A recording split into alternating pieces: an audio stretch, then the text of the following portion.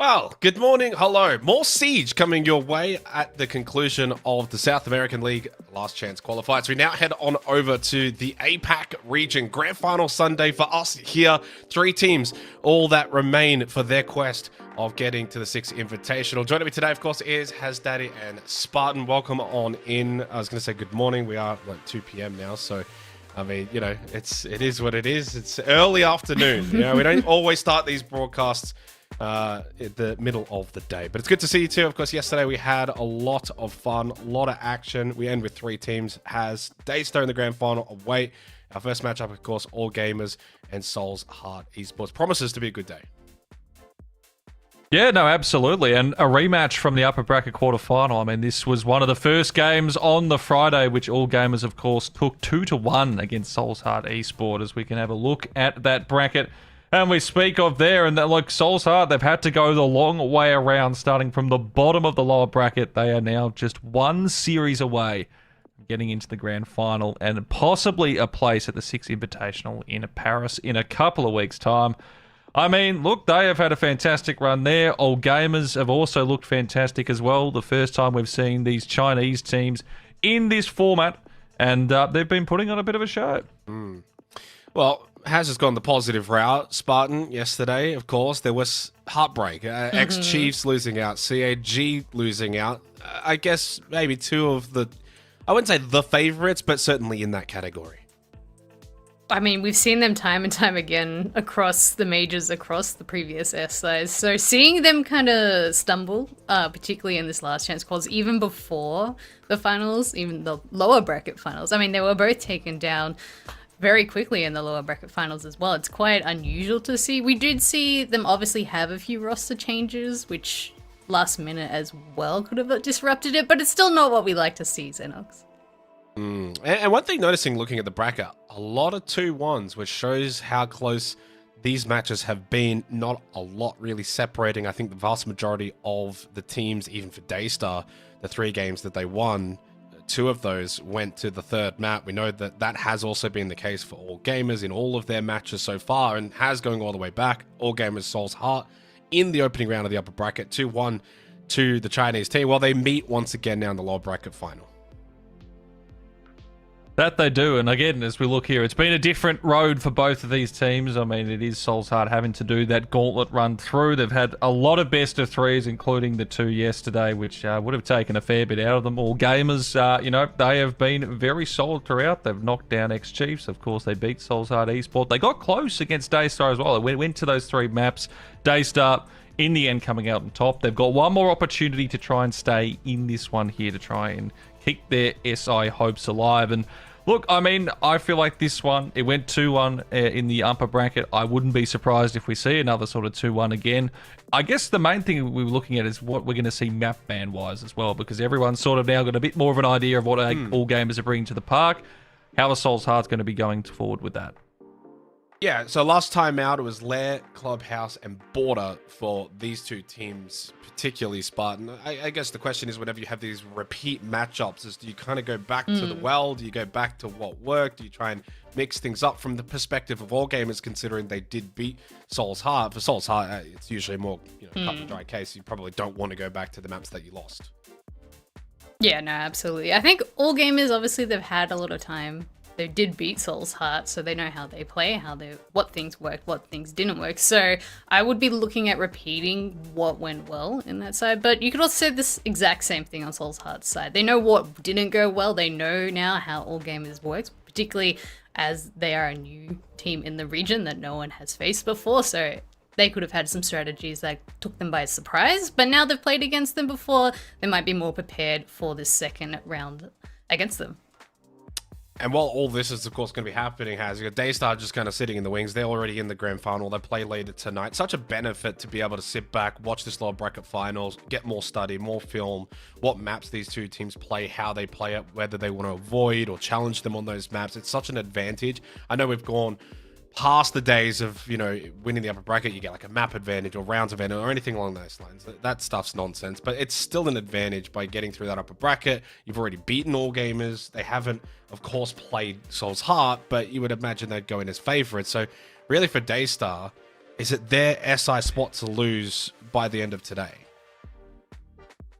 Yeah, I think, well, any team that gets to the grand final first, they're always going to be going in as favourites, no matter what, because you do just get that extra time to sort of relax and, just go over a bit more of a study and, watch these games, and you take a lot more away from it. It can work against some teams, though. I know a lot of players and others would prefer just to be playing backs-to-backs to stay warm, to stay fresh. And for Daystar, they've realistically not really played a whole lot of Siege over the last 2 days after all teams were playing 2 best-of-3s in that first Friday. So they've sort of been sitting by the wayside there. It can either work against them perfectly. It might also work well for All Gamers or Souls Heart, whoever faces them in the grand final, because they've played that best-of-3. They'll feel that they're ready to go, and they'll just want to jump into the next series as well, go off that momentum of winning and being in that spot to try and take that SI spot. Well, we got the map vetoes here, so I've been able to get a little bit of a look at them beforehand. I do believe they're ready as well. Chalet, Club, the first 2 maps. Now, again, as I mentioned before, Clubhouse was played last time between these 2 teams, picked by All Gamers, and last time won by All Gamers. Souls Heart only managed 3 defensive rounds. They didn't get a single attacking round. It's a big ask now going back there for Souls Heart. The benefit, though, Spartan, is since that match, they did play CAG on Clubhouse and did incredibly well, winning 7-5 over them. So for the perspective of Souls Heart, you're probably thinking we might have to replay at least one of the maps we played against them last time. We think it'll be Clubhouse that we're happy to give. You can see Chalet, of course, first, and Nighthaven Labs as the decider. How do you kind of view the map veto here? Well, looking at all the ones, I do think Clubhouse does favor All Gamers a bit, just because they've done the reps on Clubhouse over the last 3 days that we've seen. They've played it a lot, but obviously They did lose it yesterday. They did lose it, exactly. But looking at what it was, they were managing to get the plant down. Their post plans were a bit dodgy, which is what lost them a lot of rounds against Daystar, but it does mean they're still confident in that Clubhouse side. Chalet, on the other hand, Souls Heart did play against Chiefs yesterday and did beat them. They did look very dominant on it, so I think it's a very smart pick on Souls Heart's side. And then Nighthaven Labs, very stock standard. I think both teams have played it quite recently, but I have noticed I don't know if this trend will continue, but All Gamers has a trend of dropping the first map every best-of-3 that they've played so far. So pros, it's Souls Heart's map, not their own, but I mean, we've seen time and time again teams playing and beating each other on their own maps and their other maps as well. Do you think that makes it feel as if it's destined to go to 3 maps, or is that just kind of a statistic that really you can't read too much into? A coincidence more than anything. I mean, you could always put it up to a coincidence there. I think Souls Heart will look at that and think that's something they might be able to exploit early on, and maybe that is something that All Gamers have just been struggling a bit with, is just getting started, is getting that first map on the board. And, well, in their eyes, they'll be hoping that, this time around they can sort of put that narrative behind them. They just take the first map, look for that 2-0 there, because, of course, if we do go up 1-1, Nighthaven Labs is where we go for that third. And speaking of that one, both teams have actually played it the once. All Gamers, of course, won their last one yesterday at Nighthaven Labs against Daystar, the one map they took off them. And then on the other side of things, for I believe Souls Heart Esports also did have one win against that one over 4 a.m. But they haven't really played at either of these teams much. Just one map each, so it's sort of hard to go off how that one will go. At least they're sitting at 100% win for both sides. But I feel like if All Gamers do manage to get that first map, there's a good chance they can 2-0 this. But I mean, you look at both of these teams and how their runs have gone. I very much am feeling this is going to go all the way. It feels as if, though, Spartan, when, looking at these maps again, Chalet, Club, they're actually 2 of the top 3 most picked maps, actually, throughout the last chance qualifiers.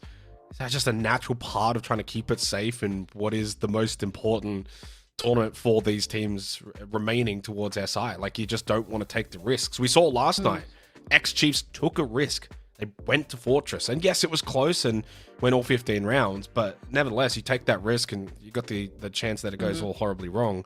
Keeping it safe, maps like Chalet, Club, I mean, is that a sign of a little bit of weakness in the sense that they don't back themselves in on some of the more broader maps? I do think it could kind of be viewed two different ways. One, particularly with all gamers, as they are obviously newer to the game in general with Rainbow Six Siege X, they would be obviously practicing a lot of the basic maps, getting their basics down pat. So I think they would be more confident on those very simple, very structured maps that they've gone through and done the reps time and time again. On the flip side, though, it does mean everything is predictable. It does leave the opportunity for new plays coming in, faster pacing, or just being able to beat the other team because your basics are better, which, I mean, that would also favor Soul's Heart side because obviously they've got that experience. So I do think it could go either way, but obviously these are the maps that they've decided they want to go through that basic safe route. It will just depend who has the better basics and who can pull out something a little spicier than what we've seen in the past. Well, we're only one player away from being able to get this lower bracket final underway. Has, off of now seeing the map Veto, we've seen these teams play and the journey they've been on throughout this bracket. How are you going in terms of the prediction for this match from your perspective? Are you three mapper, who wins it? How are you expecting this to play out? I feel it's going to go the 2-1 route. I would actually probably slightly lean towards Soul's Heart Esport. Yes, of course, All Gamers did beat them in that opening upper bracket quarter, but since then, they really have locked in. They were on the brink, of course, against 4 Hungry Men. I mean, they were down and out pretty much there when they lost that opening map, managed to recover, and since then, they've just taken that momentum, the wins, beating CAG, beating X-Chiefs, who are two very skilled teams. Yes, you could say with X-Chiefs, you know, they've had the roster changes that have had to happen, and that is something that's worked against them there, but they've still beaten teams that have played some very good Siege without. Maybe the momentum's a bit cut off because you have the break from the day and it's always, you know, it's Grand Final Sunday. There's a bit more pressure now when they're realizing, okay, we've actually managed to get this close after being on the brink of elimination so many times. But I'm going to say 2-1. I think Soul's Heart are going to be meeting Daystar later today. Ms. Spartan, obviously, I'm going to pass it over to you and kind of get your thoughts. Are you on that bandwagon, the sense of momentum for the lower bracket team? Or maybe there's a way in which you think all gamers can get the job done? I guess you may as well just take it going in. Okay, well, we'll take it through. I'll give a very quick prediction. I think if all gamers get their basics right and have their speed, because they were a little bit slow in the previous games, they'll take over the momentum. But Soul's Heart, if all players are locked in, because we did see a couple of players being quiet, and then when they locked in, the Soul's Heart roster completely rolled over the other team. I think if they're all active, they will roll over all gamers. But either way, I think it will be a 2v1.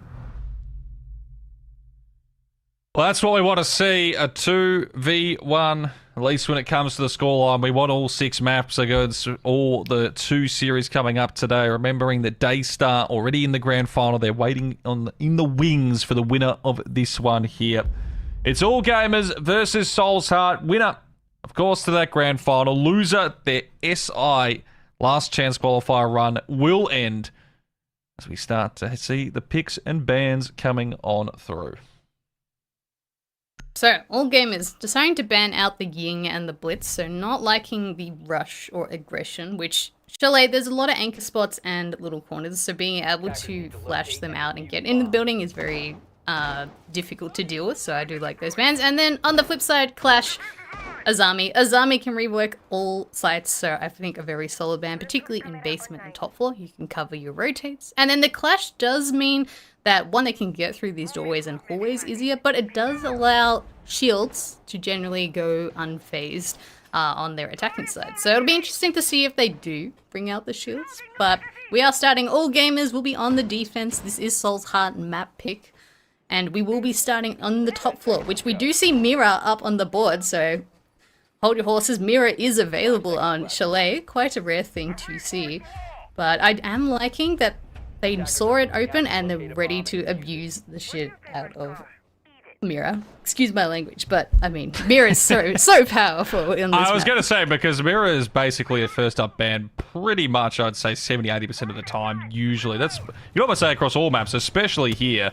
So, not sure if that's going to last all the way through this first half. I mean, the bans that'll come after the first couple of rounds, Mirror might quickly be on the way out, but all gamers, they have been given the opportunity to use it. Are they going to be able to exploit it here as Soul's Heart are starting their entrance in towards the sights. And I was going to say, Scatman is up and about early on. Moonlight has hit the ground within the first 40 seconds. That's how you get the lower bracket grand final underway. And DCH is there for a second as well. Yaz is gone. All gamers maybe still surprised they've got that mirror pick because they have not reacted to anything that's happened early on here. And for Soul's Heart, they could not ask for a better beginning. With Soul's Heart finding those gaps, going through the basement, going through Trophy, really capitalizing. And as we see, the pressure is now getting put on Library, but the cover is there through the head holes of that office.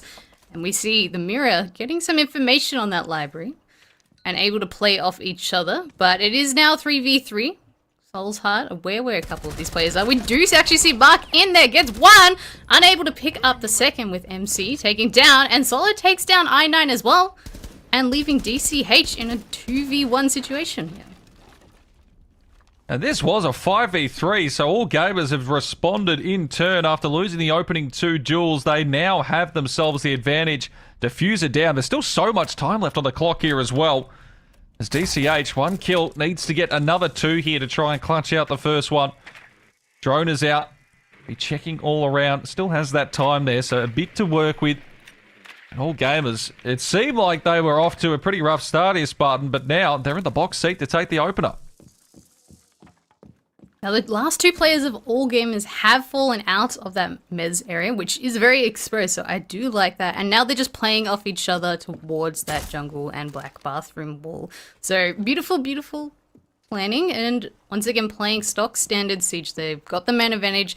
They're not going to throw it away. They're going to play off each other and wait for DCH to walk into their crosshairs here, which it will be a monumental ask for DCH to be able to get through this crossfire. Pretty well set up, especially when he's only got 20 seconds now on the board, so he needs to start doing this fast, and all gamers just need to hold these angles together. Even if he finds one, the second should just come in immediately. To back that up, 14 seconds and counting now. DCH slowly creeping forward, but he's well aware that he needs to find the first. The second, it could be there, but that is where the crossfire works, and all gamers up and about. Rough start to the round, but they capitalize on some mistakes that come through from Soul's Heart to take it in the 2v1. They're on the board first. Soul's Heart, I gotta say, I mean, they've got to be kicking themselves there a little, considering how they were looking early on in that round. Yeah, things were all set up for Soul's Heart. They had that man advantage. They knew where the players were on all gamers' side, but maybe they got ahead of themselves too fast. We did see the Mez player trying to walk up to try and backstab the main players, but then we saw that AG, they had already had the calls that, hey, someone's coming for the flake. They had the camera work, they had the information, and all 3 of them working really well together to get those picks, those refrakes, and we even saw them shoot off some of the ace charges to get rid of the mirror. So just a little bit of team play there, which Soul's Heart, those were the solo plays that worked well, but the team plays fell apart a little bit in that round. Yeah, and well, you can say at least it's the first round. You can drop a couple here and there, but now it's the lower bracket grand final elimination once again on the line. Got to be so careful that if you make those mistakes early on, it doesn't become a trend. Enter our second round. Things off here, and solo mid is the man to turn it around in that last round. 3 kills already on the board. DCH not too far behind with a 2 of his own. Now, I mean, we did see that first round was 2 kills within the first 60 seconds, so Soul's Heart, and we saw it yesterday as well in this series. They're very happy to go for the plays early. They're a defensive attacking side. They like setting the pace, trying to surprise the defenders. And already, you can see this one, Moonlight, is being looked for. And I was going to say Chalet is pretty well aware for the first and maybe the second one of there. So getting some information across, Soul's Heart start to enter a few of these rooms. Which Soul's Heart looking to do a clear across at the moment, but they do have information. There's at least 2 members of all gamers across this side. We do see Solo also on the trophy stairs, so there is a 3rd member helping from below, which does leave side a little bit exposed, but they are taking their time compared to the last round, really droning out where that util is. Particularly there's frost mats available and around, so knowing where they are and what places they won't be able to enter from is as important as knowing where they can as well.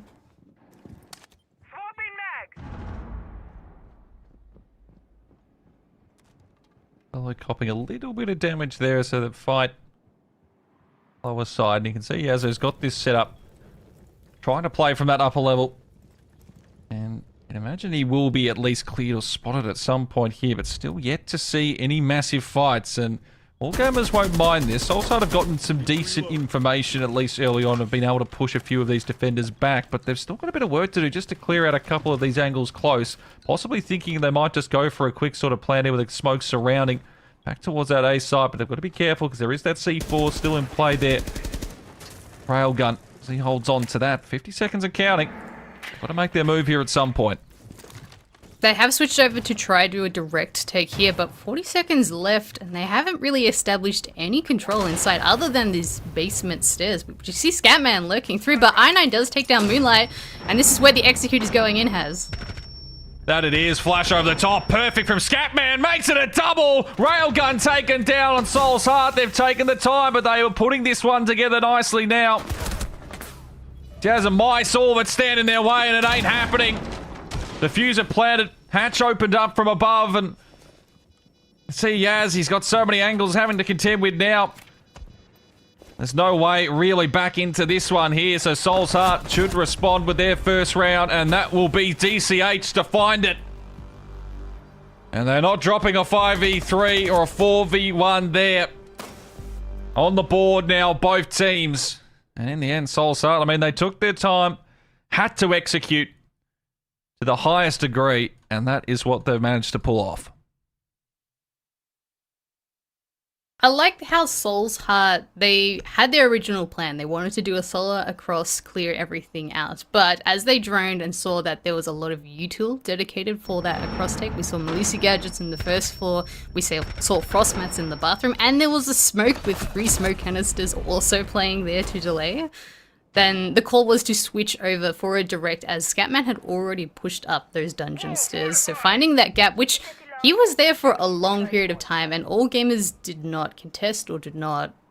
I'm not sure. They weren't watching that game store, which is where Scatman was able to walk in and pick up those 2 frags, opening up the rest of the site. But good calls on Soul's Heart. I think all gamers, they hyper-focused on, hey, they're going for an across take, and then they all migrated over, leaving the site a bit more exposed. So they just have to be very careful of not staying overextended or being a bit faster on their calls and rotates.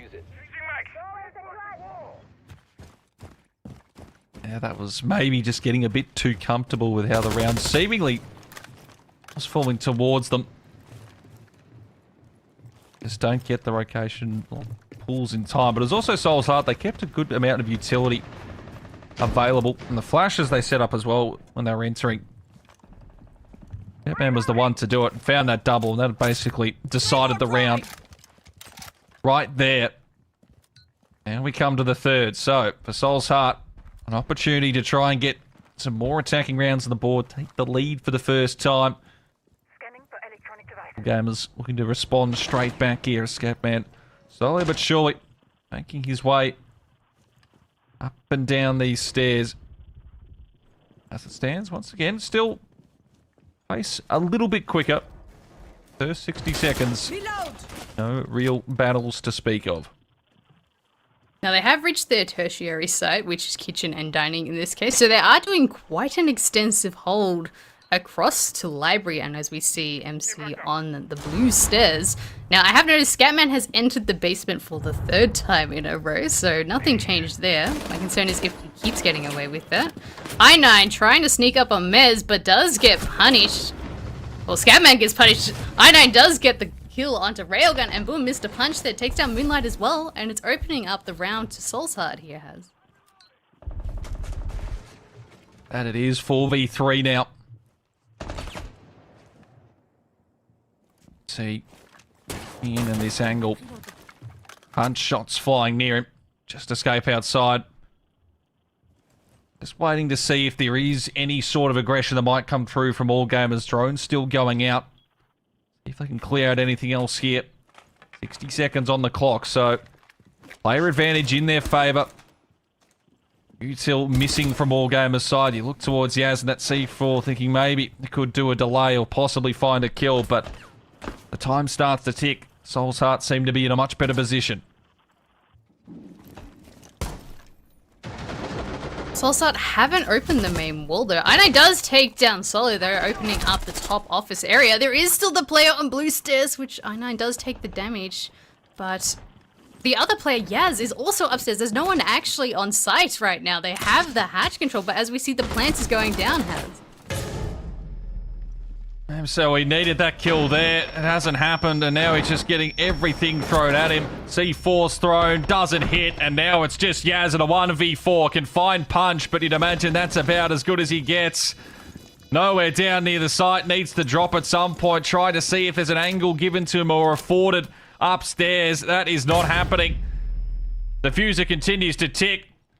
And Yaz, now well aware of what is in front of him, is a pretty much impossible task. Trying to get down those stairs, trying to see if anything might be given over. But he's not even going to get near the sites. 10 seconds and counting. And Makalele will be the one to land the finishing blow. And Soul's Heart looking nice here. 2-1 to start off this one. And considering as well, thinking back to that first round, if they were able to convert the 5v3, this could have been sitting at a 3-0, and All Gamers, I think, very smartly going to take a time out here. All Gamers, they have their clear strategies on where they want to play, where they want to delay, but the thing with Chalet is there's so many different flank angles and flexible ways to take a fight, whether that be on the crossfires, whether it be sneaking up from basement, which we have seen Scatman do 3 times.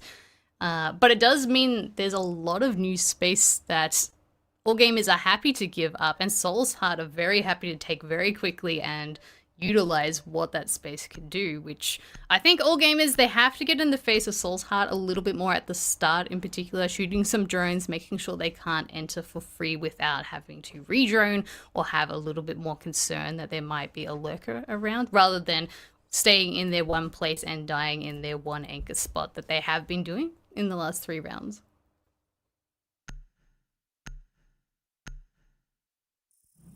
Get towards the final bands.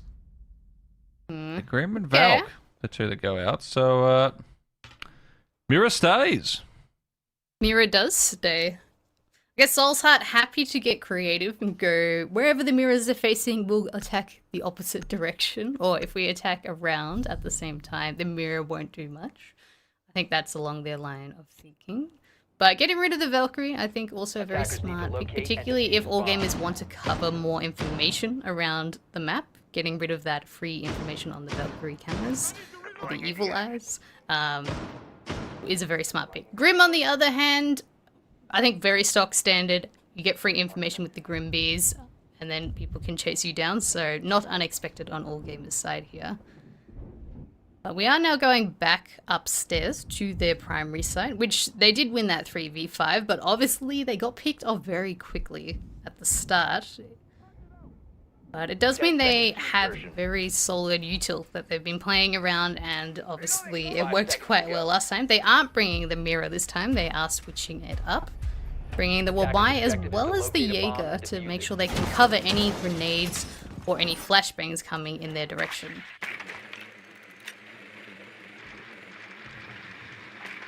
Back to that primary site, and All Gamers, they need to get this second round on the board.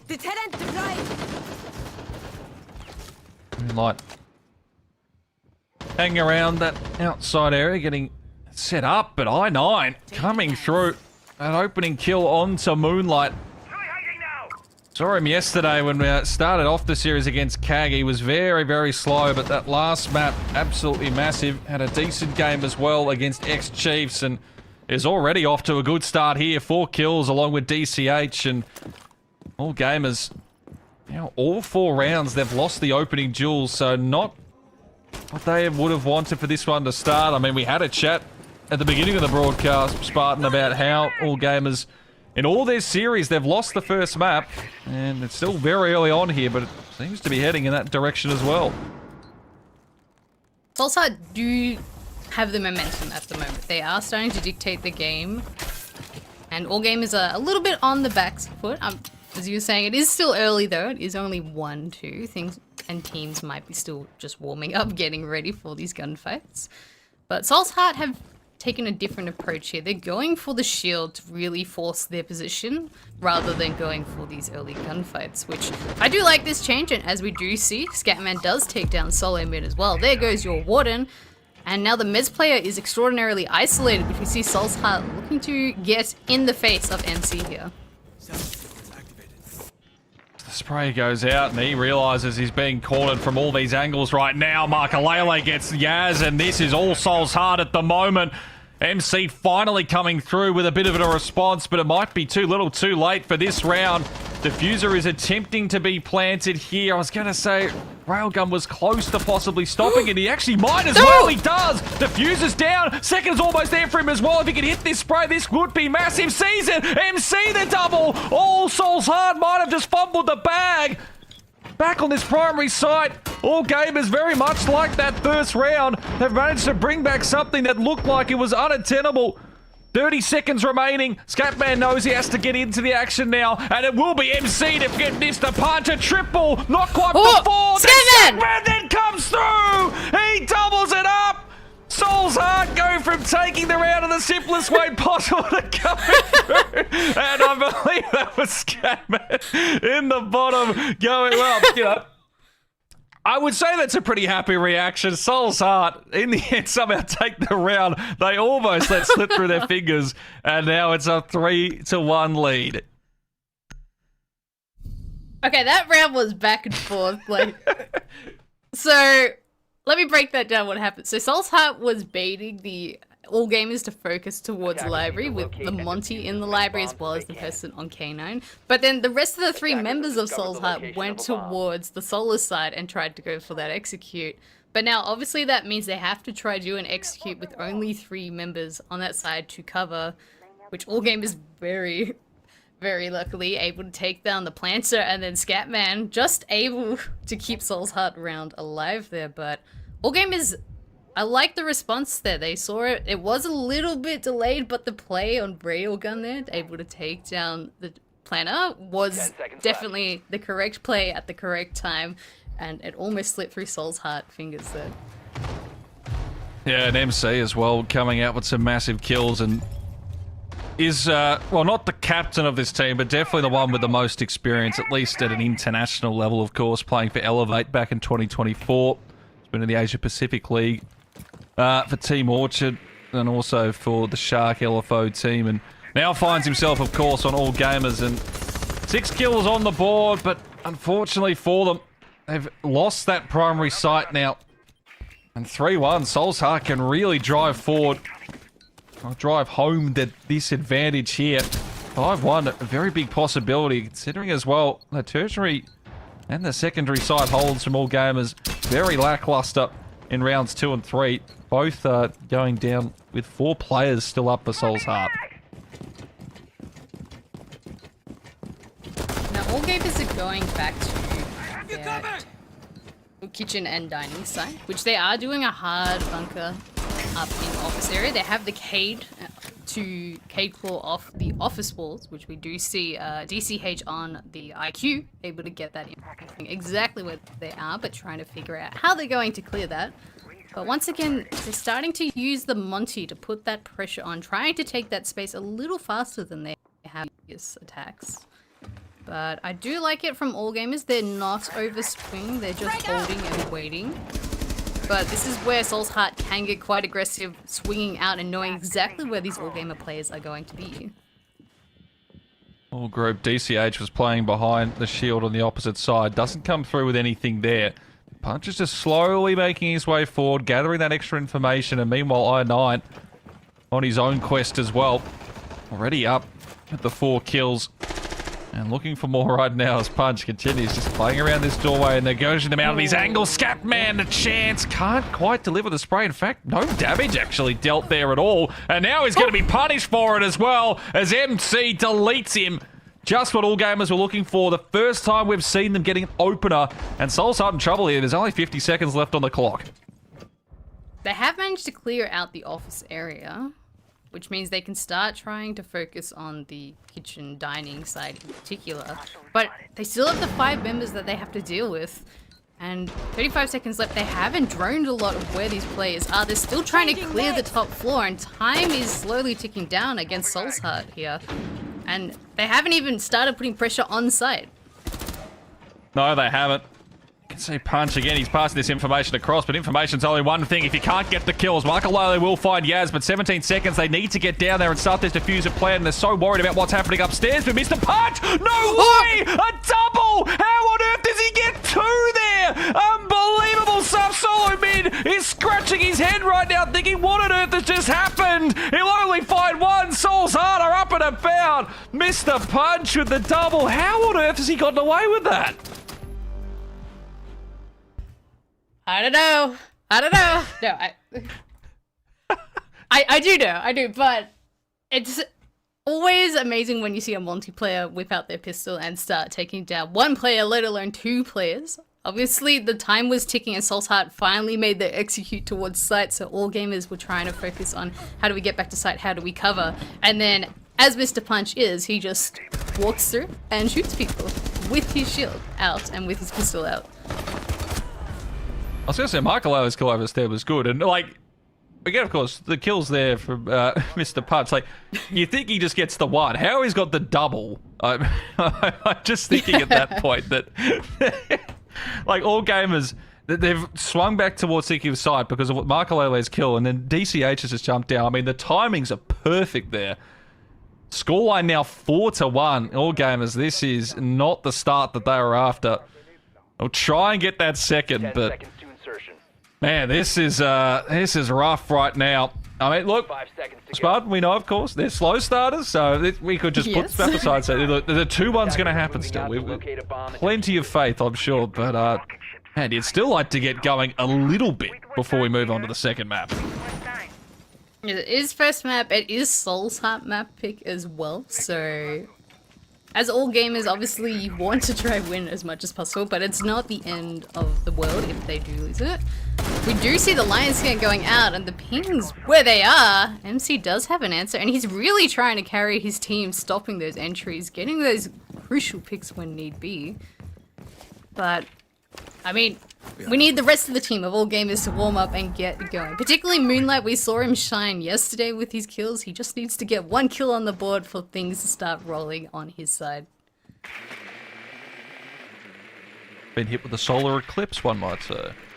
Although, I don't know if that means the moon's actually stronger if there's a solar eclipse out, but if it is, it's not working for Moonlight right now. As you've said, 0 kills, still yet to get on the board, but still at least at the minimum 3 rounds, so be hoping he can find 1. But once again, all gamers at least have found the opener. MC again delivers. He's up to 8. He needs someone else to start going on blocking him a little bit more here. Solo's got 4.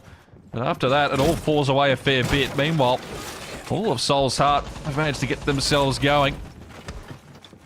2 players with 6. Makalele's got the 5. Mr. Punch, the double in the previous round. With pistol, if you don't mind, as well. So, 90 seconds. Still moving forward pretty nicely. They've lost that opening duel, but what we saw from last round. For Soul's Heart at the moment, just doesn't seem to matter to them. I think if they lose 1, they're just like, you can sit on the flank camps. It's fine. We keep the momentum going, which we do see right now that Soul's Heart are now focusing on clearing the util directly into sight. We see the pings from Mr. Punch on the Monty, able to get exact information of where these shields are, where this mirror, black mirror is. But then the big other thing is, where are these players? Where are these lurkers? Which we see Solo mid able to run across the lobby side, even though there is a player outside the double lobby. I9 there, but time is slowly ticking, and my concern is they haven't taken upstairs, let alone the direct site yet. They're trying to get in with this execute has, but it's going to be a tough ask. Tough ask, yes, but from what we've seen from Soul's Heart so far, You wouldn't be surprised if you just saw 3 headshots all of a sudden show up in the feed there again. This battle towards that blue stairs, they've actually been able to win it out most times. I9's the battle this time again. He's just spotting the head. 20 seconds and counting. We're staying with this one as long as possible. And Scatman in the meantime found Railgun. Michael gets Moonlight, so it will be MC as Mr. Punch falls there. And it is I9 down on the ground, so all gamers still have advantage. 8 seconds left on the clock. Scatman again is finding kills all over the place. The problem they have is there is no diffuser because it's stuck upstairs. So all gamers will find that second. And that was essentially the round over the moment that diffuser goes down. And just like that, they've given themselves an opportunity at the very least as we swap sides. Soul's Heart, though, be pretty happy with that first half. Yeah, 4-2 on attack on Chalet. We do see Chalet can be quite flexible on their halves, but it is their map pick, their attack, which they will be very happy that they at least managed to get that. Even the last or the other 2 rounds were still very close. All gamers just being able to capitalize on their team plays and their time. Now, with the flip side, we do see the bans going out. My concern, particularly on this, is Soul's Heart love to be really aggressive early on, and Chalet is one of those maps where if you flank, if you move around a lot, you can get rewarded. And some of the sides, particularly if you're going for the kitchen dining attack, or you're going across, it can take a long time to clear all these angles, which we have seen in the past. All gamers have been a little slow, so having the shield on the board, as we see Railgun already thinking on that idea with the Clash and Azami band out, might be able to take the space a lot faster and take the time so they have that for the execution later on.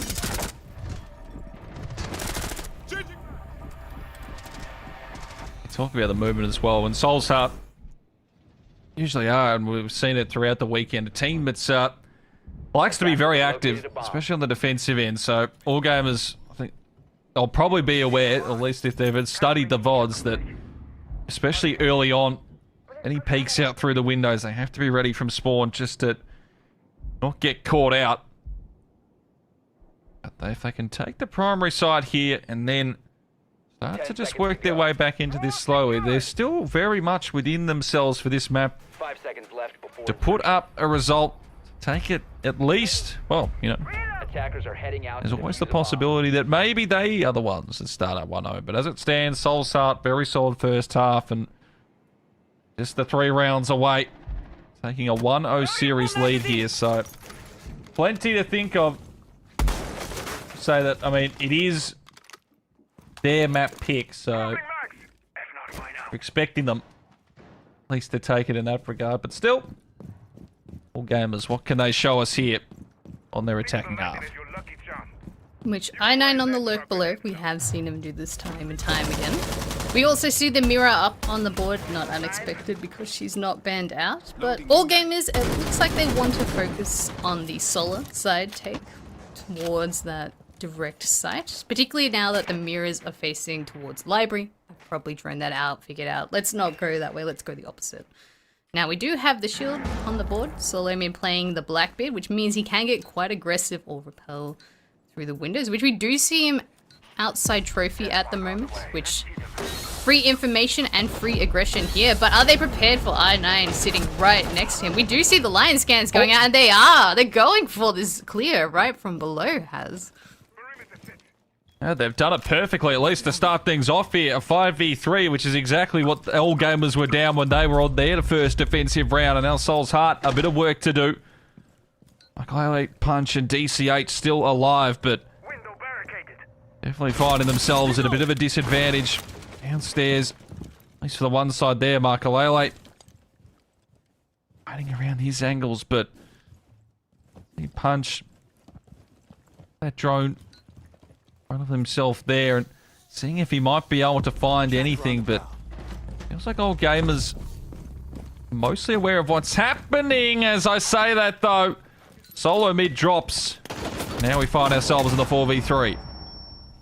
Which the 4v2, as Haz takes down Markalele, and now they realize there's only one member on site. Boom, Haz does take down, and they did just drone out where Mr. Punch was. He's in the basement, nowhere near site. Nowhere near the members, and they'll be able to get the diffuser down for free. Now should be able to convert this round as well as it's gone through, planted. There's only the 40 seconds to try and get up there and get this diffuser plant going through, and he won't even get a chance at one of it there. Moonlight finds a kill, one of his first of the game.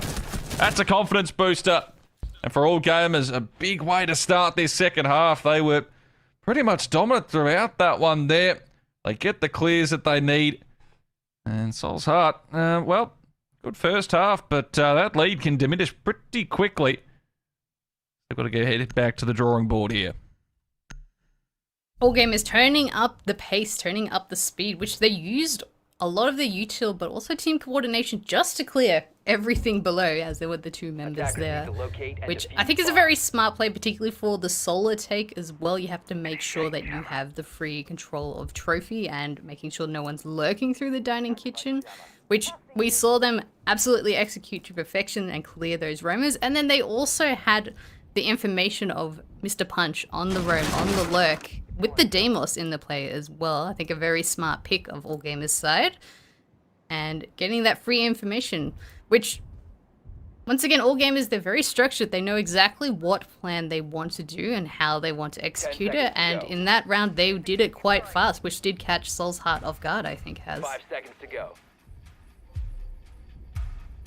A bit of a taste of their own medicine, considering they're usually the ones putting a fair bit of pressure on teams on both their attacks and defenses. But now, all of a sudden, that 4-1 advantage that they had been whittled down to just the one round, and pressure might start to get to them a little if All Gamers manage to even this up. Of course, it is Soul's Heart. It's their map pick. That'll just be in the back of their minds as well. But if they can try and lock in here for round number 8, get back up to that 5-3, keep just that gap between themselves and All Gamers, that'll definitely settle a few nerves. Soul's Heart going to the secondary site, kitchen and dining. This does tend to punish teams that are quite slow in clearing the top floor and then going for the direct plant through the library side, which we do see All Gamers going through there, but All Gamers have already cleared games and they are already cleared library looking to go into the office side. So a minute has passed. They have cleared half the map here, but Soul's Heart are happy to give that space, particularly with any lurkers later on. But we see them anchoring really heavily in the office area. They have the Cade, they have the mute to really deny information and making sure they can't get through those walls for free without using all their extra util that they have in their pockets.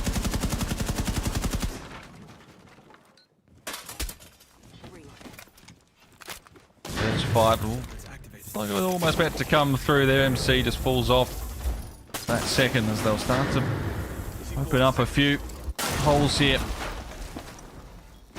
Or out from Punch's heat. There's that mirror. He played here in solos. Really eyeing off just to check that Soul's Heart don't just try a late sort of flank around there. Basement side, but 60 seconds. See Moonlight on the other side here. That could be a big first kill or fight if it does come through. But it will be Mr. Punch who delivers that one, and it's MC, so a massive kill there. There goes your top fragger down. He's still taking the fight though, taking down Yaz, now eyeing Railgun at the moment, but he has not left office. He's going to die in that position. And he's wasted so much time, the kill's going back and forth. And Moonlight, just the last one, taken down by Scatman. And things kind of fell apart in that second half of the attack for All Gamers there, has.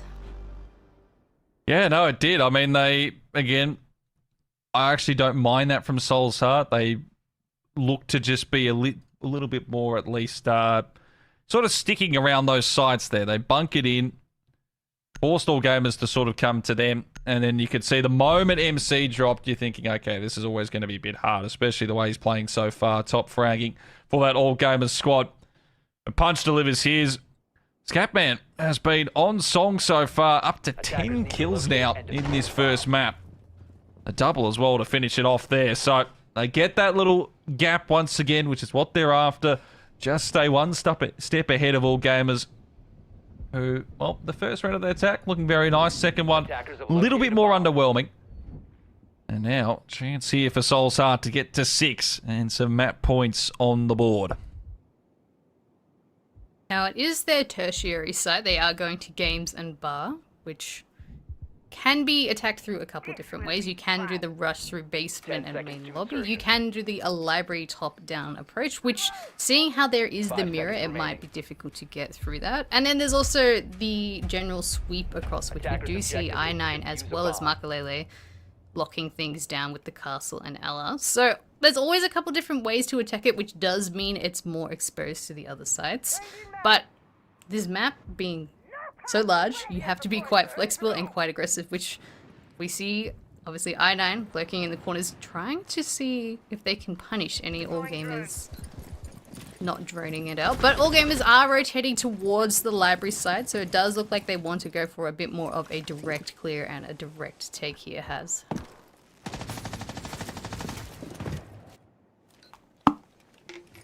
See, not waiting for that one. Moonlight in the meantime. Slowly creeping forward. To see if any of Soul's Heart do get a little bit aggressive here. Side broken in from that side, and Moonlight's got the opener, but he can see I9. He manages to come through just as Yaz was getting on that drone. Big kill right there to even things back up at 4 apiece. And Yaz is unfortunately caught out, but Solo Mid does get DCH. So All Gamers just stay ahead of the groove here, and now Punch incredibly low. They should know he's about location as well. Could be finding a second hit. Seems like All Gamers, 90 seconds left on the clock. They are in a really nice position. Mr. Punch forced to go for that far rotate across. We do see All Gamers taking vert control. They have complete library control. They have control of the mirrors, which we see I9 trying to get aggressive on the blue stairs, making sure they can't be comfortable upstairs while Mr. Punch comes back to site, or looking for a lurk. Which, as we see Mr. Punch now headed to dungeon stairs to help protect the lobby side a bit more.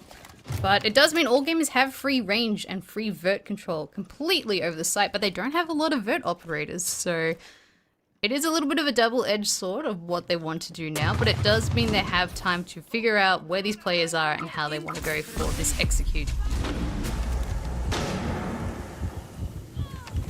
That's what they're starting to get into here. Railgun is going to go for that plant there, and I think he should get away with it. Scatman tried to stop it, and it will be I9 the one who comes in. They thought they'd stop the diffuser plant, or they were able to get through with it. Doesn't happen, and now Solomid is called to find himself the 1v2. He's got a double in the round.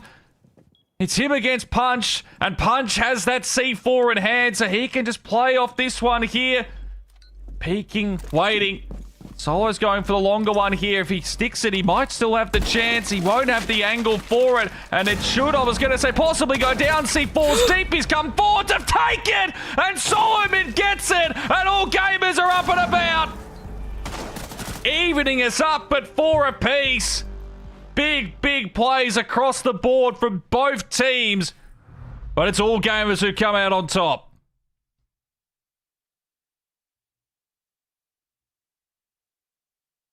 What a beautiful, beautiful execute of All Gamers, but then having that little gap, the cover wasn't there just at the wrong time there as well from where Soul's Heart, I think it was Scatman, able to swing out and get the cover as well as the planter, but you have to give it to All Gamers. They managed to get that round, the one round that they really needed to get on the board to stop them from being on the match point, or Soul's Heart being on match point. They got that tertiary site, whether that be by the skin of their teeth or not. Now it is 4-5, not 3-6, and I think that'll be a really good boost. They finally got their first, or one of their attack rounds. They're finally getting the momentum back. Even though it was chaotic, they still survived just at the end, Has. That's all you have to do sometimes, is survive, and what a massive round that was. Solo Mid hadn't seen too much of him so far in this game. It comes alive at an important time, and now 5-4. Stay in the hunt for this opening map. 10 seconds left before insertion. Soul's Heart. 5 seconds left. They were right there to get that 6, and Attackers are heading out. realistically, you probably think they should have. The way that round ends, they put it in the back of their mind. They cover. Second opportunity now to get some map points on the board, and all gamers, on the other hand, a chance to tie this up. Big round here, number 10. Soul's Heart going back upstairs to their primary site. We do see the sense on the board with Moonlight playing it. We also see the Monty on the board. And it does look like they want to go for this solar take again. Whether that be the different operators or not, it is the same direction that they did take last time. Soul's Heart, though, still very aware of what's happening in library, as we see Markulele on the opposite side of the map, making sure there's no lurkers. But all gamers taking their time. We see they are clearing downstairs first, making sure dining and trophy are all clear, as we see Railgun making in. And with the Brava drones, they'll be able to hack any of those laser gates. We see the Wamai discs, and he's getting a lot of free information out. And nothing really punished right now. And we do see the sense walls coming up, and they're starting to put the pressure on Solar here. Bit of work to do for Solo, but he has found that first one. I-9 is dropped. Kaleo outside for half a second. He has to get himself back in. Railgun's continuing forward. He's got MC right with him as well. Staying on that outside there. They will get DCH. All gamers now. They're starting to feel it. Solo's got himself another one, and they know where Mr. Punch is, who's got the first, but he's no way fighting a second. He tries to spray through here. He spots one for half a second, but MC knocks him down. Markulele will get one, but Moonlight straight there, and we are tied up after 10, 5 apiece. All gamers. They were a bit quieter early on in this map, but that is now 4 of the last 5, or something. Those ones there. And Soul's Heart have called the timeout, as we are going to, well, at the very least, have to play all 12 rounds here in regulation.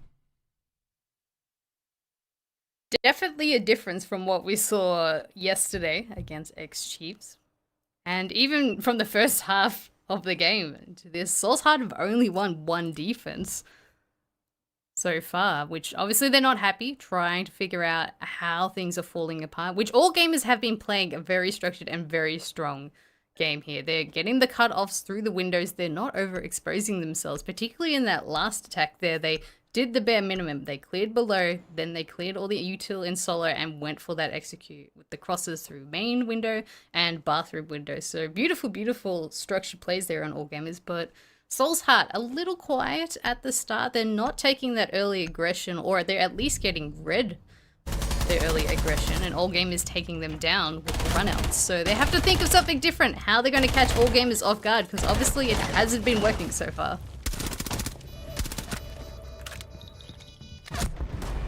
Located by attackers. How do they change it? And again, this late on in the map, which again, their map picks, so that pressure starts to get a little bit more turned up on them. Especially when you think as well, losing team out, eliminated. LCQ run for SI is over. So who is it that's going to stand up? I mean, you'd have to say all the Soul's Hearts players have been pretty decent so far. I mean, Punch is the only one who's not positive, but still with the 7 kills and the 9 deaths, so you can't really knock him. On the other side, all gamers, a few still haven't particularly done much, but you just look at MC there, 14 and 8. It's been a massive difference for them. And that's what he'll want to do. If he can get, he's the one to get the kills, and if he can get the rest of his teammates going as well, that is going to spell a lot of trouble here for Soul's Heart. Now Soul's Heart going to their kitchen and dining site, keeping the rotation going. I do like what all gamers have bought. They've brought the Maverick. So even though there's the Cade on the office walls, with the Maverick will be able to put some holes in there, able to catch someone off guard or actually take out the Cade Claws directly. Which we haven't seen Maverick in this game as of yet, so I do think a very smart pick, which we did see all gamers, they do like to play Maverick a lot, so something that Soul's Heart might be aware of if they have been VOD reviewing a bit. But all gamers making the space. Within a minute, they've taken the library once again. This is the same pace that they had last time here. Now, where they stumbled last time was clearing Mr. Punch out of this office area, which can be one of the hardest places to clear. But we do see the drone work going in, the rest of the team looking to support Railgun on this entry here.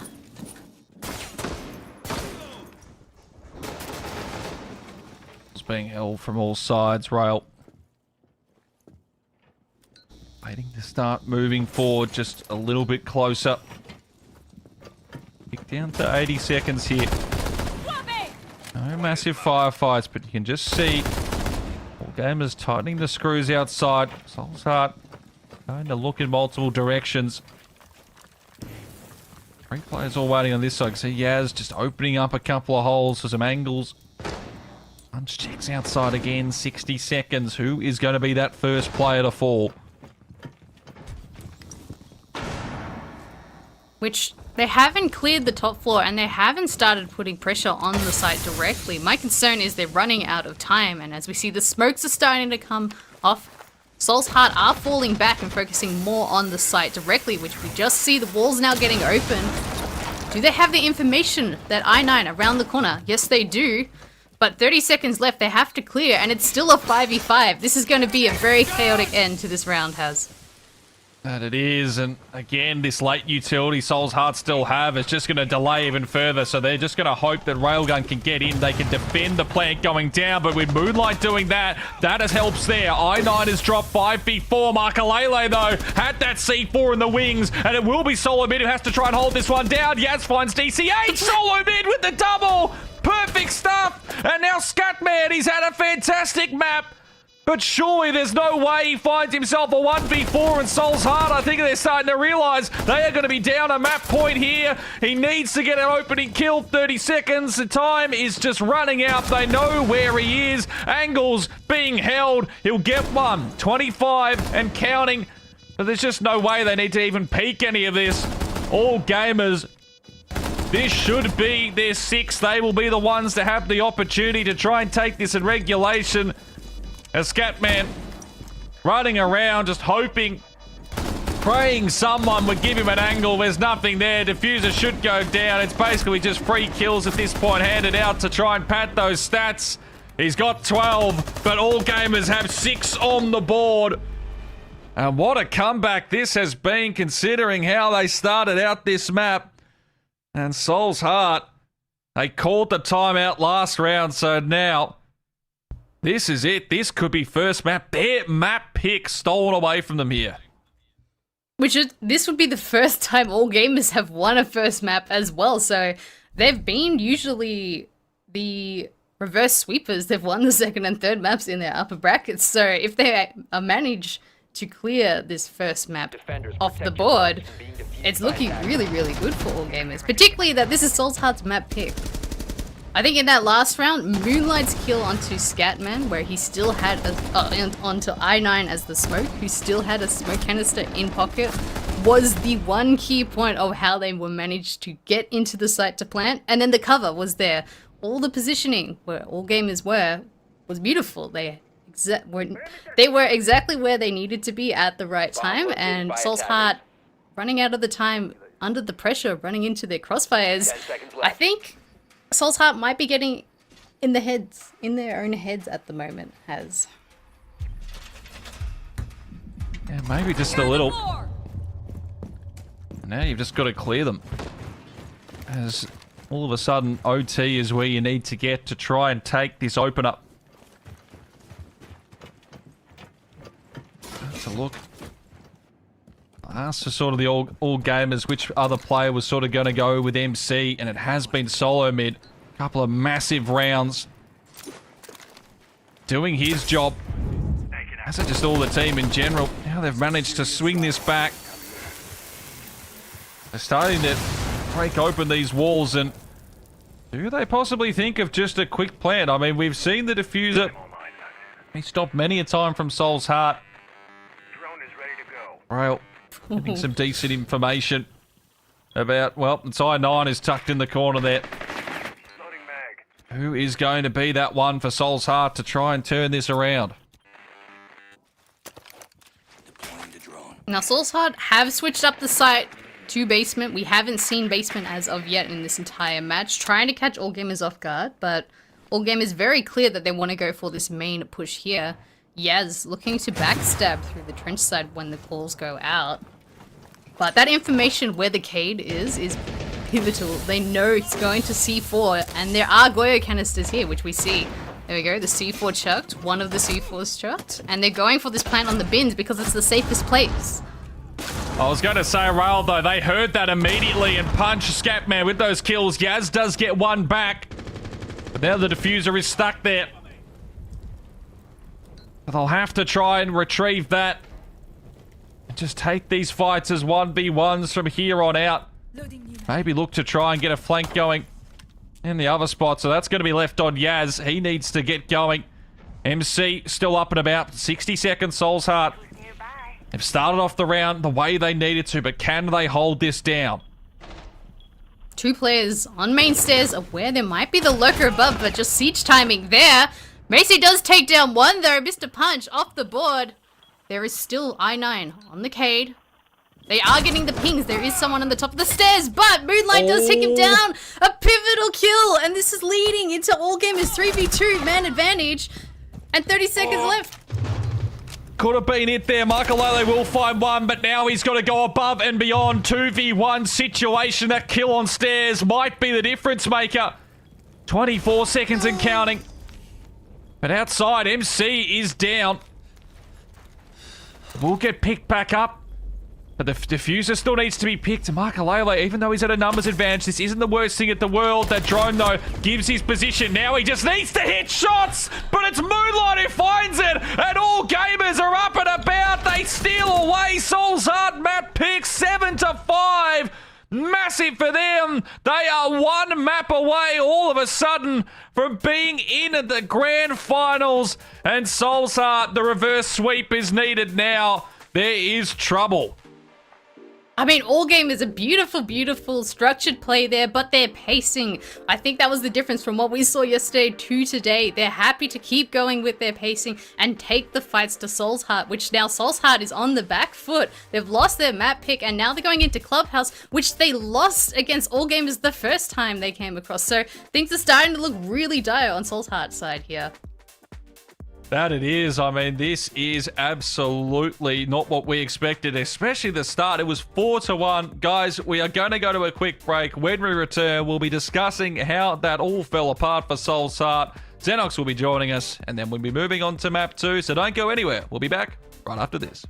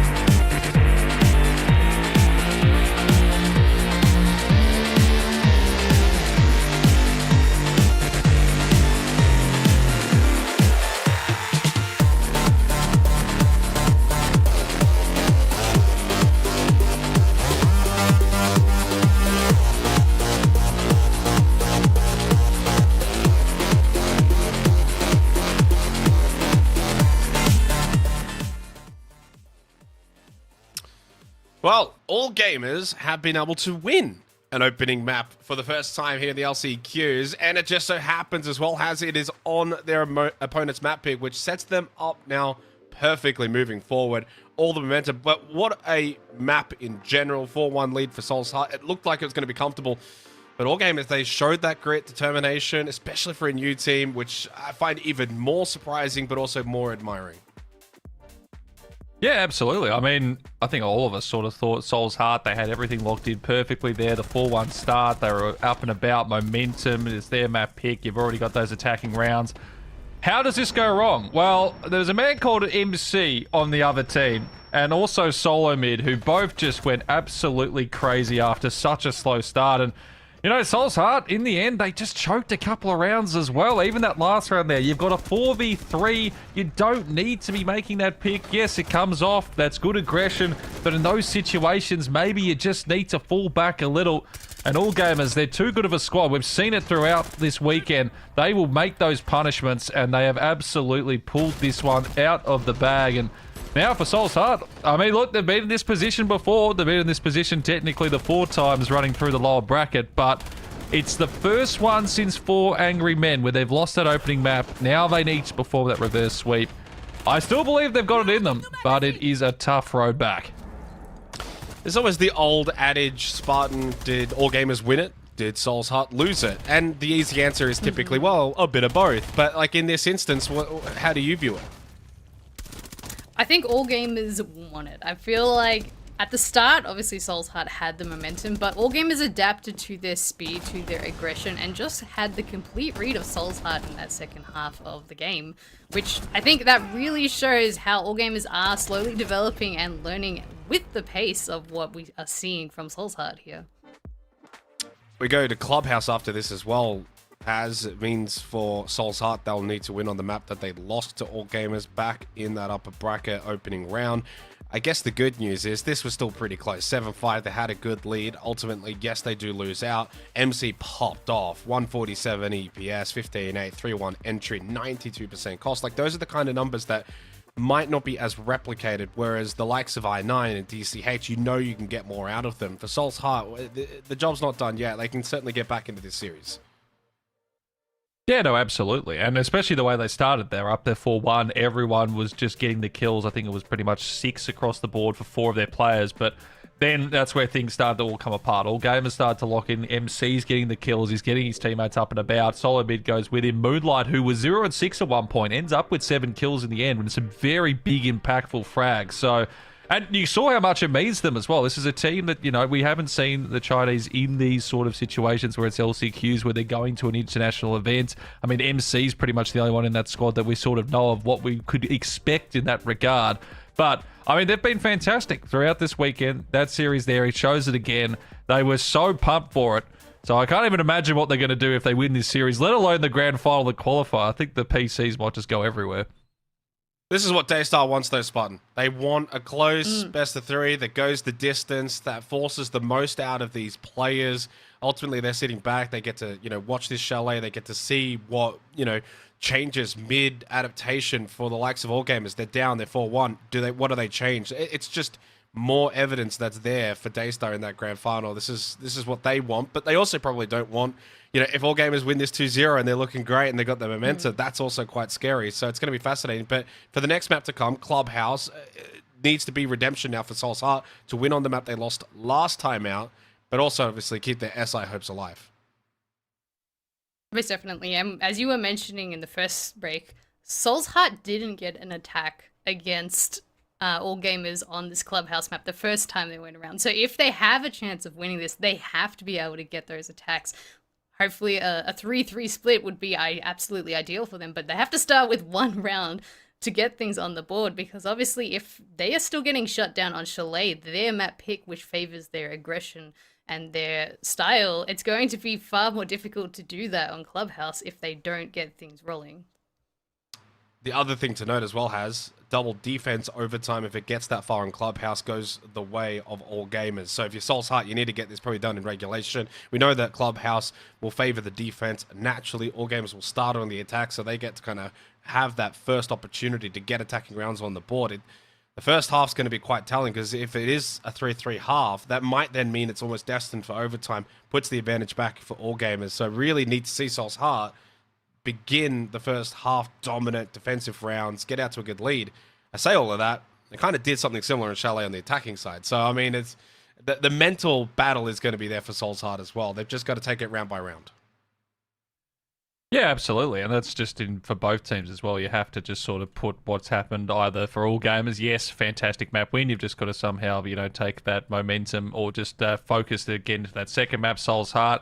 You're kicking yourself. You're up 4-1, but you've got to just put that away. You've got to just lock in for these defensive rounds here, because we've seen from both teams, defense seems to be something that's a bit unstable for both sides. I mean, there was only one defensive round won on both ends of that entire map there, so makes it a little more difficult. But if all gamers, I think if they get sort of that 3-3, considering what we've seen from these two teams on Clubhouse before, it's going to put pressure on Soul's Heart. So they need to try and find that 4. They need to get that sort of just a little bit of a gap to work with here. Can they do it? I guess we'll be finding out. Well, thank you, Xenox, for the host. We will come back after this match. Whether that be the end of the series or just to the next map, we will find out here. But as mentioning, all gamers, this is their map pick. They are starting on the attack, and Soul's Heart starting on the defense, which they really need to get things flowing. If Soul's Heart is stronger on their defense on Clubhouse, they have to be able to get at least a 4-2, I think, from what we just saw, versus what can happen and their attacking history on Clubhouse. It's going to be a difficult ask if they don't get ahead here. Yeah, just a lot of pressure. Whether or not these teams can put it together. I mean, they'll take solace. They did beat CAG on Clubhouse yesterday, and they did get 3 attacking rounds on the board in that one. They got 4 in the defensive. It was 7-5. It was close. So that's where they'll be hoping they can sort of send this one as well. I mean, they'd love to do it in a 7-0 fashion. Either team would, but they'll know that they can put the pressure on all gamers, because they're the ones that sort of have it now. I mean, they're there. They're knocking on the door of the grand final. They're knocking on the door of ending this series here and now. Can they do it? For Soul's Heart taking us to a 3rd spot. I'm pretty sure whatever happens, it's going to be a pretty entertaining map number 2. So Soul's Heart opting to get rid of the Ying and Grim on the bans, and they are starting in the basement, so making sure they can't be rushed or flashed out once again. But I do like, on the flip side, all gamers have banned the Cade and the Bandit. On Clubhouse, you have to get through a lot of walls, particularly top floor. So being able to get rid of the Bandit and the Cade means that it will be a lot easier, and all hard breaches are up on the board. But the Cade ban also means basement will be easier to attack. But on the flip side, it does mean Mirror is available. Mirror is very strong in the basement in particular, and as we see, Soul's Heart starting with the Mirror on the board, but also going for an extensive room to start off with. All gamers, they are bringing double hard breach, so making sure that we can clear the top floors, clear these roamers, and still have the util to actually hit the side later on, which I do like on both sides what plans they are bringing into the first round here.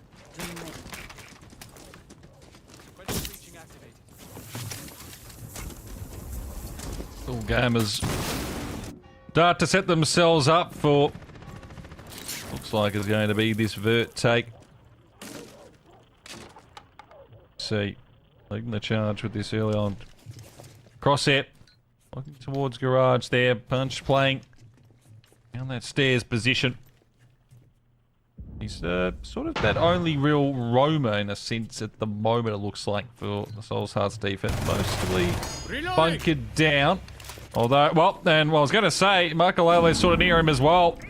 And Punch is the one to deliver the opening blow. Moonlight is falling. So Soul's Heart, pretty early on in the round, but they have found that one there. Confidence booster for Punch and the team. And Moonlight on the Capital, taken down. There goes your firebolts and your smokes later in the round, so you won't be able to force out players in these hard anchor positions, and also won't be able to cover any drops or aggressive plays. So really, really bad pick on all gamers side, really good pick on Soul's Heart's side. We do see Soul's Heart also falling back, so that's something a little different style of Chalet versus Clubhouse. When you get the man advantage, you can really come and anchor back on site, where on Chalet, it does favor the flanks a bit more, but I do like that switch up on Soul's Heart, particularly how all gamers punished those flanks and those late roams in the first game. But now all gamers, they have to start focusing on how they're going to get to site. There's only a minute left. They haven't opened the hatches as of yet, and time is starting to tick. They won't have a lot of util, and if we have a look on Soul's Heart side, they still have 3 smoke canisters. They have the Goyo canisters and 2 C4s to play with to deny this plant. It's all starting to favor Soul's Heart here in this round.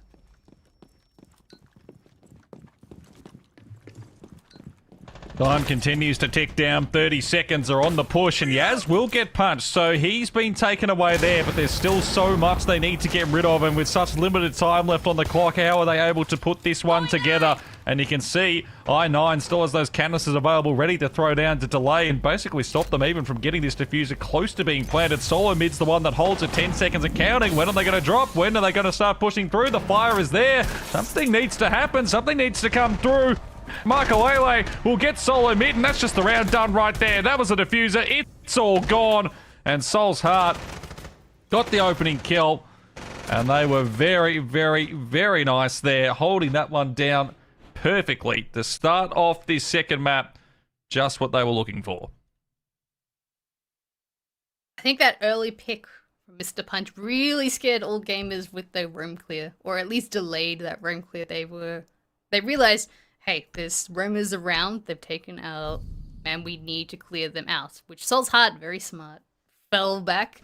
Even though they had all the util still upstairs, it meant all gamers had to clear all of top floor carefully, all of middle floor carefully, and then they had no time to actually attack the basement.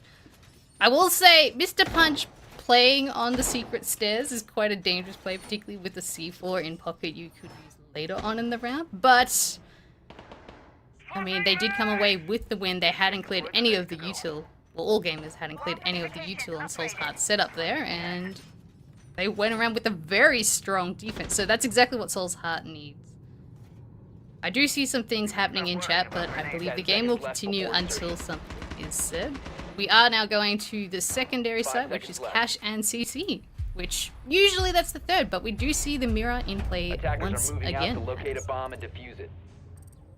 Yes, there wasn't really any of that as, well, we got through the first map without one, but hey, we do love a rehost here in the Last Chance Qualifier, or just R6 in general, really. It's one of our favourites, so it looks like it was just an issue that was happening there with, I think, some of the Soul's Hearts players, so we'll get that one fixed up as soon as possible.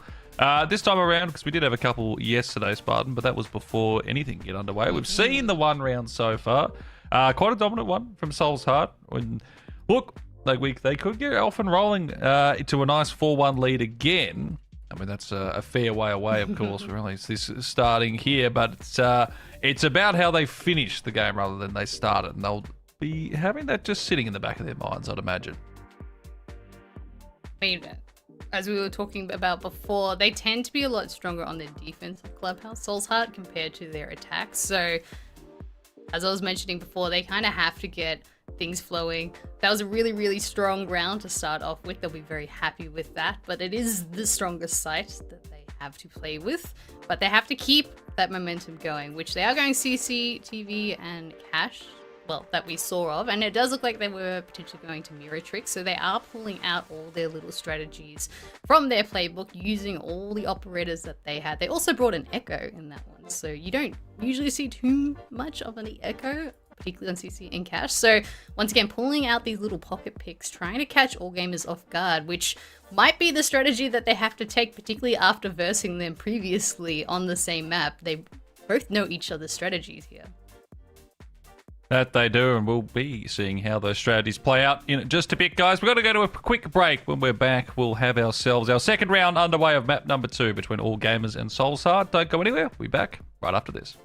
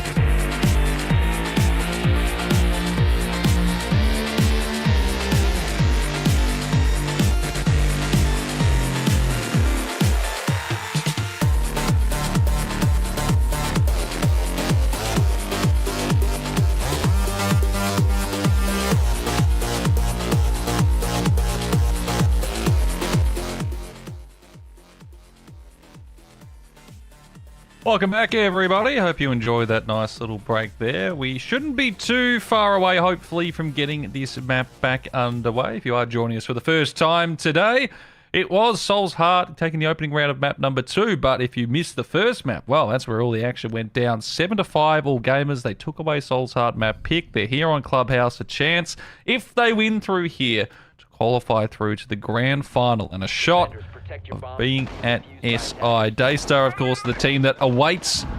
They're watching with, well, I would assume they're watching this game, but all we know, they could just be kicking back, relaxing, not being too worried about, just playing for a spot to get to the 6th Invitational. I'd imagine that's sort of what they're doing, Spartan. I would assume they would be watching. I mean, it's almost one of the most important games they'll be playing this year so far. But don't worry about it. They'll be relaxing.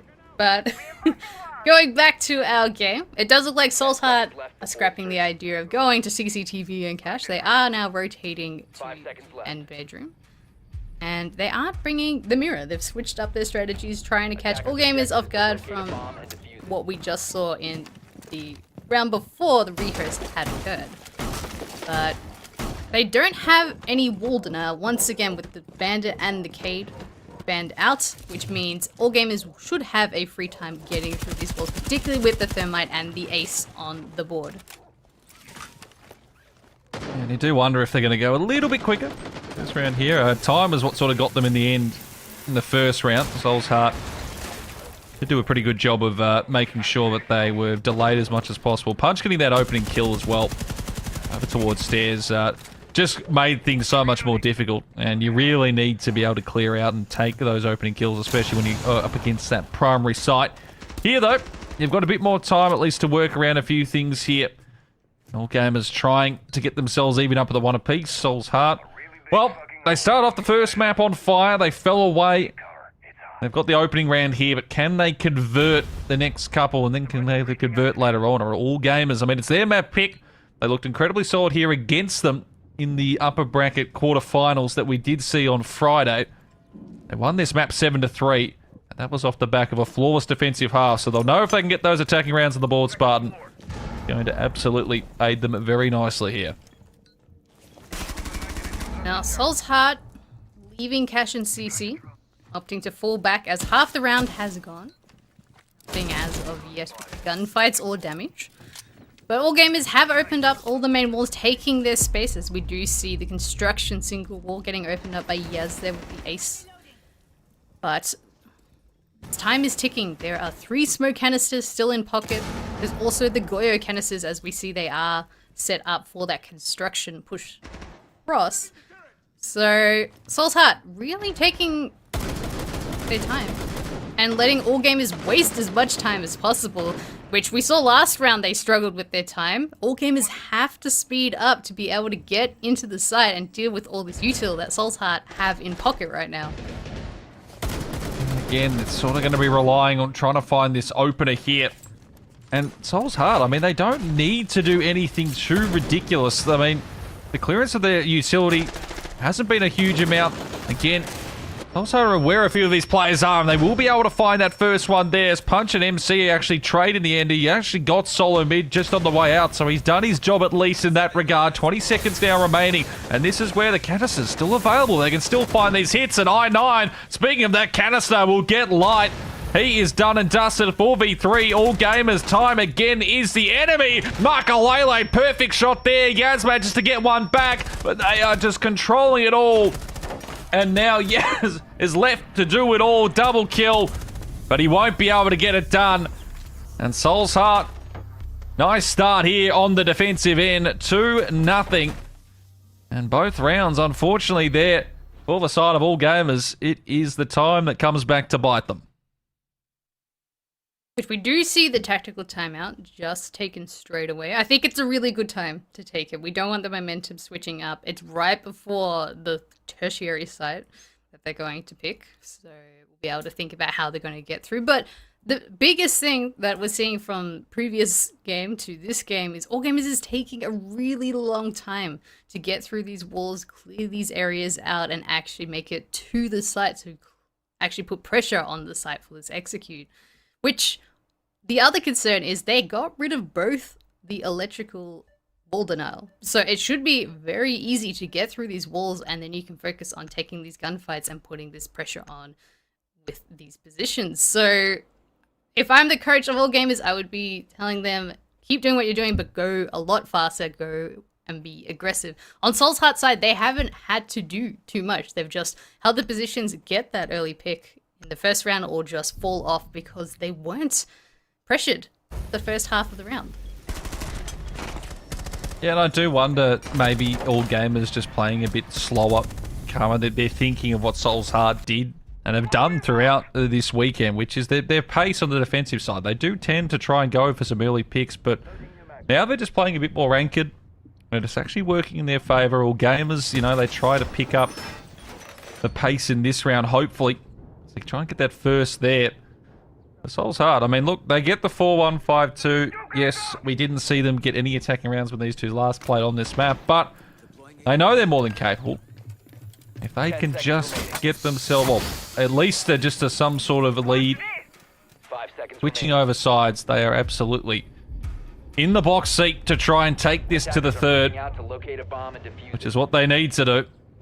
Map loss here, and their run is done, so plenty on the line. They're trying to put together a third in a row. Continue this flawless start. And we are going to CCTV and catch, which they are pulling out the same operators they were thinking of last time. They have the mirror. They also have the echo on the board. A very classic holding garage. They have the Azami as well as the Jaeger ADSs covering the Azami Kiva variants. Nothing unusual on that side there. And they have obviously the smoke to delay as much as possible, as obviously all gamers, they are struggling with the pushes and their timing. Now, on the flip side, all gamers, I do like that they've brought the Flores and the Sophia able to clear a lot of that util, those Kiva barriers out, and then the Monty to actually put the pressure on, which they have been lacking the last 2 rounds. It looks like all gamers have cleared out below in the lounge there quite quickly, so pacing a lot better than they have been before, and now they're starting to figure out how they're going to clear the garage side here.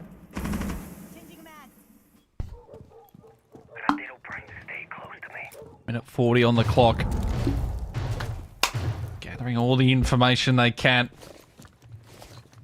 This hit starts to come through. Chalet still downstairs right now. And if he can just stay around here, not just get the kill, but delay all gamers from fully hitting through. Just adds up for them. Once again, we're going down towards that 60 seconds. They're trying to get up and towards Garage. DCH has a lot of work to do here, and he's being pushed. The impact frag, he's just trying to get an angle, but too many to look at. Moonlight will get that kill. And finally, it seems like all gamers have got themselves the advantage, and they convert it into their first round. Solid mid on the Monty, starting to put pressure through the site, getting that information, those pings of where the BP cams are, where the players in util are. We do see him pull out his hard breach gadget, able to get through that wall safely, but here we go. We see the smokes coming out, which he still has one more in pocket, Mr. Punch. And there is still echo drones, I believe, on the board that they have to be very careful of for the actual plant, which we do hear one go out there, but the plant is now going down, Has. Offered for a second there, solo mid. He is burning alive right now. Manages to fall back away from that one, but the diffuser, it still needs to be planted here, and DCH will find Moonlight, so that's one there. He's below them right now, so he's in a fantastic position. Someone's going to have to go down there and contest him, you'd imagine. An 8 seconds punch. I9 swings out, gets that information there. He's actually going to get spammed down through the wall. I9 gets one. MC with the double up on the pistol. Diffuser's down, though. They can't get a plant. And Soul's Heart are going to rattle off 3 in a row. Exactly the start they were looking for. And once again, time the enemy. That time it seemed like they had more control, but didn't get the... Well, again, just like the clears that they probably needed. And all gamers starting to feel the pressure here. They had a slow start of map 1, so there's absolutely every chance they can still swing this back, but Soul's Heart looking the goods here so far, Spartan. It was looking a lot better with their pacing. They cleared out below quite quickly, then they cleared the garage quite efficiently and once again quite quickly, and then they got stuck. They were planning or coordinating how they wanted to go for this execute, and they were running out of time once again, which with the smoke, with the echo, which I think are beautiful picks on Soul's Heart's side, using the power that they know they're going to be slow or delay at the end there. I mean, it's good seeing all gamers trying to get that fast pick, but that was the tertiary side, their free in quotation mark round, but it was also directly off their tactical timeout, which you never want to see a team lose the round directly after the tactical timeout, because it means it hasn't had at least that impact that they wanted to. And now Soul's Heart get to go back to their primary site, which they won extraordinarily comfortably on last time has. Loading mag! 10 seconds to go. Now, move into this fourth round here. 5 seconds to insertion. All game has been able to, at the very least, get a bit more of a read Attackers are heading on out what to Soul's Heart have been bomb. doing defensively. And can they? In essence, the big one here is just try and get a diffuser plant down. Maybe an opening kill as well. That's also been something Soul's Heart. We saw that was the switch. Was the entry kills that they were managing to get towards the end of the first map. That's when they were getting the momentum. That's how they ended up taking it 7-5. Soul's Heart dominated the entries early on. They're doing so again here. What have all gamers got to try? Let's just change this around a bit, because if this gets to 4-0, 5-1, sort of that same sense it was again. I doubt Soul's Heart are going to let it happen twice, where they will let that one on a map slip through their fingers. Soul's Heart wasting a lot of time at the moment, but it has only been a minute and all gamers have complete control of top floor and droning out seconds, so their pacing is once again faster. We do see Soul's Heart really playing aggressive to get rid of those drones though, which means they have to face check all of middle floor. Mr. Punch has played the Valkyrie as well, so there are those little black eye cameras. Getting that free information around really powerful, as we see Scatman and I9 on those cameras getting that free info. But halfway through the round, they have opened the hatches, so a lot faster pacing than what we saw last time. But now they have to focus on how are they going to clear all this util out in the site, whilst already getting spied on from these Velcams. As we see, beautiful information there, right? Yeah, I mean, Scatman just getting everything he wants there, passing that on to his teammates. All gamers, they're in a better position, at least when it comes to where they're located earlier on. They tried this last time. They were going down on the last sort of 10-15 seconds, hadn't been able to really take away any of the util, but now surely there's a better opportunity. But still, Soul's Heart have all 5. They can bunker, they can hold. Can they convert this to make it 4 in a row? 45 seconds left. Solo mid trying to get that information, trying to clear that util. As we see, all gamers are starting to surround site. It does look like they want to go for this swarm all across the site, so they can't be stopped with these C4s with these smokes. But we do see the first kill going down, and the execute's coming in, Has. It is. Yaz gets one back, but this is all Soul's Heart 4v2. Punch has himself 4, and it is all Soul's Heart right now, 4-0. And some of those faces we saw with despair at the end of map number 1, some smiles are starting to crack through. Again, this one, it's far from done.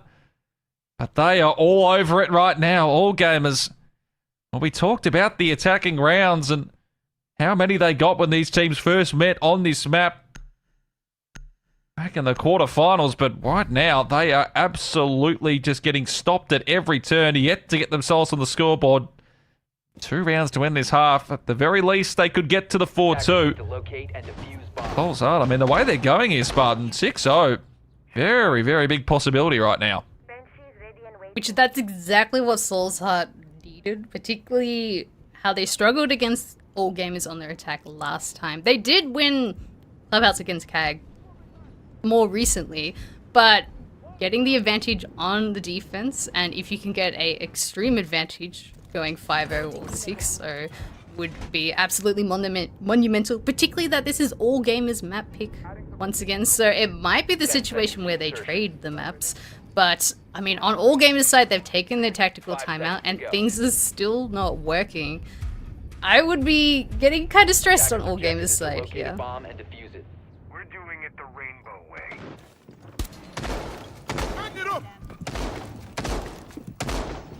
Soul's hard. I mean, just keep doing what you're doing.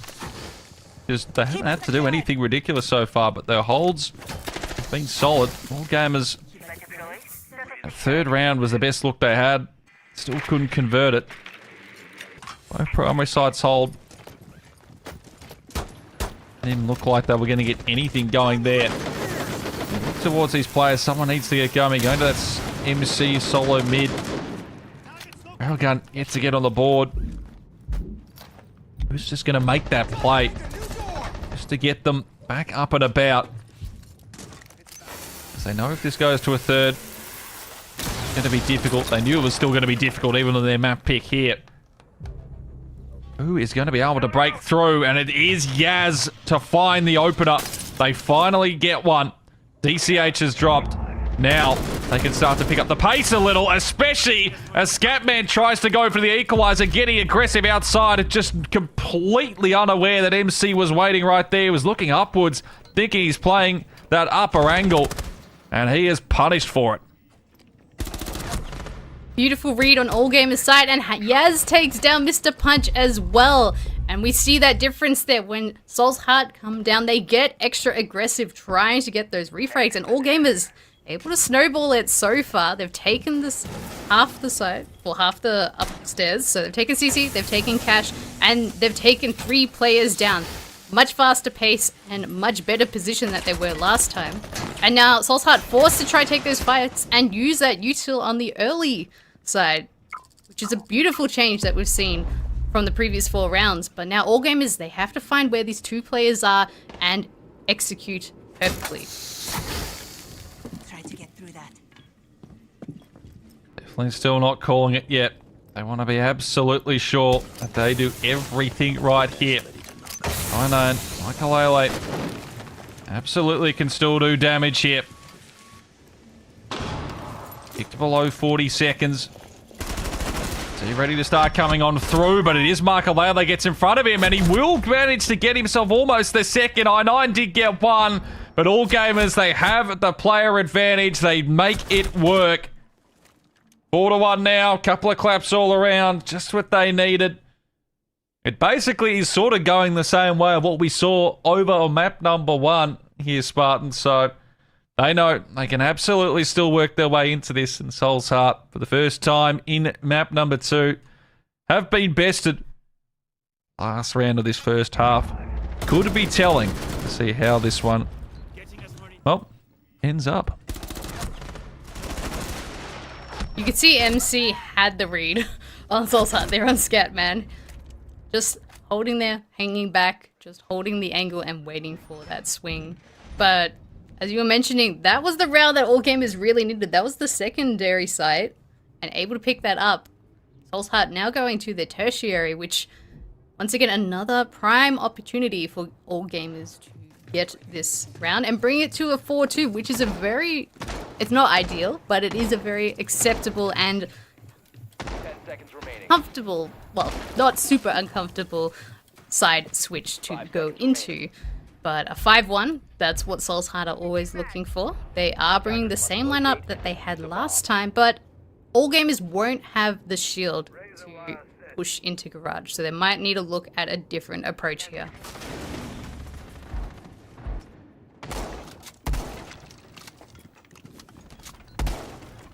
That approach might be, you start to see shortly. Like, one of the hatches up on the roof, so drones will start to go out. Trying to get as much information as possible on where Soul's Heart keeping the majority of their players here. DCH, position-wise, doesn't particularly have backup. And Solo Mid gets a nice little read there as well. Soul's Heart staying on the move, don't want to keep to that one spot there, and that's usually when they're playing their best siege. This is where things start to come through nicely for them. Everyone's staying active, they're finding picks, they're not allowing the attacking team to get any sort of read of where they exactly are. So we tick down below the 2 minutes. DCH and Punch sitting together. Who is going to be able to find this opening pick for either squad? Now, all gamers have switched up their attack from last time. They don't have the shield, as I mentioned before, so now they're going from that master side across. They have managed to open up the main wall. It is quite easy without the electrical on the wall, and they only have the mirror to impact trick the wall. But as we see here, MC now opening up the construction single wall, and that mirror will also be taken out. So the mirror is not coming into useful play as of yet, or for this round, but time is slowly ticking. They are making good spacing, but now they have to figure out how they're going to get into the site, which the issue with going from master across, it's very one directional unless someone flanks from the other side, which we do see Yaz now going towards the main breach, but they have to be very careful not to stack and not to get nitroed. And there are 3 smokes still in pocket, which we now see them coming out, which is going to delay that plant potential to the last 10 seconds of this round. We'd seen from Punch and also I9 has used them as well, that they have been absolutely deciding factors on a lot of these earlier rounds in the half. So the longer they stay up, the longer that this util was there, it's going to work wonders. DCH though gets caught off guard from Moonlight. In the meantime, MCM has been dropped from Punch there. Solo mid responds back, keeps it in the 4v3. Diffuser right across to him towards his right. They need to get this plant going through. Railgun, that flash, it blinds both sides there. A Scatman on the other end. He pokes his head up. Railgun's there for it. Almost a second as well. In fact, it will be. And he'll make it 3, ending it off perfectly. And just what all gamers are after. Again, a slow start, but they will get the 2 as we swap sides. And now, Soul's Heart, they know what they must do. 3 rounds are needed to get to 7 in regulation. Otherwise, if it goes to OT, it's 8. They're close. It's exactly the same spot they were in to end the first half of map number 1. Can they convert the lead this time? That is what we're about to find out. The round all gamers needed. It was looking a little dicey there, particularly when Yaz went down, but then having Railgun rotate over to that main wall, that main breach to get that backstab, which, as we saw, they took down the one player, Soul's Heart, and then highly focused on the master side again, which allowed Railgun to take 1, 2, 3 as they were out of position there. But Soul's Heart, they still have to get things done. Otherwise, all gamers can run away with their defense here. As we have a look at the replay, this is where Railgun, they were aware, but out of position, not prepared for another person to actually come and be on that breach. Which, all gamers, I'm liking the adaptation. They've finally got 2 rounds on the board. Can their momentum continue? They are in basement, so statistically, most likely, they are likely to win this round, particularly with the smoke and the Goyos, but you never know how things will go. Quick look at the bans. We do see both hard breaches banned on all gamers, making it harder to get through the walls. On Soul's Heart, they got rid of the Cade and the Mirror, very stock standard once again, making it a little easier to get through these hatches, and so they don't have the mirror to go through. But all gamers, it looks like they want to go for a bit more of an anchor hold here. And lurker upstairs to at least shoot some drones, if not cause issues for Soul's Heart. And of course will be Yaz. Just to see how long they do sort of hang around here. Doesn't seem like a very long time. I mean, we did see this from Soul's Heart on their own defensive end. They were very happy to anchor it down in towards basement. It's a very hard site to take. However, all gamers, part of the problem they had, of course, was just the pace that it took, or the time at least, to clear the floors and then the hits, and with so much utility that was just left over. What are we going to see here from Soul's Heart that is maybe going to give us a bit of a difference? You can see DCH already approaching towards that stairs. Some shots returned there. Start to get that drone going on down. Maybe see if we can get a little bit of more information early. But they have cleared second. They're on to the first now as well. So all gamers committed. Bunkering down on this basement hold. They've also triple Rio'd the church wall there, if everyone didn't see or did see. But that is quite unusual. It does mean people can drop through that moto hatch and be quite safe to walk into that little shorter hallway. But it does also mean that you can anchor extraordinarily heavily in church and not worry about getting backstabbed through those main stairs. So there are the pros and cons of that setup, and as we see Soul's Heart starting to open up all the hatches around site, getting rid of all the Goyo canisters around site. But I will be intrigued if they do want to open that church wall or go for this blue aggressive take. They are starting to put some pressure on here, Has. Man firing out those shots. Moonlight. Very aware, he's got to be careful if he takes this fight. Information being passed across again. Drones just to gather a bit more here. You can see the pings there. They're well aware of at least two of these players to position on the defensive sides, and Punch coming on through. Yaz completely caught off guard. Makalele gets solo mid as they finally go for those fights around stairs, and Soul's Heart. Perfect. 2 kills right now. More information being carried across as well as I9 will start to get that diffuser plan, and there's nothing that all gamers can seemingly do. Moonlight does get one, but the diffuser is down. 4v2 situation now. And with Moonlight basically out of the round when it comes to HP, he just needs to hit as many shots as possible in tap position. Railgun does manage to get that one onto Makalele. Soul's Heart just start to fall away a little. But with Moonlight down, it is all just Railgun. Flash hits in his direction. And he is aware right now that this is becoming an impossible task, and Soul's Heart have taken this one here. I9 with the finisher. They get basement site. Massive round for them. They're up to 5. And now you start to get to, well, I don't know if panic station's right yet. But all gamers that have to feel pretty worried about this one. 5-2, not the ideal position you want to be in, particularly that was your primary site, that was your round 2 win, and Soul's Heart take it from underneath you. You now have to go to your second and third, which I am surprised, but once again, that's what happens if you triple Rio, that how Mr. Punch just ran straight through that short hallway and took the fight onto the player in church there. Yaz taken off guard completely. It's a questionable setup here and there, but I do see why they went with that setup with the double hard breach ban, but Soul's Heart really finding that weakness on All Gamers setup and abusing it there.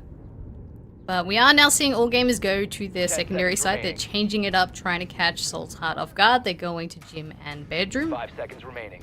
And once again, they don't have any wall denial other than the mute jammer.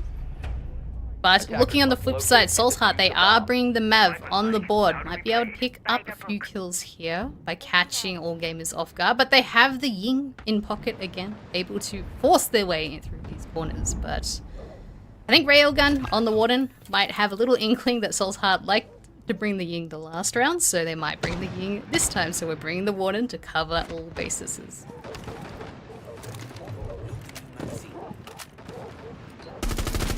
They're trying to attempt here. Soul's Heart after that 3-round advantage. Feeling a little better about things now. Well, considering they didn't get a single attacking round, these two met on Clubhouse in those quarterfinals. Exactly the start they were after. That becomes all just ancient.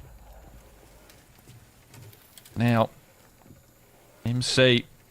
massive in that first game. Has been pretty quiet here. Just the 3 kills. And across the board, no one's particularly gone massive on both teams. But Soul's Heart, and they've needed the moments. They're the ones that have put it together. Drones going out. Balls being opened. Everyone is just waiting in place right now for this one. And I9 passing across that information of where MC is sitting. He's about to get a few battles coming his way shortly. Let's cause some chaos. Soul's Heart slowly ticking down the util based on that CC side. We do see the forest drone going out and the attack, the take in CC side. MC has an answer there, not going down without a fight. Does take down one. How is he still alive? He takes down a second, but finally gets shot down. But Solo with the support, and all gamers have a 4-2 advantage. Just like that, everything went wrong for Soul's Heart there. I mean, as you said, how on earth? I mean, the fact he got one, good enough. The second is he was completely blinded up. All the util on top of him. Crazy kill there. Punch and Scatman, though, definitely not out of this round. I know at least the one in the corner as well, so Punch knows if he can finally get that kill, it'll be nice, but Solo mid having none of it. Triple kill for him.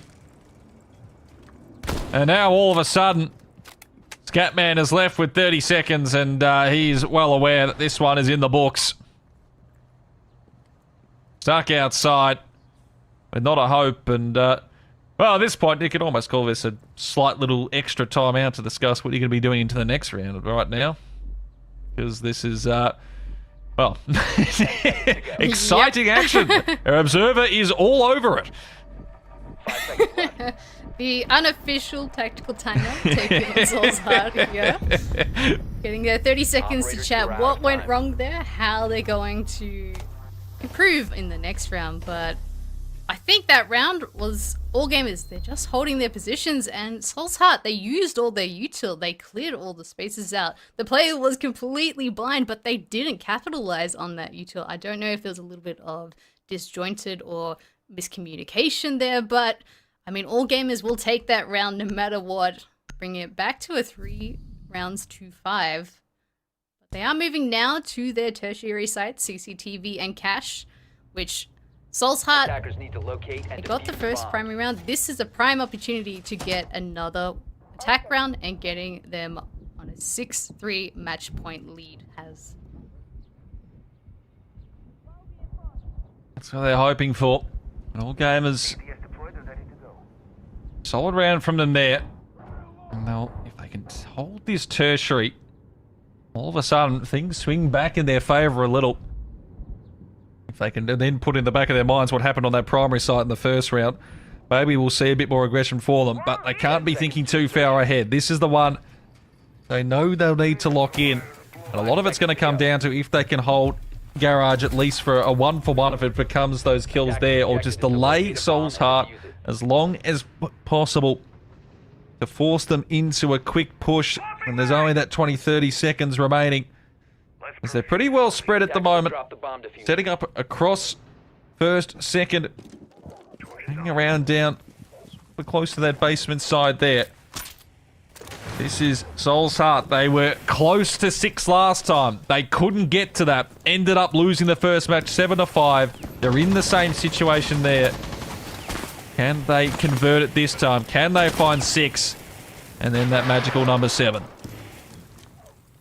Which Makalele trying to Mav trick does not get it the first time, and as we see, he's desperately trying to find where he missed it and how he's going to get it. Finally does, not punished by it. But all gamers having this basic setup on Rafters with the Azami and the Jaeger, always a difficult ask to get through, but we do see I9 on the Monty, ready to put the pressure through, plus they have the Capital also there to be able to firebolt out players out of position there. But my concern is, as time ticks down, there is the Tachanka on the board, and he can deny a very long time with his fire shimikas. So, Soul's Heart, they have to start moving and have to start putting this pressure on the Rafters players. That's the thing. Are they aware of the second? Because, I mean, usually with the Rafters side, it's going to be the one. I think I9, well, he gets the information on the first. I think he possibly saw the second one there as well. He's got to be careful. And now that information should be passed across there. So Yaz is in a bit of trouble. He's the one who's going to be copping all of this, and he just knows he's dead. He cannot do anything about that. Railgun now is the only one left up here. As that's going to be pushed forward as well. He is going to be in a lot of danger. I9 passing this across. He's just walking this one forward, delaying, and getting these angles set up for his teammates here. 50 seconds, the feet come out for half a second, but I9 is the one who converts that kill. Railgun gone, and he can just continue forward. And Soul's Heart in the box seat to take this round now. 3v5, they have garage control. They have to go for this plant soon, but we do see solo mid. Tachanka waiting for the time. Diffuser has been dropped, actually, I think, outside of garage, so they have to go pick it up. But they have the crossfires. They have everything prepared to go for this plant. But they still have to get the diffuser to actually go. And as we see, the plant is going down. The fires are going out. And they are denying it right now. Denying is one thing, but kill's still going here, and a double for DCH, and this time it should go through. Up close is Moonlight, the only one there, and Soul's Heart make it a flawless round. They are up to 6.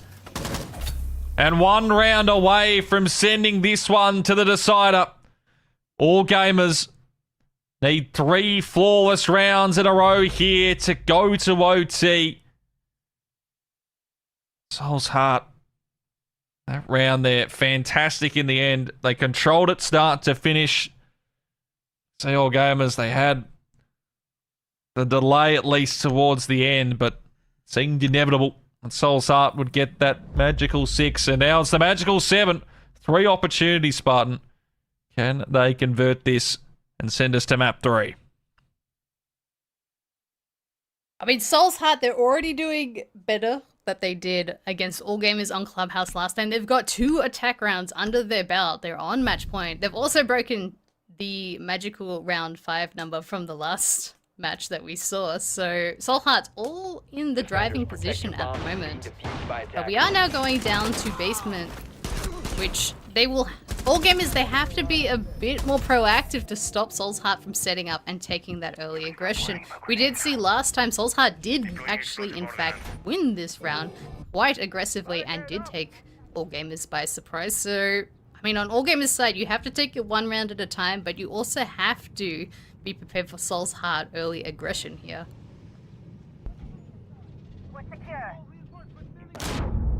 That's what they didn't deal with too well last time.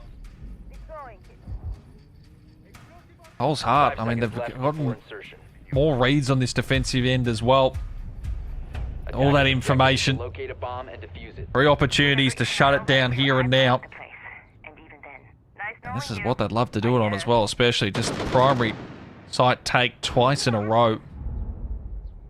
All gamers, though, absolutely not out of this, but they need a lot of things to start going their way, and that starts trying to win these entry duels, which Soul's Heart have controlled for most of this map. All Gamers, they have a very extensive defensive hold. Extended from bottom to top floor. They have some ADSs set up in garage, which is quite rare to see for a top floor. But we do see Mr. Punch making his way completely through Strip Club unanswered, as most of All Gamers is focused towards that garage side, but it does leave site exposed. My concern is, are they aware that there is only 1 person actually inside? But there's technically no one on site. Railgun's actually on the main stairs, but he does have his handy shotgun.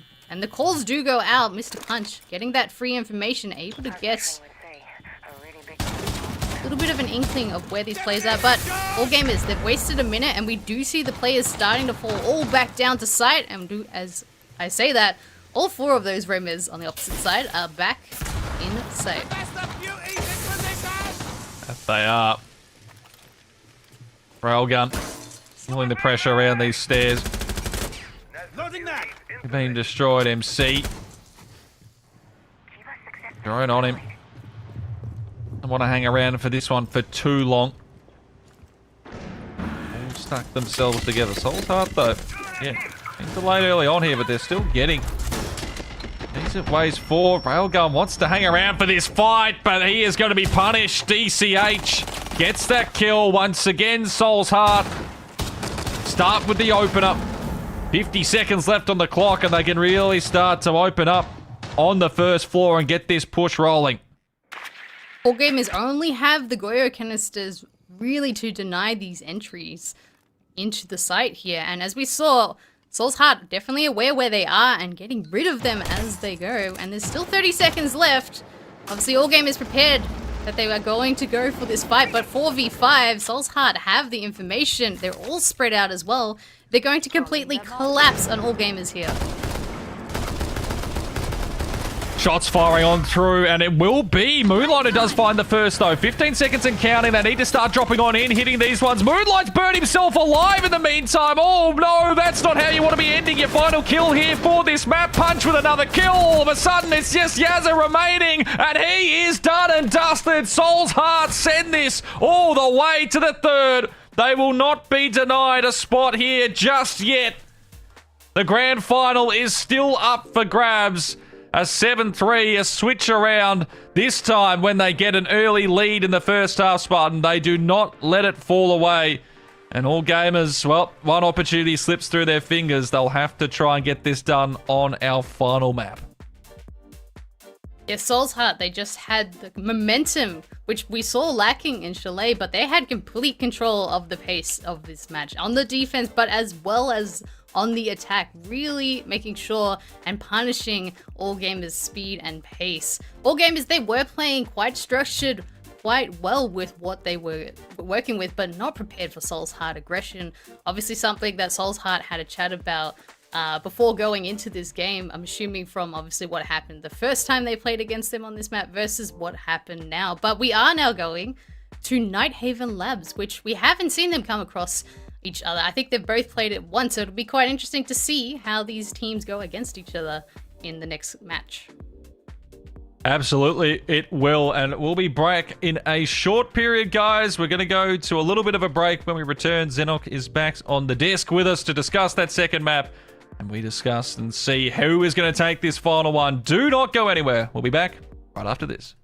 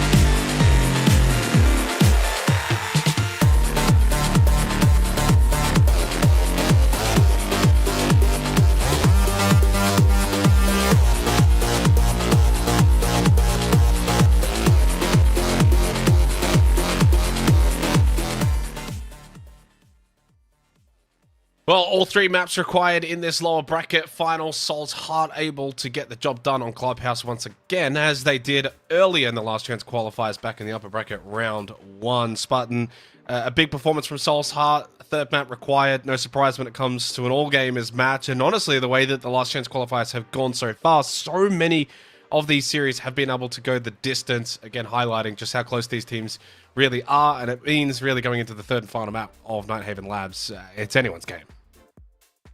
Oh, absolutely. I mean, Souls Heart, they have played, I think, 5 matches, including this one, and 4 of them have gone to 3 maps, so they are on that lower bracket 3 map run. But Nighthaven Labs, we've seen Souls Heart play it once against, I believe it was 4 Angry Men, won that 7-2. But then we are also seeing All Gamers, I believe they've only played it once as well, but they did beat Daystar on it, which, I mean, even though they lost the series 1-2, it does mean they're confident on Nighthaven Labs. So I think it could be anyone's game here, Xenox. Well, it certainly could. I mean, in that particular game, has All Gamers Daystar on Nighthaven Labs in the upper bracket final. It was actually an attacking masterclass. Neither of the two could defend on what is historically known as a bit more of a defender-sided map, certainly on that top floor. It's going to make it fascinating for this next game to follow, because if All Gamers are really good on the attack, maybe a little bit more susceptible on the defense, hard to know who that's really going to favor. Sets us up maybe for, again, another long, drawn-out match. Could go OT, which I think would be quite befitting for the run that we've had so far here in the LCQs of APL. Yeah, absolutely. And as you pointed out as well, just with the defender side, just for both teams sort of struggling. And that's been sort of across the board from the first 2 maps we've seen. Attacking-wise, both teams have been incredibly strong. But when it comes to locking in on the defensive end, it's there's gaps that are being exploited from both sides there. And just looking across at the what we ended up with, the kills, deaths, all the stats from that last map, wasn't really a massive performer there from either squad. The big standout of there, of course, is Mr. Punch, especially the entry, the 4-0 on that side. But yeah, everyone from All Gamers, especially you look towards MC, who had such a fantastic map number 1. Very, very quiet there. Yeah, I mean, it's an intriguing stat line. You don't typically see this Spartan where no one gets double digits. There's no true outstanding player. I think that favors Souls Heart, though, because we've spoken about that roster in particular being one that the core 5 all play at a similar level. You see it here in terms of the stats. That is what you want in terms of the game plan for Souls Heart. You want it to come down to a kind of gritty match. All 10 players are at the same level. They don't want to see someone like MC go and drop 14, be the difference maker, getting high-end entry kills on that opening map that we saw earlier, because, I'm being honest here, Souls Heart probably don't have necessarily that one individual to match that. Yeah, most definitely. But it does show that they're all willing to put their step forward and take the lead of the team, which we always like to see a full-rounded squad, not just the entries and then not just the support players at the end. It does mean they can always help fill each other in the gaps, which Nighthaven being such a large map, everyone has to take charge and be proactive with taking the space that they need or going for those gunfights and clearing things together. So I think it will favor Souls Heart just because they're a bit more all-rounded compared to All Gamers, but it does leave the opportunity for All Gamers to pull out something and be very aggressive that we haven't seen yet.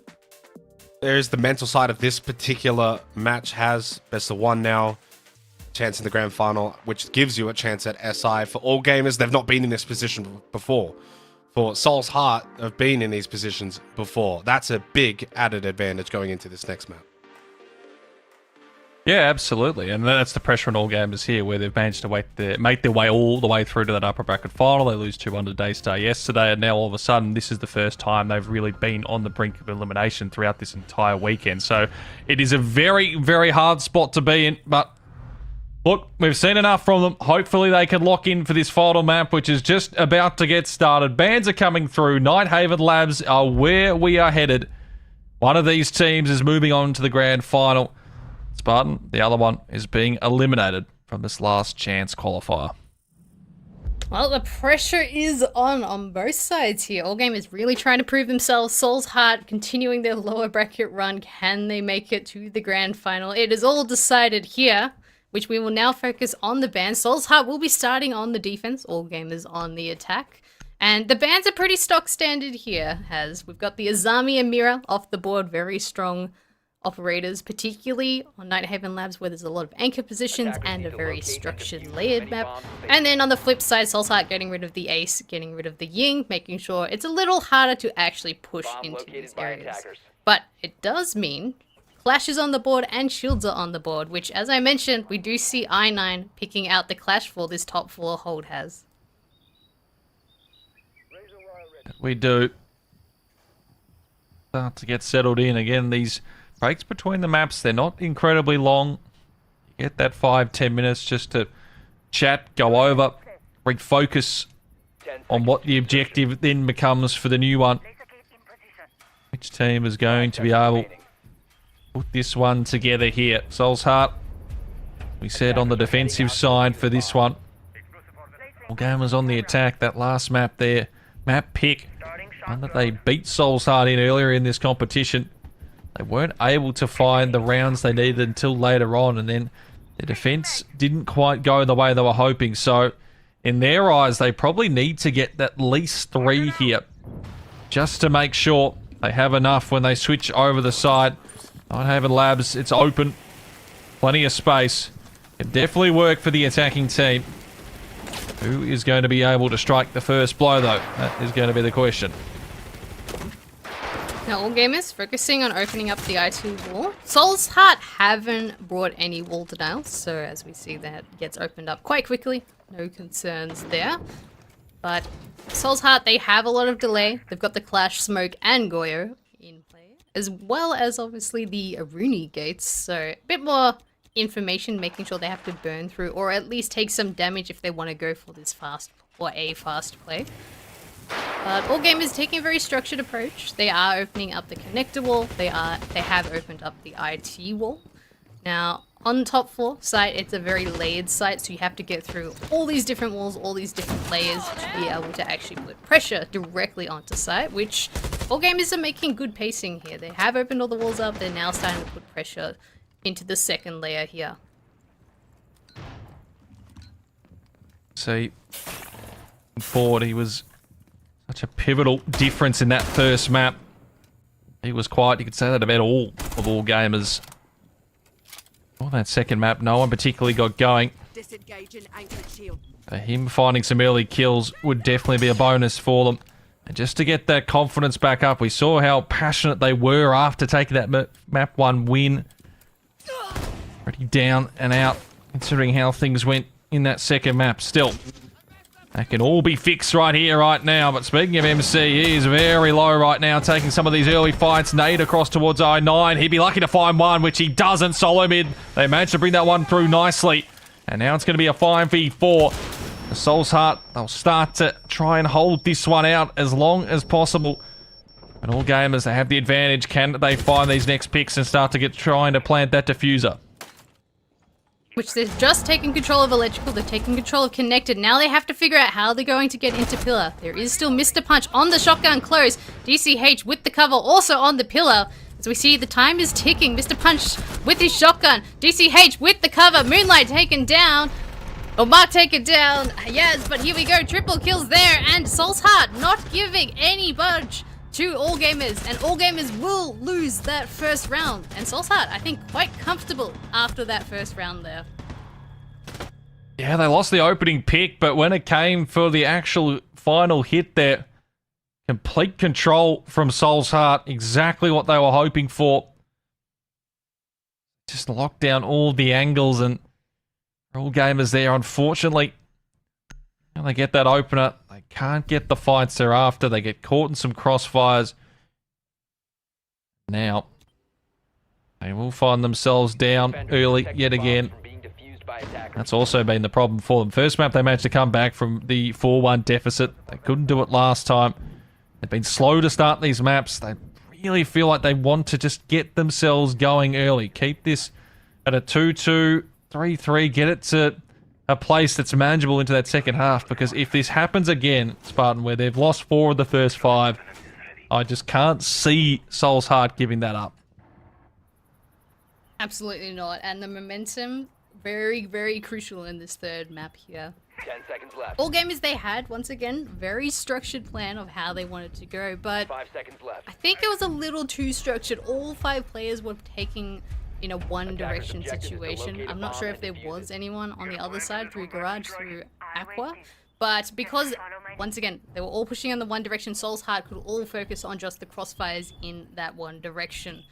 But we have now switched down to basement, very different site to attack, and as we see Soul's Heart very happy to go on the roam with the Vigil and the Ella on the board, which we do love to see and we have seen before. Soul's Heart very aggressive early on, but all gamers, they are all focusing around the breach, and this might be a bit of a rush here. There is the Glaz on the board.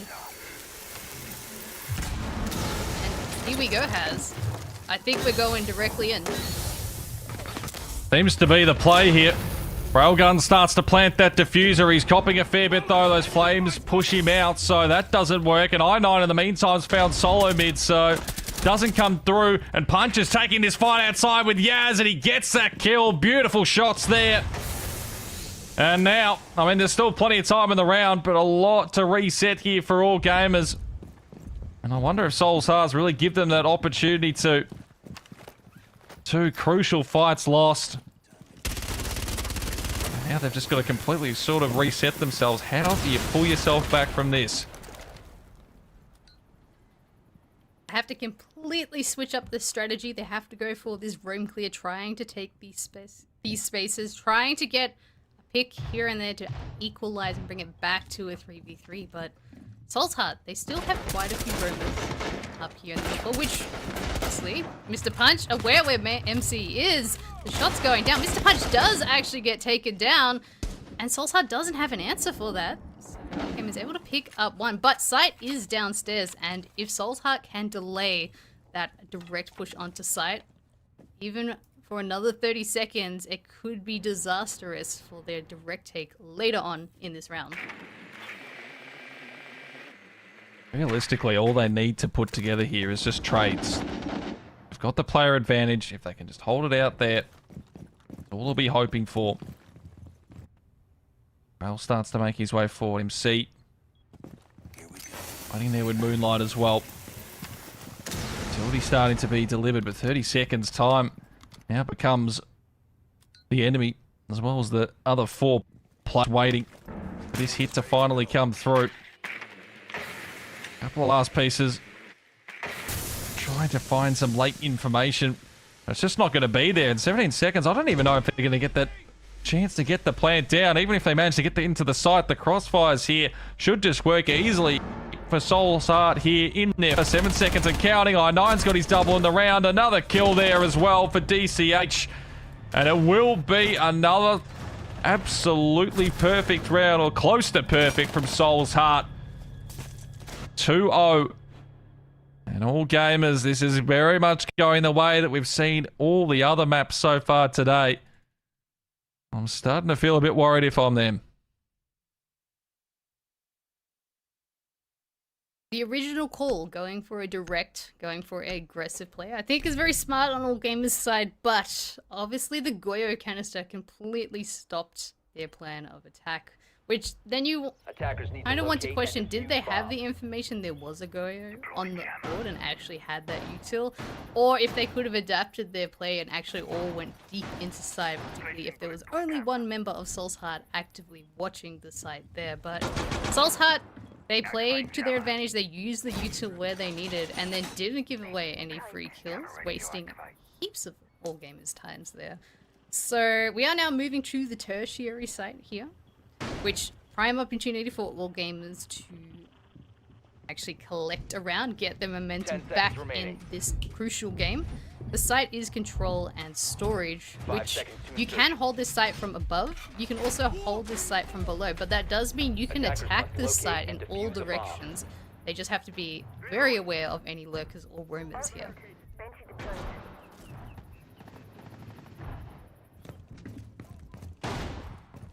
What have gamers got in this round? Just to get some belief back in the team. And just the 2 kills across 3 across the 2 rounds so far. Not really as I've been hoping for either. Especially that last round there. Soul's Heart, the openers, the double. The entry kills once again. At least the openers are in their favour. Starting to break open these walls.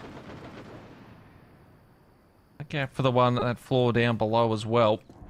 Moonlight, seeing if you get an angle. Nothing doing so far. DCH and I9 together. Scatman, decent angle. Playing around those stairs, but first minute, nothing to speak of in the term of fights, but mid. Information, a piece of utility, a player close. Can they convert one? Can they start to pick up the pace a bit here? Which Solomid starting to look at taking the fight above. All game is focusing their efforts on clearing above, but missed a punch with the C4 below. There goes your blitz. There goes your spearhead for this attack. MC does have an answer on Scatman there, but they still don't have control. And DCH running outside the building. They're getting the pick. Makalele with another one. And now left in a 4v2, and they still haven't cleared top floor. Railgun does have the diffuser at the very least, but himself and Yazza, so much to do. 60 seconds on the clock. Doing all the work right now. Railgun does find DCH, shuts him out of the round. Still 3 to deal with. The time continues to play against them here. Try and get some more drone work. Yaz on the opposite end. He needs to find at least one. He wants his teammate to be left in some sort of winnable position. He's crawling forward, trying to get into an angle, but Rail has dropped diffusers on the other side, and now he just needs to get going.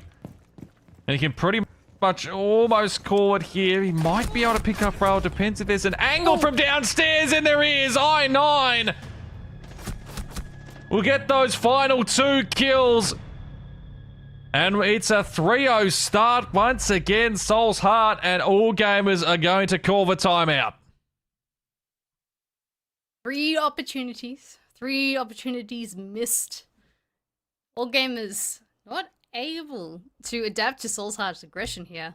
But once again, very structured takes that they're trying to go through. But Soul's Heart have an answer, and they're not budging from these positions that we've seen differently from Clubhouse and Chalet. Soul's Heart are anchoring in on these top floors and these tucked corners, using all their util and the guns. For example, the vert that they had, the information at the C4s that they had, the shotguns tucked around the corners. Soul's Heart looks really polished right now, where all gamers, they're walking into Soul's Heart's strategy right now.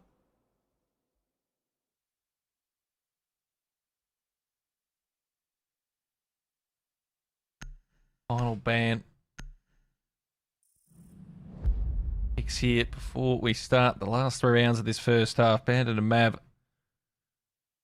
will be banned off, and well, all gamers, their life or their tournament life is on the line right now. They've had such a fantastic run this weekend, but it all is starting to crumble down in front of them.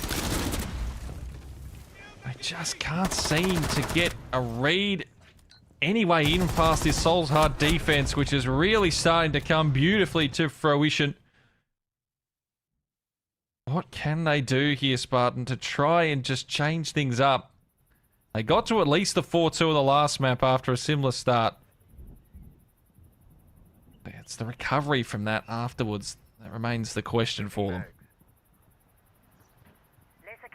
Well, the big thing is they have to be a bit more creative on how they're going to deal with these anchor positions. But looking at Soul's Heart lineup, they are switching up their styles, so not doing the same thing that all gamers have already seen. So I do like that on Soul's Heart's side. They're going a bit more anchor, they're going wall denial rather than clash shield. But all gamers, they are bringing quite a aggressive lineup, which I think is needed. They've been a bit slow with these takes, so bringing the double shield as well as a potential ram to get through.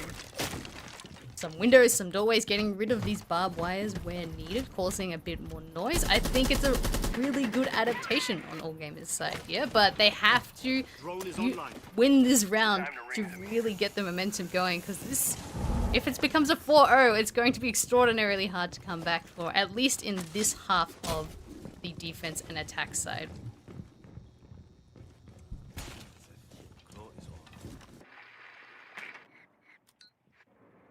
Drones out. Formation gathering. See. Make some openings here and went a little bit utility at least early on, but this just seems to be the problem right now for All Gamers, is that it's not the time, it's just the openers, it's just Soul's Heart being able to move from their positions sort of freely without punishment. Look to switch across to that opposite side as well. Cressing there with ECH. Waiting close. He's got the grouped up for it. Who is able to find something here just to get them a bit of momentum back? IT has been opened up finally after 3-2 barrels, freezing the wall, making sure they can't get free entrance. We do see All Gamers also looking towards that blue side. As we see Yaz dropping down, might be looking to jump into Raptors here, as we see, as he does. But Mr. Punch able to get away so far. And Scatman does take down Railgun to open up this round, and they still have a minute to play with. They're using all the util, and I'm liking this pressure that they're putting onto site already. As pressure is there. It's just about the players hitting those shots now. MC low, so is Punch. Lele took a bit of damage as well. 40 seconds. Again, trying to reroute this one, defuse it. Sitting there as well. Low mid. He needs to get going up here with Moonlight. Try and change their angles into this side. So, Soul's Heart, they sort of know where they're coming in from. Doesn't mean too much though if Yaz and MC find those two, but it's Scatman with the triple. He is doing the work. I9 will jump in with 2 of his own, and Soul's Heart make it 4 on the trot. You can see the passion coming out there from I9 as well, as he delivers those killing blows at the end of the round. And All Gamers just cannot buy one right now. Soul's Heart, they are all over them. 4 rounds down. Primary site. Win on Soul's Heart's side. They're going to the secondary site. This is where All Gamers went for that aggressive play and got completely shut down. All Gamers, they're starting to get the momentum a little faster, but Soul's Heart, they're prepared for this speed, prepared for this adaptation, as they saw it in the last game as well. But All Game is really struggling to actually be able to get the frags and then the refrags that are needed to keep that man advantage if they get it. Soul's Heart really playing for those kills, but then playing really structured, which I like that difference. They're switching between the early aggression, causing that invisible pressure, and then coming back and playing that time, playing the patient game, which I think All Gamers are really struggling to get through into these sides here has. Attackers are moving out to locate a bomb and defuse it. What are they able to change here? So late on as well. I mean, Soul's Heart, and this is the thing as well, All Gamers, they've definitely tried to implement at least changes throughout the round. Sort of keep Soul's Heart second guessing, but it's harder when they're losing these opening duels. Like, you can't really then allow yourself to take control of the place. Yes, you've got that kill there, and then you can start to spread across the other sides of the map as well, because then you have Soul's Hearts having to check those angles. That's just not happening. They're not getting that sort of look in, and now you start to feel like you're getting a bit desperate here, and Soul's Heart feel like they're just getting the read of them each time because they're still doing the same sort of things. And Scatman is able to just keep walking forward. Again, he hadn't had any kills coming into that round, but he hadn't needed to because he's just been backing up his teammates well. All of a sudden, 3K shuts it completely down, and that's been the really good thing, I think, so far from Soul's Heart, especially in the last 2 maps, the spread of kills. It's no reliance on just the one person. All Gamers at the moment, yes, there's skilled individuals across the board, but no one's there. And again, you look towards MC. Does he need to provide that spark? You look towards Solo Mid. He found 11 in that first map. It's just not there right now. The communication, and you can see that all that celebration that was going on in that first map, it's gone. The positivity. And you can start to feel that this map, the series, everything is just slipping from their grasp, and they can't do anything about it. Which All Game is trying, once again, a different strategy on how they want to execute. They're taking a vert down approach, but they have not cleared anyone from the kitchen or dining side. They're trying to go for a bit more of this tank push, tank clear, but once again, time is slowly ticking. They're just starting to get some pressure on site. They're able to pick up I9 though. That is a huge pick with the smokes down out of the board for the rest of this round. That is the opening they might need to get this round. But they still have to start putting the pressure directly into sight, taking that space directly into sight, because as they leave it for a longer period of time, this is where the roamers will start collapsing on those vert players. This is where the anchor players will be able to get those crossfires and stop them going for this plant. So they have to be very careful here. 40 seconds.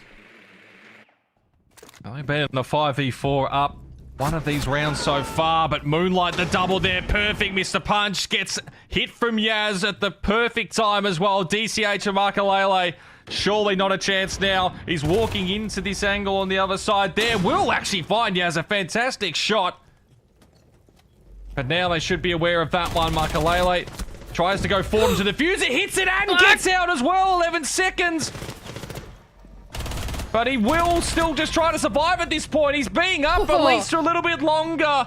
And things not the smoothest. But it is the round. All gamers get it. There was a little bit of heart in your mouth thinking, oh, they haven't managed to stuff that one up. But they do get there first. They are up and about. They're still in this series. If they can make it 4-2, look, there's a chance. They're always going to be there. Soul's Heart, though. That one goes down, but they are still looking the goods. One final round in this first half. They could almost put this out of reach with a fifth here. Attackers need to locate and defuse. And one round on the board, All Gamers will have a sigh of relief even with that very dicey last part of the round. But it is starting to remind me exactly what happened on Clubhouse here. Soul's Heart was 4-0 up, then All Gamers 1-2, and then things started to collapse later on. But it is a different map. It is the final map, so all pressure is on both sides. And if Soul's Heart lose 2 rounds and then they potentially lose a 3rd round, you can see the momentum and the mindset 10 seconds left before insertion. into play there. But Soul's Heart, they're still going 5 for their seconds left rotation. before They're insertion. not going back, not hanging from what happened last round. They are switching up, once again going the more wall denial and the wall delay rather than letting them walk in. And they are doing that vert control over the control and storage hole. But All Gamers, they saw how aggressive Soul's Heart were playing with the util they had, so they have to think about that they'll do it again in a similar way and have to be prepared for that.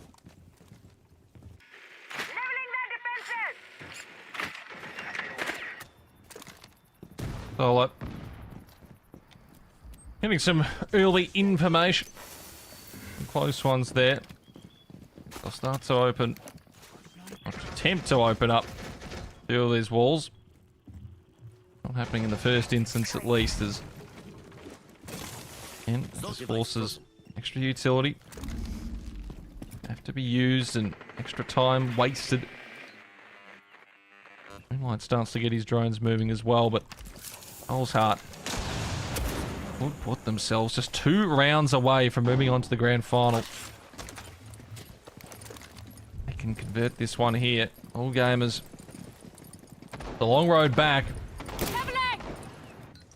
One of these players needs to deliver a decisive kill. Just moment. Get them back in this one.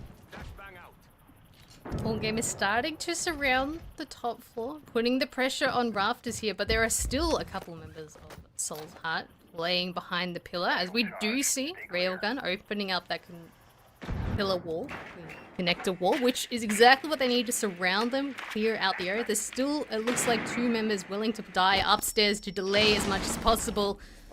The gunfights are going out to try clear this top player, and it does look like it's being quite successful. So making the pace, taking the pace, but now they have a minute to start doing the vert and how they're going to figure out how to execute in a 5v5 situation.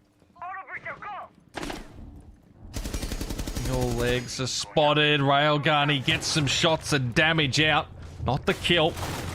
It's on 9-9 again, who's been one of the best so far here for Soul's Heart in this map. Last round he was taken out early. A decisive kill. And he's going to be playing this one with just the half HP. 30 seconds. I mean, they're all still waiting around in this upstairs position. They have to get down at some point here, trying to get angles, and it's not happening. Solo mid is dropped by DCH. 20 seconds now, still staying around this stairs side. And DCH, again, the C4, that should absolutely hit almost perfectly there on the outside. It's going to at least delay. It has to destroy, just wait for it to go off. Scatman, in the meantime, found Railgun, and there's just nothing that they can really do. Diffuser still was down, needs to be picked up. They are just doing this easily at the moment, as it will be Makalele to land the finishing blow, and Soul's Heart 5-1, an almost perfect first half. They are 2 rounds away from meeting Daystar in the grand final for a shot at the SI, and All Gamers, look, they're a chance, but it is a long, long road back. Which All Gamers, you have to take it 1 round at a time at this point, because if you're thinking we're 4 rounds down, if they win 2 rounds, we're out. That's where the mentals can start to collapse. That's where the pressure can get to these players, particularly the newer players in this roster, obviously newer to Siege. There is a chance that might take a toll here, but obviously there is the experienced MC, the captain, taking the lead. There is obviously the coach, the experienced coach, who's probably talked about all this mental work here. But as we now switch sides, Soul's Heart have to think how they're going to take the next 2 rounds if they want to go for a decisive win here. We see the Cade, we see the Izami ban, nothing unusual. We see the Ying and Grim once again banned on All Gamers' side. Really don't want to deal with the Ying and Grim from Soul's Heart, but that does leave all shields up on the board here.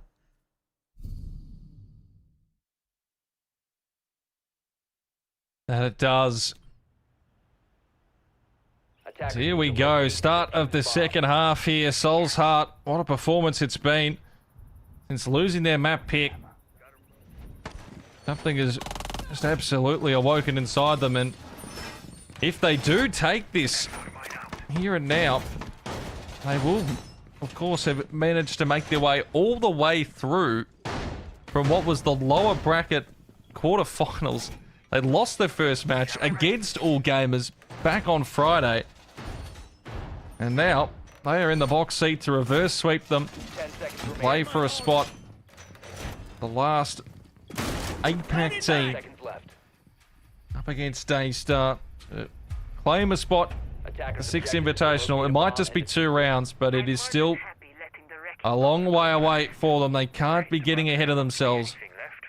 But what have All Gamers got on this defensive side to try and get themselves back into this? All Gamers going upstairs first. They have MC on the Valkyrie, so free information around. But Mr. Punch has brought the IQ, as well as there is a Dekebi on the board. So if they manage to get a pick or take out the cameras early, it's going to be a huge advantage for Soul's Heart. The other thing to note, though, All Gamers, they haven't brought much wall denial, and they haven't brought a lot of delay. They've brought a lot of aggressive plays here with the C4s, with the Ella, with the Fenrir Dreads on the board. So they have to take the fights early, otherwise Soul's Heart, if they can get near sight, they're going to walk all over them.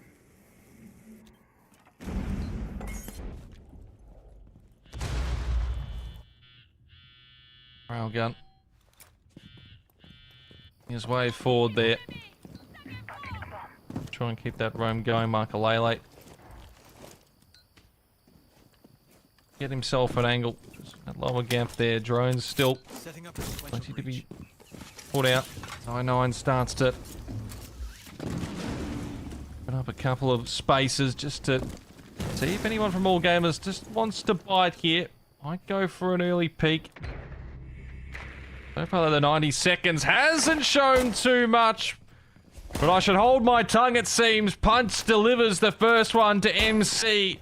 Once all again, all gamers are on the back foot in a 4v5. There goes a C4 right below. It does mean MC can sit on the Velcams. But, I mean, man disadvantage. There is a minute left in the round, but if C4 is gone, there goes one of your delays, your denials. Moonlight does have an answer, though. There goes Mark Aurelia. That was a diffuser holder as well. Railguns actually found its place in the bottom of Garage. I'm not sure if Soul's Heart are aware of this. This could be a very, very dangerous light flank up the stairs there of Garage.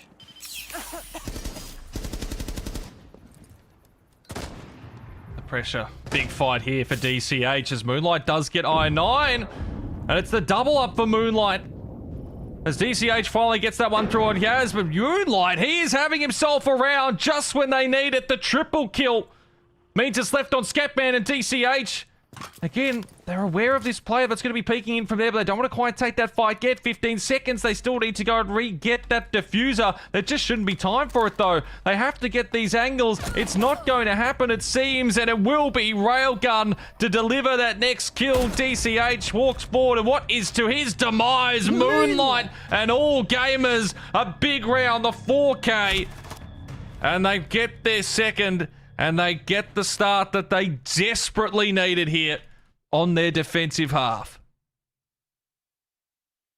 All gamers playing the time game as much as they could. There wasn't a lot of delay, like, with the util that they had, but obviously all the players playing very patiently and very quietly. Once we got to that 3v3, the 3v2, all the members of All Gamers were just sitting still. So Soul's Heart, they didn't have the drones, they didn't have the information of where these players were. So beautiful, beautiful start on All Gamers' side. Soul's Heart, they really slowed down their pace compared to what they were doing on the defense. They took the early areas, they took control of IT and Connector, but then they got stuck, and during that time, that's where All Gamers could just wait for them to walk into their crossfires. I do see Moonlight hiding the Valkyrie here, as well as we have a clash on the board with Railgun. 10 seconds left before They are going down to basement, and they do have the delay. We have the smoke, we have the clash on the board. So switching it up a little bit, there are a few lurkers upstairs as well that we'd like to see. So that means they have a bit more site control, map control to delay Soul's Heart entry into the building.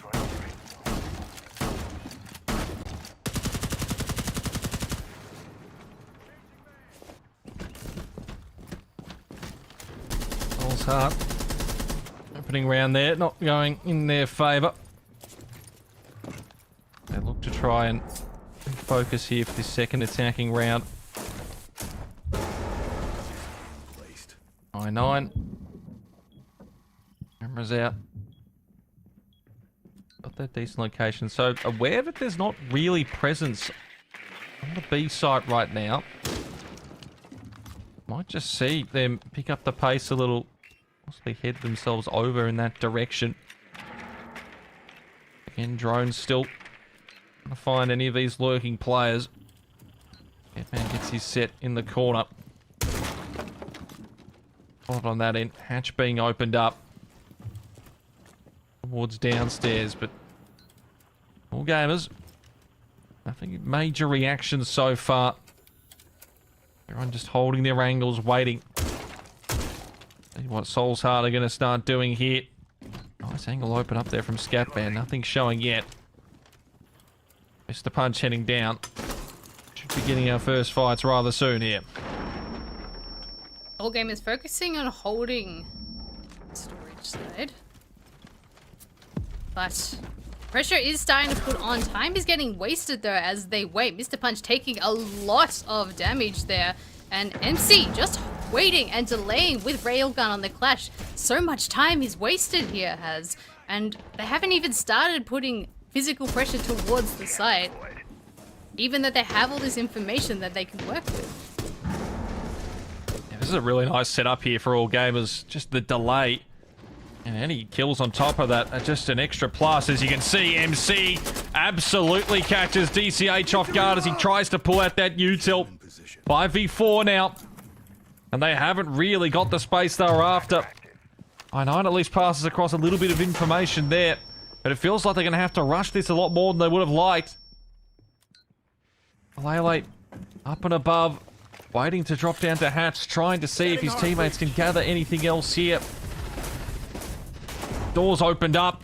Kills actually end up in favour of Soul's Heart, so back to the 3v3, but again, Railgun is there for Makalele, and they are very low. Punch at I9, and it's all left to I9, and he's had himself a fantastic game so far, but this one is just beyond him here. He's trying to find an angle, trying to see if any one of All Gamers presents themselves. It's just not happening, and they will get their second back-to-back rounds to start off this second half. The dream, all of a sudden, just starts to flicker again here for the All Gamers squad.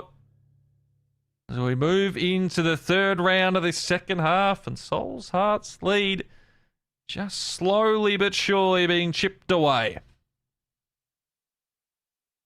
Beautiful, beautiful delay there with MC and Railgun. Just playing on the mute, playing on that clash, holding that area, which the fact that they didn't die, they were able to get that pick and fall off is monumental of why they won that round. And how Soul's Heart, they didn't have the manpower all the time to actually make any impact on the site directly, which we saw them completely walk over Soul's Heart at the end of the round there. But All Gamers, they are now in their tertiary site, so this is the prime opportunity for Soul's Heart to get this round and go to match point, series point. If Soul's Heart don't win this round, it means All Gamers get the opportunity to go back to their primary site, and if they win that, which they're, as it is the primary site, one of the harder sites to attack, it would bring it back to a 5 rounds to 5, which is not the situation that Soul's Heart wants. So they really, really, really have to get this round if they want to go for a clear win. I trust you to keep it as clean as possible. I mean, it couldn't happen again, surely. They're in this situation, sitting on 5, ahead on map number 1, and All Gamers swung it back to a 7-5 win in their favour. They closed out the second without really having to worry too much, but now, and you're so close to finishing this one off, that's when the pressure will start to mount. That's when the mistakes will get magnified. So this needs to come through to them. Not just to get the map series points on the board, just to get that confidence back through, because you lose 3 on the trot. It's a hard one to mentally recover for, even if they're still in the lead. And All Gamers know that. And they are trying their absolute hardest to convert this third and put themselves right back into this game. Soul's Heart opening up IT, starting to put the pressure on the top floor, but we do see I9 on the Brava getting a lot of free information and taking over those gadgets there. Soul's Heart have the time to figure out where they want to either go for a clear or if they want to sneak into sight here, but I mean, half the round has gone, and if they do want to go for a top clear, they have to go soon, because then they need to focus on the site directly. But we do see Mr. Punch actually lurking towards that 90 elbow side. And all of Soul's Heart is surrounding the site on the first floor. So I don't think they're going to go for a full top-down clear. They're just going to wait for the ball game to pull back and try take these opportunities directly into sight. And Mr. Punch, he's the one to deliver that opening blow. The pace a little higher. The opener is what they were after. And they're trying to get this one done here and now. MC tries to re-aggress to get that pick back towards Scatman. It's not going to happen. 5v3 now, 50 seconds. Railguns lock themselves close into that corner. Might be able to try and get it out. Gaz, in the meantime, does find TCH. There's something there. The diffuser is being put down and through. And Yazza gets another one. He's up and above, causing problems. 30 seconds now. Issues. They still need to probably deal with that at some point. Solo mid playing back behind Rail, and they know that time is all of a sudden working with them. Punch is worried about the rotation that might come down through stairs. Both players are holding for the time being, but Punch is probably the one that needs to re-aggress. That spray allows him to move a little bit further forward. Scatman, shots need to be hit. Who's it going to be? Who is going to be the difference maker? Solo mid with that kill. I9 is gone. 9 seconds. Soul's Heart. This is all falling to pieces. Scatman's got the double, but he's going to run out of time at this point. They need to go for the diffuser plant, which they've got close here. 1 second. It's going to just start going down. Probably should go through. 2v2. Punch is going to be the one that needs to do the heavy lifting, though. He's gotten outside, and now he all has to come to him. Triple kill for Yaz. This could be series defining right here, right now. Punch with the first double kill. It's all left to Railgun. How does he get outside? Does he start the diffuser? Time against him. Has to play this to absolute perfection. And his punch, he's reading it. He's ducking away. He's doing absolutely everything perfectly. But Rail hits the shots. And all gamers will get the round. Up and about. They know how massive that was. It's 6 now. Unbelievably. At just a 1 round difference. Soul's heart. Their heart has been ripped out, smashed on the floor right there. They were so close to 6. They can't convert it though. The 1v2 almost coming through. And this series is getting the ending it absolutely deserves.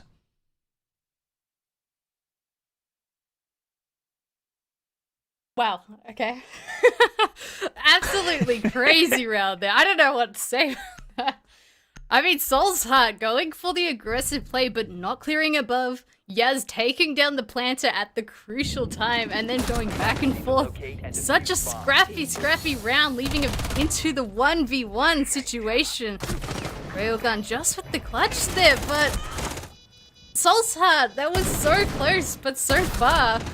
All game is now, with the momentum, going back to their primary site.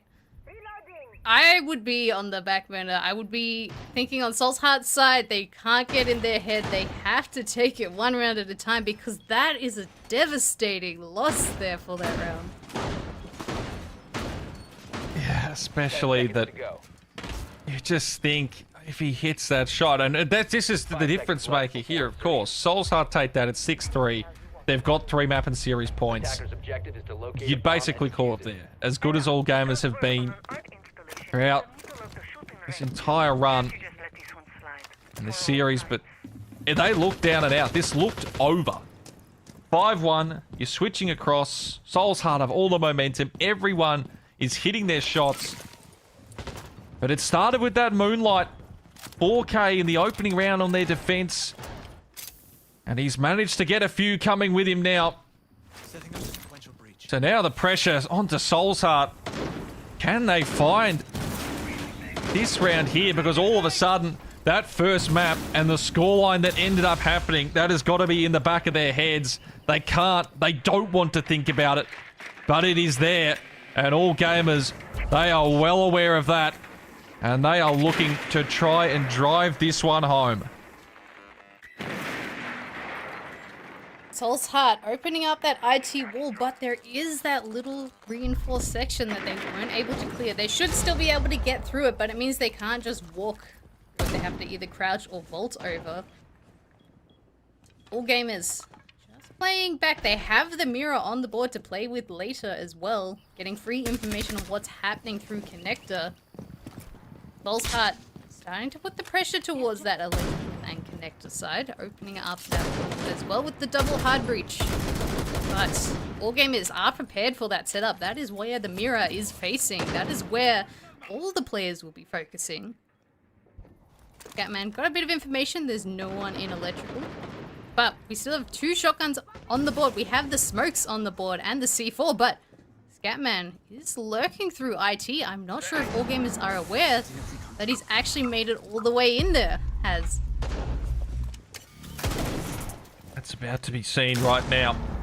Shots onto that util, maybe just alerting them of what might be happening.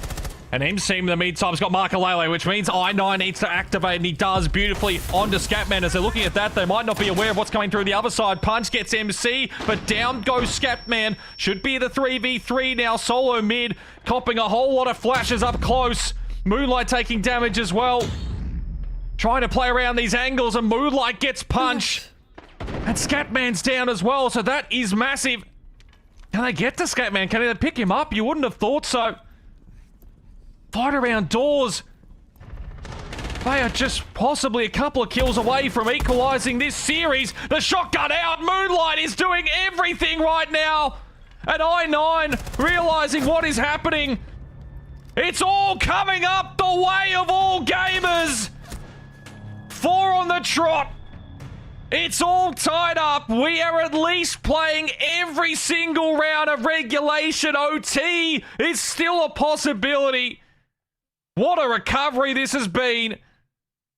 And now, finally, one of these squads is going to have, after this round, a match and series point waiting for them. I mean, I just really don't know how this has happened. Soul's Heart, they had it all. It was right in front of them. And they've dropped 4 in a row. Which 4 of them have all been the attack. Which actually it would be the 5 rounds back to back. No, but I mean they've lost every single attack so far. It's really not boding well. All gamers have that complete control, that complete momentum on this defense half. And now they're going to their secondary site, which 5 seconds left Soul's before Heart, insertion. if they have the chance, this is once again extraordinarily crucial here. objective If is they to locate a cannot bomb get and this defuse it. round, they could potentially win in regulation. But if they don't, they have to be able to go to OT through that tertiary. But everything is pointing towards all gamers right now. They have the control and they're not giving anything to Soul's Heart. I mean, the mental has got to be absolutely gone for Soul's Heart right now. But this is where, if you are going to be one of the best teams in the APAC region, let alone in Siege, these are moments when your back's gone against the wall, where everything was in your favour, it's all disappeared.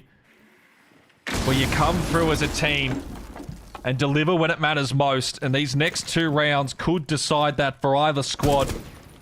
All gamers, everything in their favour now seemingly.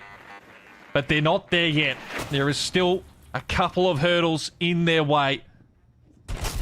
Which team has that mental fortitude, has that edge to lock this away? Soul's Heart opting to go to the top down clear at the moment, as we see them starting to collapse on these roamers, but there's so much time wasted here. Site is basement, so they have to be able to get a couple kills here on the roamers. Otherwise, I think things will fall apart in the second half of this round. They are aware there is this rafter player, and MC is very isolated right now, but they still haven't pushed in, and as we see, half the round is gone. We do see I9 trying to put pressure on side alone here, but Soul's Heart, they're really separated at the moment, which means if they get kicked off, they won't be able to refrag. I9. It's decent positioning forward. Again, time becomes a factor.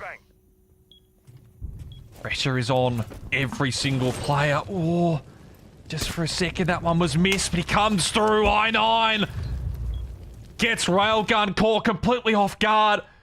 And there could be a second here as well. He's been the star player for them, gets the damage, not quite the kill onto MC. But how many players do all gamers want to put towards this position? They've got to be careful from the other angles now. I9 is just taking away so much of what they're trying to do, but Yaz has got punch. 4v4, 30 seconds on the clock. Every single shot, so importantly, vital. DCH gets Yaz. 4v3, Soul's Heart. Player advantage, position in favour to try and get this 6, but solo mid on a scat man. Flashes everywhere, diffuser being planted. I9's got this angle held, they won't check it properly. He's got the double in the round. Could be a third as he tries to pull out the shotty. Solo mid, diffuser is down. DCH comes through. No! There's no way! All gamers stop the diffuser, plant their first to 6. They're up and about. The coach, he's there. He's telling the boys, I know you want to celebrate, but we've got to do one more. We're not there yet. Keeps them in their chairs. Soul's Heart, no, they was there. They look like they've done everything perfectly. I9, pivotal in that round, but the diffuser is stopped. This is unbelievable what we're witnessing right now. Soul's Heart so close. I9 finding that gap into sight, which should have been the nail in the coffin if they have side control, particularly with all gamers still offside. But the C4 just at the end there, and I think it was Solo Bit taking down Markalele. It was all about the lack of time, the lack of pace that Soul's Heart brought to that round that did lead them to that disadvantage, because if they had even a couple more seconds, I9 could have got the diffuser and started the plant there, forcing all gamers to swing out. But all gamers, I mean, that round could have gone either way, but this is what's happened. All gamers on their tertiary site, Soul's Heart have to win this round to make it to overtime. Otherwise, all gamers will be going back against Daystar in the grand final to go to SI has. I mean, whoever wins this game, I mean, Daystar are probably got to be like just licking their lips in the sense of, I mean, both teams are going to be exhausted after this. You get about a 20-minute break. I mean, this is just unbelievable. The fact that we're even saying that all gamers are the ones with the map point here, with the series point, 5 in a row. This could be a flawless defensive half. And this is going to happen for the second time. Soul's Heart were in the exact same position in map number 1. This would be one of the most devastating losses to happen. You lose one map where you're up in a decent position, but 2 in a row in one of the biggest games. It just beggars belief. Soul's Heart try to go for this garage clear, the top floor clear. They're putting the pressure through IT. They're putting the pressure through garage. As we see, I9 is lurking once again. Last round, he got into sight unnoticed. This round might be a little more difficult as there is the Rafters player. But a minute is already gone, and they haven't made their way into the building yet. They're all around the entire map. Haven't concentrated on their push as of yet. Getting a bit of information on site, and the Dokebi call is going out. This is where they're going for these picks here, Has. Someone needs to do the best they can in this situation for Soul's Heart. I9 was a difference maker in the last round. It didn't go the way they were hoping, but Scatman comes through with the opener. Railgun is dropped. 5v4 and Punch gets Moonlight. Soul's Heart are not done with yet, it seems. As DCH finds Solo mid, OT is beckoning for these squads. It's going to have to go the difference. As DCH finds another onto Yaz. MC does get I9. But all it does is delay the inevitable. We are going to overtime. Unless we see one of the craziest 1v5s that we might ever witness. It is only the one. Soul's Heart get to 6. It's not the way they wanted to. But they stay alive.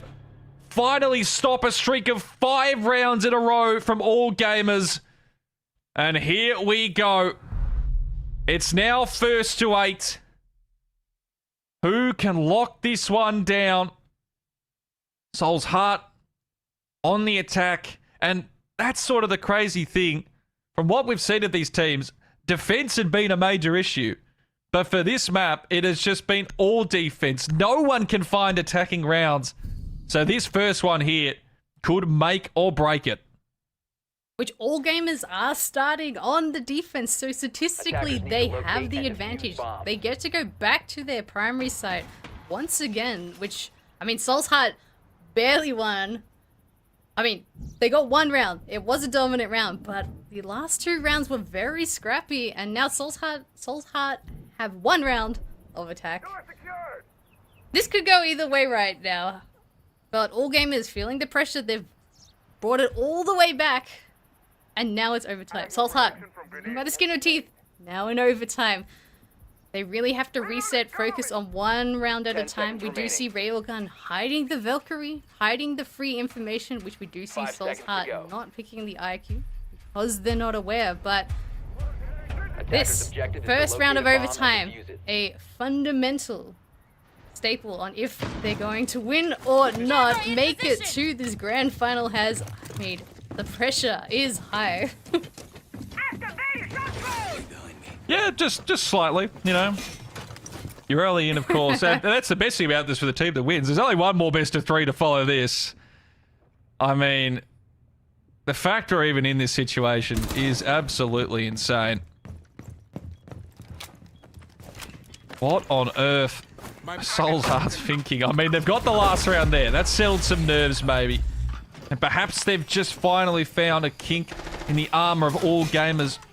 The defensive holds, but you gotta remember, that was the tertiary site. That was the last one there that they managed to break through. So what can they do? This first round of OT. Well, gamers have had one opportunity to close this series. It doesn't work out. One of these squads, it's either Soul's Heart with their first or all gamers a second chance. I mean, every single movement shot, it's all amplified. And these are where those little mistakes can absolutely cost them. So you need to be locked in right now, and it's the mental side, the exhaustion from how long these 3 maps are going, from the whole weekend of so much siege. Who can find the opener here?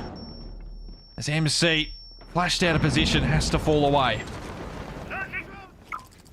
Good bait there on I-9, using that to throw the C4 out. You see the fire going off as well, explosive, but Soul's Heart, they are making their space, as we see. Actually, Scatman's getting extraordinarily aggressive and able to take down MC off the board straight away without getting punished. That is huge for Soul's Heart attack here. With a minute left as well, they're starting to put pressure on the rafters, not actually going for the connector side, so catching all gamers' attention off guard there. And 55 seconds left, they're starting to put pressure directly onto site Has. Proceed slowly. Punch, you can see he's just getting all that information to his teammates, slowly continuing forward here. As Moonlight will just duck away. He's already at half HP, so he knows he's in a really awkward position as Punch delivers on the pistol. Yazzer is gone. Solo Mid needs to find a couple here. He just keeps walking forward on Moonlight, who tries to back away, who has to back away through that smoke. And now Solo Mid up forward. He hits it with a shotgun. Solo. Beautifully delivered there. A second almost, but not quite. 2v3, Makalele low, Scatman is down, they go for the diffuser plant. Do they allow this? Do they go for the peek in each side here? And it looks like it will just get down. But here it is, Railgun fights Makalele, and this is basically all on Punch! It's done! 7th on the board! All gamers will get it! Another match and series point is handed to them. Can they deliver this time? There's no one jumping out of the chairs. Not yet. You're so close.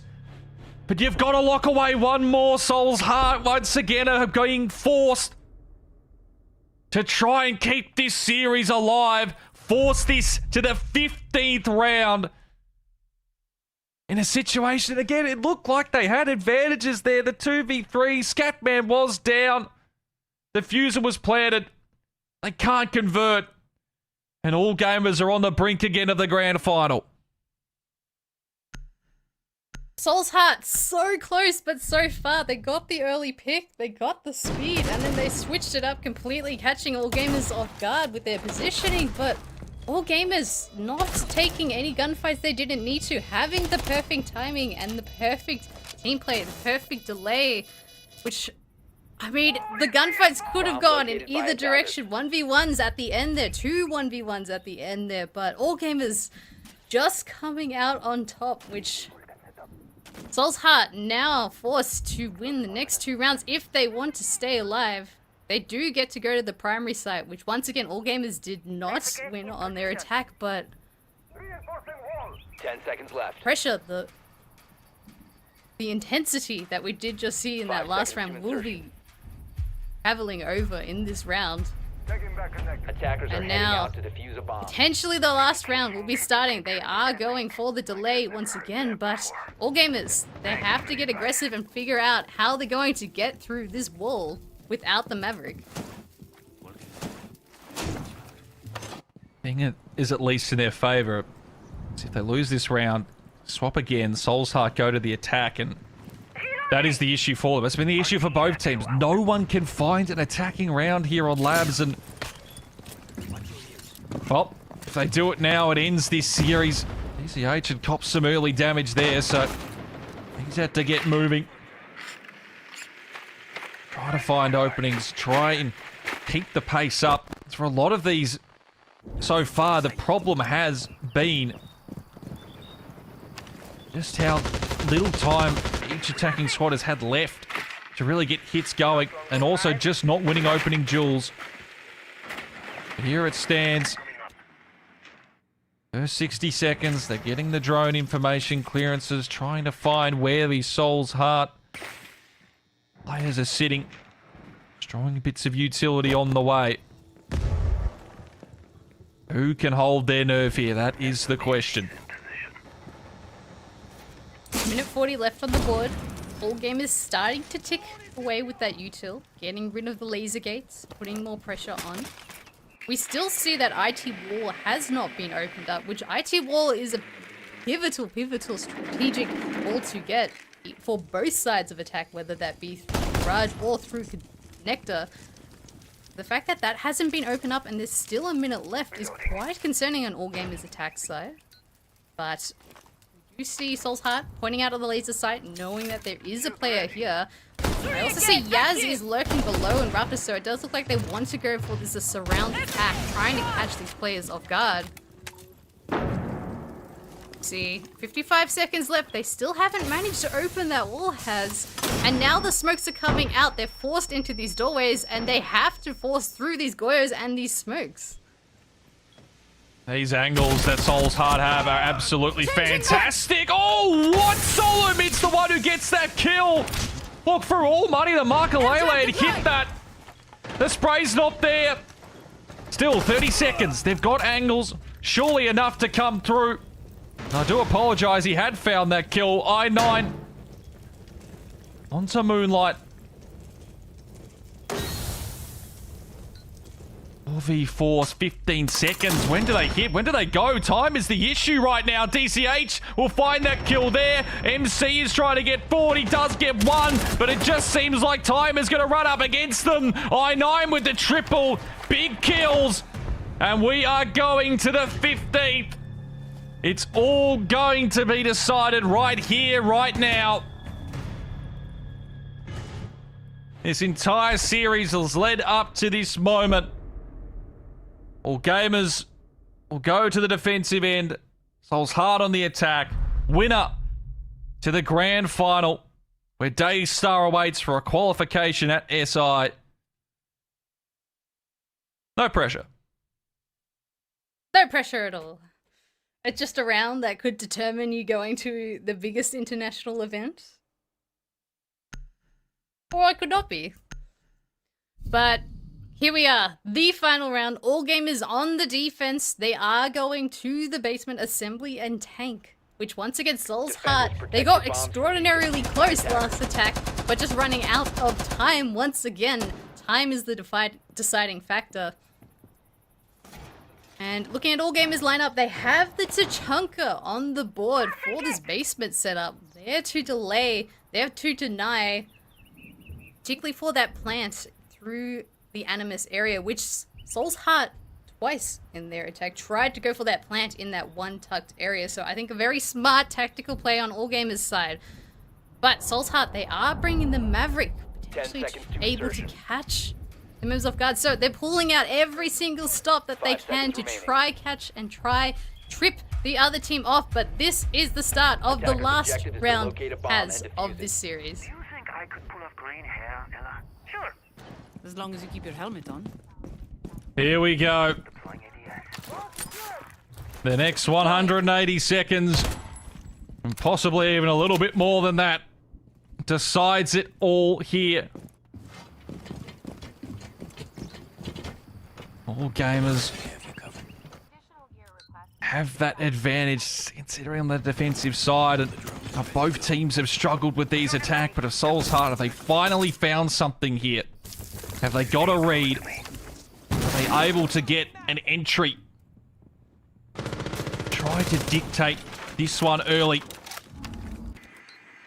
First 60 seconds. Not a whole lot happening. Just clearances, opening up areas, droning out, gathering everything they can here before the inevitable. Has to happen.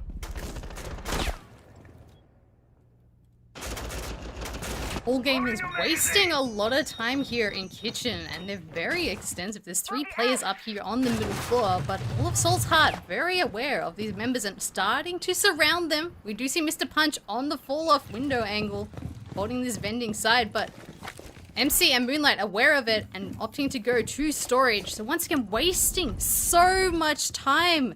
There's still half the round left, and they have not cleared the middle floor yet. There is Vert over the main breach. They are aware where Soul's Heart are attacking, with the Monty trying to push down this Expo side. But nothing, no one has died. It's 5v5 still with 1 minute remaining. No space near the site has been taken. We do see Soul's Heart. They will have to rush through the Expo side if they wait too much longer. But my concern is they still have the vert control, and they have the vert control over the default spot towards Expo. So Soul's Heart will have to go very deep and very fast if they want to win this round. They'll basically just want chaos at this point. Try and catch them off guard as much as possible. Flames forward on towards where I9 is trying to make his way through. He's getting that information across of one of these players upstairs. It's Moonlight who's being flashed out from that angle. MC, though, hits that shot beautifully on Scatman. Name was towards him. He gets forward. He will be killed by Punch. They try to keep this angle up or above. 20 seconds. Everyone pauses for just a second. TCH.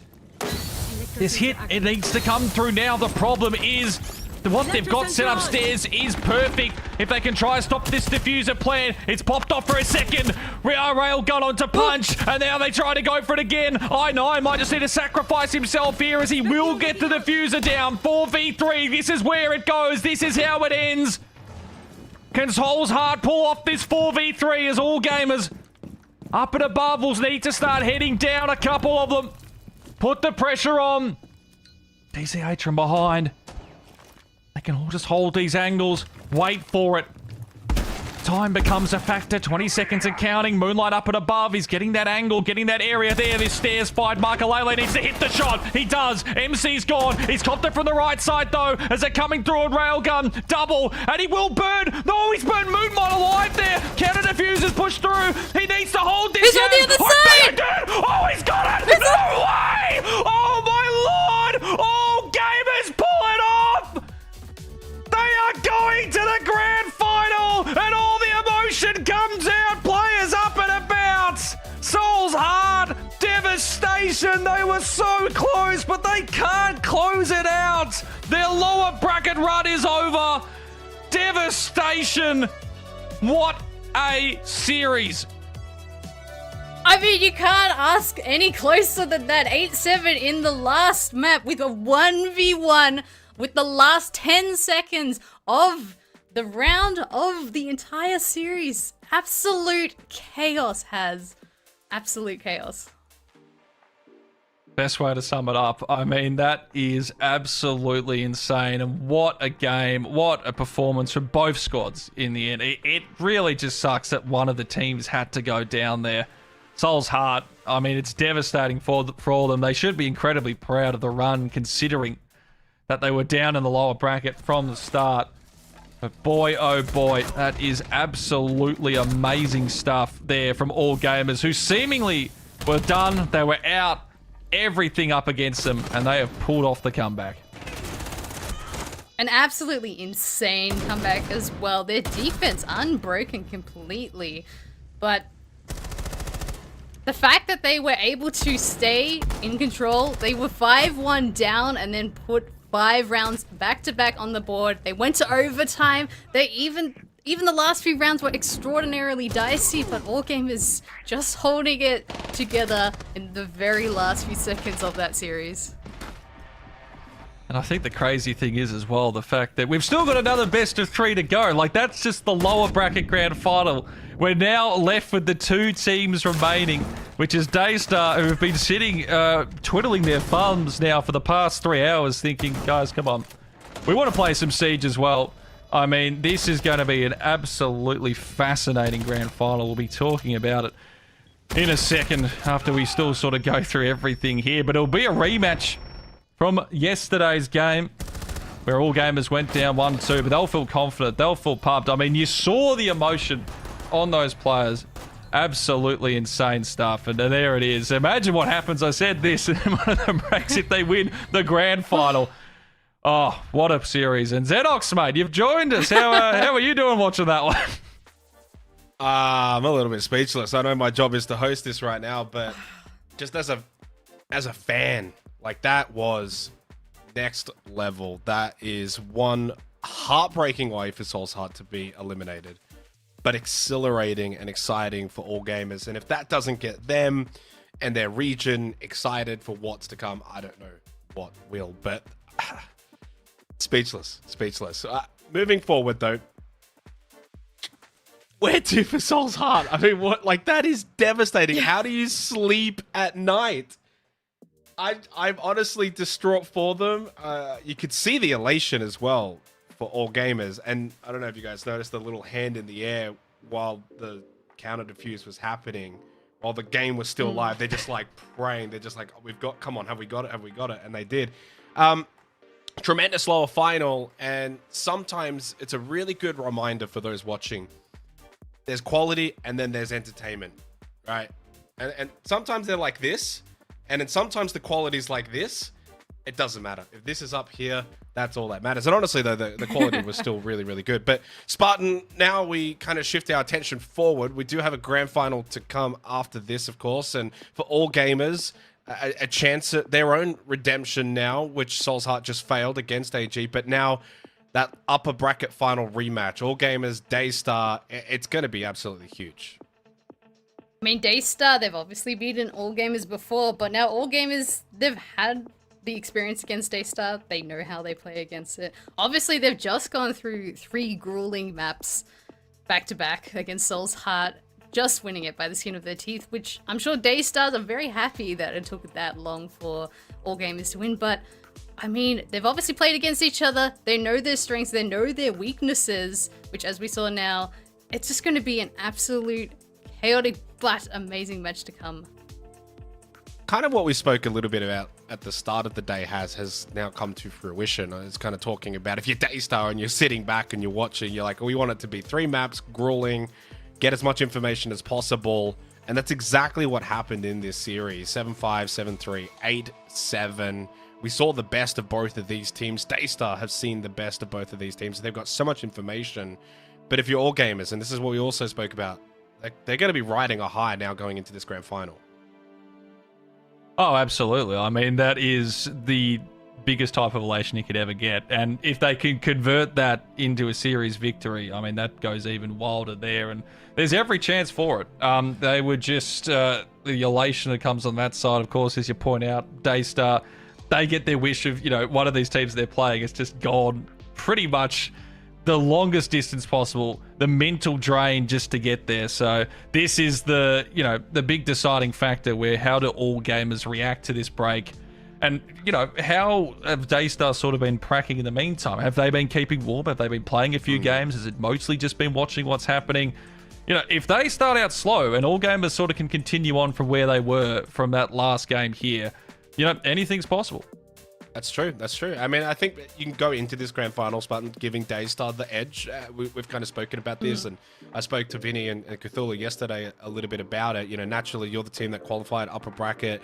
They haven't really had to, be as, in the server and amped up. They've kind of been a little bit more cool. They get to watch. They get the information. They're the favorites going into this, but off the back of what we just saw for all gamers, and considering their own match in the upper bracket final went to 3 maps. Like, the expectation is Daystar favorites, but all gamers are not underdogs. Like, this is close. Should go 3 maps. Definitely. Any of the 2 can win, but Daystar have the slight edge. Absolutely. I mean, everything you're saying there, like, I think it will go to 3 maps once again. Obviously, all gamers proving that they deserve that spot against Daystar in the grand final. Just what we saw there. And obviously, the comms are flowing, the coordination is there, they have that hype. Daystar starting out very quiet, obviously not warmed up yet unless they've had a previous game. But I'm sure they were watching, I'm sure they're prepared of what all gamers will bring, but I think it can go either way here.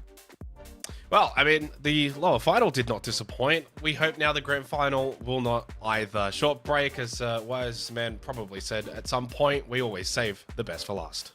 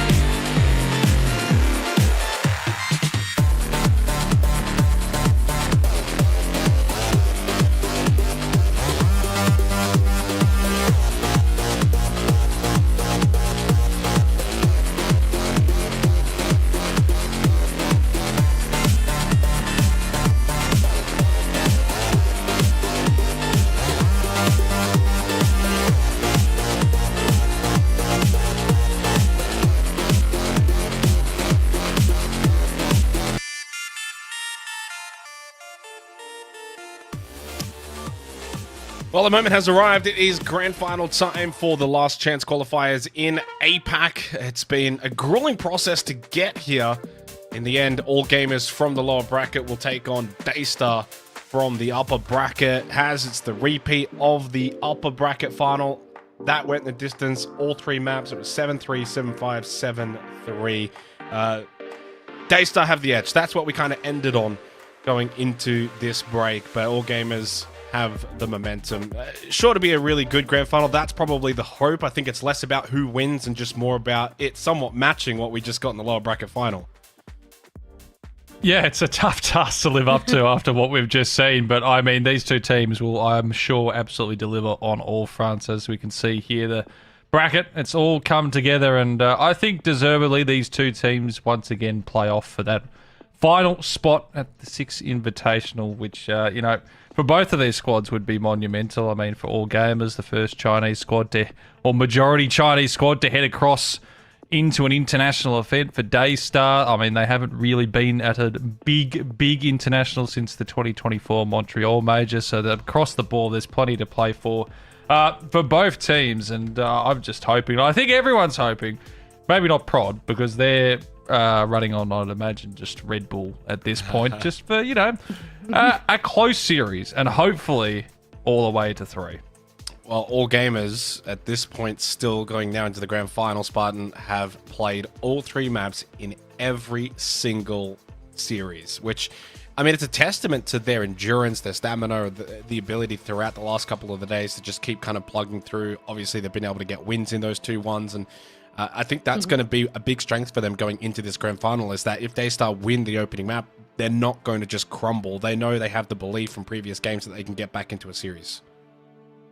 Absolutely, and after that grueling best of 3 as well, if there is another best of 3, my concern is if we get to that third map, all gamers might be all out of steam.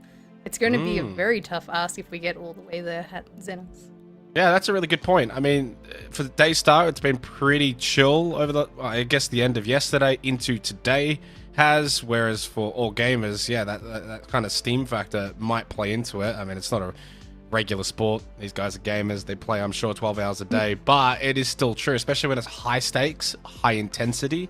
This is not just scrims where they're playing for, some of them 9, 12 hours at a time. This is the most important match of the careers for all of these players on all gamers. Obviously, for the Daystar guys, they've been around the block before, but even still, this is their opportunity to make Six Invitational. The nerves have to probably be a factor. If I'm going to be honest, I think nerves-wise, it's more on Daystar. This is such a big opportunity for them. They're the slight edge favorites. They've been around the block. For all gamers, this is their first shot. This is their first crack, and they already get the opportunity. There's less nerves and less expectations for them. Yeah, and absolutely you can play into that as well as they can for it because, they are that unknown. Yes, you've had sort of 2 days to get an idea of them, but that realistically is not a lot. For Daystar, for Soulstar, for XG's, all the other teams, they've been playing against each other with similar rosters for the last couple of years. So they understand how they actually play, what they do, what they're going to do in certain moments as well. For all gamers, we're still learning on the fly. I mean, I don't think there's many teams out there in APAC, let alone just any sort of siege, that would be able to have the mental fortitude to come back from where they were. So if I'm looking at that as Daystar, that is a real worry there for them because it just means it doesn't matter if they get up, whatever lead they have, it's just not going to be safe. Now, in terms of this grand final, Spartan, we've got the map selections. I'm not sure if the map veto is ready, but I kind of want to get straight into it in terms of where we're going because it's a great place to talk about when you've got 2 teams that have already played against each other in an upper bracket final. There is history. Now, they played on Clubhouse, they played on Labs, and they played on Cafe. So keeping that in mind, the Cafe gets banned out by all gamers. They also ban out the Fortress, which was another talking point as well. Neither team's really that keen on banning it anyway, but it does have to get banned out. So it does mean for Daystar, they get Consulate. Didn't play it against all gamers last time, so that's a brazen pick. Lair as well for all gamers was not played last time. Nighthaven Labs was. All gamers won at 7-5. And as we just saw against Soul's Heart, they won it 8-7. That decided map, Spartan, that could be where it all comes down to. I mean, it will be interesting to see. We have seen Lair played, I think, on all gamers' side before, which I'm not sure if they won or not, but my concern with these picks is Consulate, Lair, and Nighthaven Labs. They're all very large maps. Large maps that there's a lot of lurkers, and you have to clear things efficiently, which, I mean, we have seen all gamers struggle a little bit with the clear, but it does... I mean, when they get the momentum going, they do things really structured, clear every single tiny lurking corner out, and then collapse onto site. They just have to keep their pace up. Where on the flip side, Daystar, obviously very comfortable with the roam, with the lurk. They like taking those aggressive fights as well. So having these larger maps does give them the opportunity to take advantage of this pace difference and really, really take all gamers by surprise. I'll touch on your Lair proposition. They did lose it. They actually lost it all the way back up a bracket, first round Soul's Heart. They lost it 7-4. It's the only time that all gamers have played it, and then ultimately they haven't played Consulate. Now, Nighthaven Labs, to me, seems like a strong final map for all gamers. It's about navigating their way there. Yeah, absolutely. And I think that what they'd be learning, or at least learning to do on the fly, and we saw that at least towards the end of that last map, is they're sort of just getting a feel of the defensive rounds, because for most of that last series, it was the teams really just finding gaps in defenses and really getting their homage on attack. And then for Labs, it all seemed to be the complete opposite. It's like both teams had finally get the read of what these players are doing, what they're capable of there. And that's for both of these squads. You'll see who's going to be able to work with that the most, because they've already had that series from yesterday. It was the 2-1 in that one. And we saw that Daystar, for the two maps they did take, they were the 7-3. They did enough that was on the defensive side well, that they were able to control it. While on the other end, all gamers, their one a bit closer. It goes to 7-5. You have to almost force that OT. So they want that, I'd imagine. They want to get this scrappy sort of siege. They want this to go the distance. They want to put the pressure onto Daystar, because as we alluded to, they're the favourites. They're the ones that are going to be feeling it a lot more. Yeah, I mean, I guess for me in this grand final spot, it's not often that we can kind of look back and say, well, a team has, obviously in this instance, all gamers gone through all three maps every single game. And while at some point that has to, break, it can't happen forever. But throughout the last couple of days, if they can do that just one more time, get to Nighthaven Labs, regardless of what happens on the first two maps, all gamers for me go into that map as the favorite. But we start with Daystar as the favorite. Does that, I guess, then insinuate for Daystar it's a case of, can they win the first two 2-0? Otherwise, 2-1 to all gamers becomes a real possibility. Yes, they do tend to have that as the series goes along, they get more momentum. It was a little upset with obviously the last previous best of 3, but all the other maps that we've seen, all gamers, they drop the first map, but then they keep the momentum going in the second, and then clutch it out in the third. So I do agree with you there. If we do go to the third, I think it will be favored towards all gamers. Very quickly, I'm assuming we're not too far away. Seems like just waiting on the last couple of players. Grand final predictions. I'll go straight back to you first, Spartan. Who have you got? I think either it will be 2-0 to Daystar or 2-1 to all. No. None of this either. You gotta pick. Okay. You gotta pick. I think with the two maps that's selected at the start, it'll be 2-0 Daystar. Okay, Has? I'm an all gamers believer, mate. I've seen enough. I'm thinking they're taking this one. You know what? I'm going to actually say 2-0. I think they've got the momentum. I think Daystar have been sitting back and they've gotten too comfortable. I'm happy to eat my words at the end of it. Look, all I can hope for at the end of the day, it's a good series. But I'm saying all gamers 2-0. What about yourself, Sedox? You haven't really given us what's your call here. Well, we do have about another 2 minutes or so. I thought we were maybe kind of getting into it, but as is always the case, it takes a little while to get into things that are exciting. I mean, I'd probably agree with both of you in a sense, but if I had to pick, I'm going all gamers. I think the 2-1 storyline, I think, will continue. I think they'll get to Nighthaven Labs. The question is more so, and I guess the win conditions, as Rob always likes to talk about, how do they get there? Is it going to be on Consulate, for instance, where I think that's maybe one of their better chances, despite picking Lair. You got to remember, they lost Lair, and they lost it pretty comfortably against Soul's Heart. It's a big map. Like, for a team that probably hasn't played it all that often, it can be a bit tricky. I think they've picked it more on the basis that Daystar themselves also lost it to CAG, and just maybe backing in their own, fragging power. They've learnt a little bit, have they workshopped it and brought it back. But if they can take Consulate, we know all gamers have been renowned in dropping the opening map. So if they take that, I think it puts them right out in front. I think Daystar need to win the first map, and then from there, they'll give themselves the best opportunity. But the pressure's on for both teams. I mean, a spot for 6 Invitational on the line for Obviously, all gamers representing China in their first opportunity, it would be monumental, not just for them, but for the region coming into Siege. And of course for Daystar, an organization that has really backed in their players, in their team, in this region, as well as any org can do. I've got nothing but high praise for the Daystar organization, for their players who have been around the block for 5 years, I think at this point. It almost feels like this is their time. The upper bracket run was clean.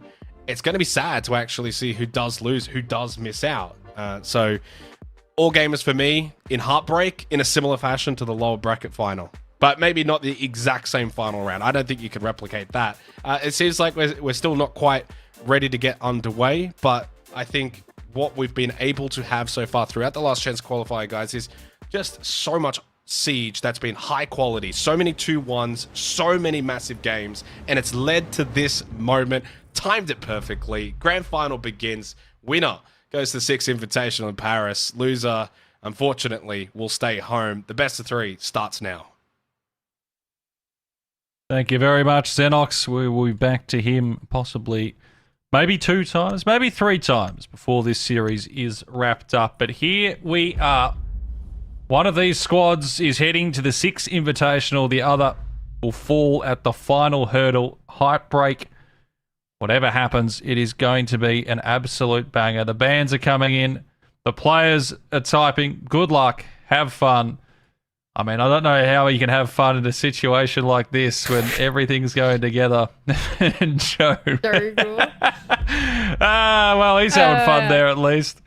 But man, what a series this is going to be as we get ready to start our opening round. All gamers starting on the defense on Consulate might be able to continue the momentum from the last best of 3. Looking at the bans, we do see the Azami and the Clash taken off the board. It seems we already have a tech issue, so wouldn't be a best of 3 without any tech issues here. While we wait for confirmation, we'll go through the other bands. So we also see the Grim and the Glaz band. So Glaz, very particular, gaining more traction as we see here in the APAC region for rounds. And on Consulate, there's a lot of little long hallways, which if you can smoke it out and use a Glaz, you can get some free kills. So I think a very smart pick has. That's, of course, if the pick does come through completely here. I was still just waiting to see where this one might be heading. But, you know, we've got to add suspense to this. It's a bit of a drawn-out stuff, guys. We can't just get straight into the grand final. I mean, of course, we already had the, 5, 6... Getting up close up to, I reckon, to 10 minutes. We've already chatted about how this one's going to go. But, I mean, I'm sure everyone can just wait a little second longer, and that second disappears off the clock there. Attackers need to And locate now, and defuse as I many believe bombs we as they should can. be getting our first round underway, at least the preparation. All gamers, they are going to start off over on the defensive side. Daystar on the attack. This is Daystar's pick. All gamers then to follow up with theirs. Of course, well, the third is anyone's game. But we could be back tonight, Labs. That is a fair way in the future at this point, Spartan, but it is something to possibly look forward to.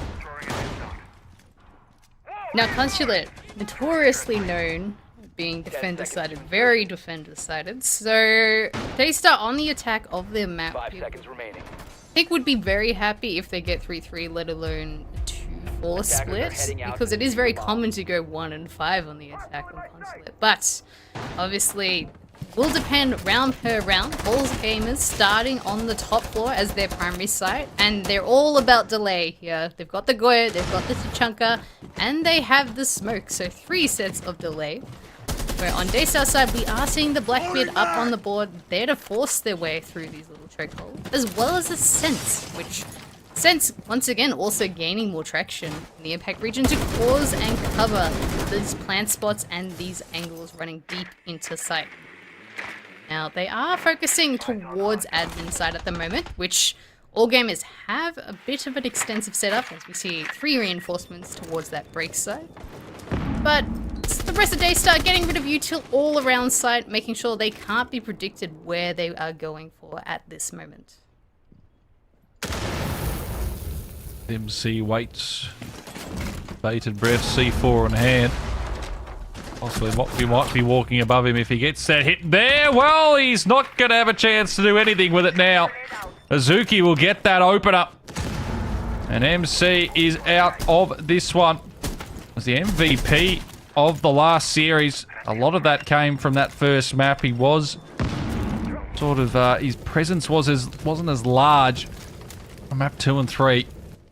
He absolutely was pivotal. They start exactly what they're after here. The opener. Can they funnel in a few more? Can they take away the primary site? Hold here of all gamers. Half the round gone. And Azuki's going aggressive towards the front desk, completely bypassing the meeting hall with the sense gadgets. And I think they're taking an execute here. Smokes are going out. People are dropping yellow. And here they come, Has. Moonlight gets one back on towards Pecan at the very least there. But it will be Moonlight with the double. He was coming alive in that last map when he needed to. And his double there, absolutely perfect. Brings it back to a 3v3. Joe, on the other end, has to be incredibly careful as well. They're still trying to make their way through for this one here. And the push forward there is stopped by Solo Mid. I do wonder if Jogo was thinking maybe he was playing a little bit further back as he tries to get that aggression. Doesn't work out the way he was hoping for in the end. And this one has switched around perfectly. And Solo Mid, another perfect kill there. And just like that, it's all left on to Souffle. 1v2 now. Trying to find these angles. Looks like he might try to just go for the diffuser plant. Does he just completely hold this? So hopefully, maybe they don't come out. Won't happen. And Railgun with the canister there. The fire finishing off that final kill. Perfectly placed. And it will be the team of all gamers to take our opening round of the grand final. Everything was really going well for Daystar. They cleared the break players. They had taken all the space all the way up to that meeting wall. They had even taken the front desk with the power of the sense wall. But the one thorn in the side is they hadn't opened catering and cleared the smoke out of the key position there, which they had all the delay that they needed. And All Game is really locking it down, even though they had the man disadvantage. The Utah was there and it worked out towards them. So, I mean, all gamers will be very happy that they managed to keep that round alive and really capitalize on Daystar's mishaps there from clearing the player out. But we are now moving to the second site. It was all gamers' primary site, so usually the hardest to actually win. But Daystar, they had the plans, they executed the plans. Things just falling apart a little bit, but it is their first round compared to all gamers' best of 3 on the back. So Daystar still trying to warm up, making sure their comms are flowing, their teamwork is working.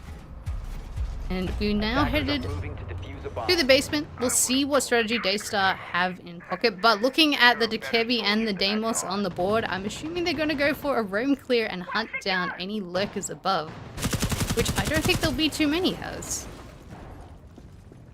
I thought so. And, you know, you take Souls, I guess if you're Daystar there, yes, you lose that opening round. But the entries they got, I think they'll be pretty happy with, considering the main site there of all gamers already found a couple of ways in. But on all gamers in, they feel positive as well, just that they were able to recover, especially from that 5v3 sort of situation where you think like things are just always against you when it's not going your way, those sections. But Solo Mid, Moonlight, both opening up, both continuing that solid form we saw in that final map and pretty much throughout the series. So now, look towards Daystar. Again, some decent clearance early on. They want to keep pace. They want to try and get these angles and fights early on. And Pecan is the one that delivers. Yaz is dropped early. They've got another 5v4. Can they convert it this time? They will. Maybe if they can get this one onto MC, but Moonlight gets that one as well. And Joker, though, comes on through, lets MC down. Moonlight tries to go in to see if he can take that next fight, and he falls. And now 3v2. Still plenty of time left on the clock as well. Beautiful, beautiful clear there on Daystar's side. They had the util, they had the plan to clear it. And one of the biggest things is Pecan able to sneak in through that piano and have that cut off completely, making sure that the two other roamers of all gamers in the top floor had no chance of escape. But all gamers, they managed to pick up a couple of those kills, so bringing it back and closer to a 3v2 rather than a 5v2 situation. You have to give it to the Roamers there, but did they waste enough time? I mean, there was still half the round left. Daystar have beautiful timing here, and now they're starting to rotate towards Garage. All 3 members working together, trying to get information, but it does look like they don't have too many drones and too much information on what's happening in the back of the site, where these last 2 members of All Gamers are lurking here. Just how pivotal all these team fights will become, because Jogo getting that double. He loses out, he gets the 1 but then falls away immediately. All of a sudden, 3v2 All Gamers. You'd have a 95% almost backing of them, especially when you've got that defensive hold. But now 3v2. Daystar haven't got massive information of where they're exactly at, but it's still a decent spot. And Jogor is coming through at the moment with the triple. Azuki will find the next one. And they are on the board in the grand finals. A solid second round there. 1 step ahead after some fair bit of chaos coming through with some lurks up and about there from All Gamers. Again, you see Moonlight get that kill into Joga. Maybe we're talking a different story, but as it stands, 1-1 after 2. Now we enter round number 3. All Gamers opting to go to their third site, their tertiary site, not going back down to the basement. Daystar had a beautiful read on All Gamers. The drone work with what util they brought, which All Gamers, they saw they were getting slowly collapsed on, but the difference, I think, in All Gamers falling off and winning that round versus Daystar is Daystar all executed on multiple floors in multiple angles at the same time, just to clear the roamers, not even to go directly into sight there, which I think just the sheer number of having 5 against 3 roamers won out that trade, having the man advantage for those fights. But we are now third site, different site. Piano and Expo, they are holding above quite heavily with 4 members of All Gamers up here. And Daystar, they have a lot of util clear. They have the Bravo, they have the Twitch drone to be able to clear any things that are lurking, any Malusi gadgets, any Ella mines that are lurking. They have to be very careful of the smoke MC is on if they wait too long in this round to go for that execute.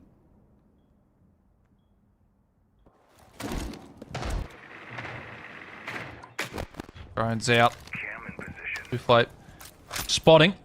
Don't think he quite got the destruction or anything there on that piece of utility, but again, it's all passed across as they start to get some vert up for these levels. And also sending his forward. Second floor. Locations being revealed. Deal. And finding nothing in the first 2 rounds, at least on this end. Although it has Yaz. Those players in early days, but you want to get those just a kill, get the confidence flowing. Getting some decent ground covered so far. Starting to open up some holes on these upper levels. Getting some reveals here and there. Bazuki actually did spot out 1. Just to get moving forward closer, but as it stands, 90 seconds. First fight, not quite activated yet. Moonlight might be one. Well, the one called here as the flash goes out towards and hits him. Rest of Daystar saw someone drop down the yellow stairs. There is someone seal outside catering as well, so starting to surround all sides upstairs. And Moonlight taken down first. Azuki pushing into meeting. They are aware there's multiple players up here, and he takes down the second one as well, completely opening up the round. Railgun has an answer on Beacon. There goes your yellow pressure, but Souffle with the double, completely destroying All Gamers, leaving everything on the back of Railgun in this round. Surely there's no way he's going to be able to pull this one off. Position now completely known. Does hit a nice shot at least there onto Azuki. But now needs to find 3 more. Fuses yet to be planted, but in this instance it might not even be able to. Jump on down, tries to run forward, but Souffle is waiting on the other side. He collects another kill, and Daystar will take the lead for the first time in this series. And it looks like we might be getting a timeout here, displayed just in the top right before.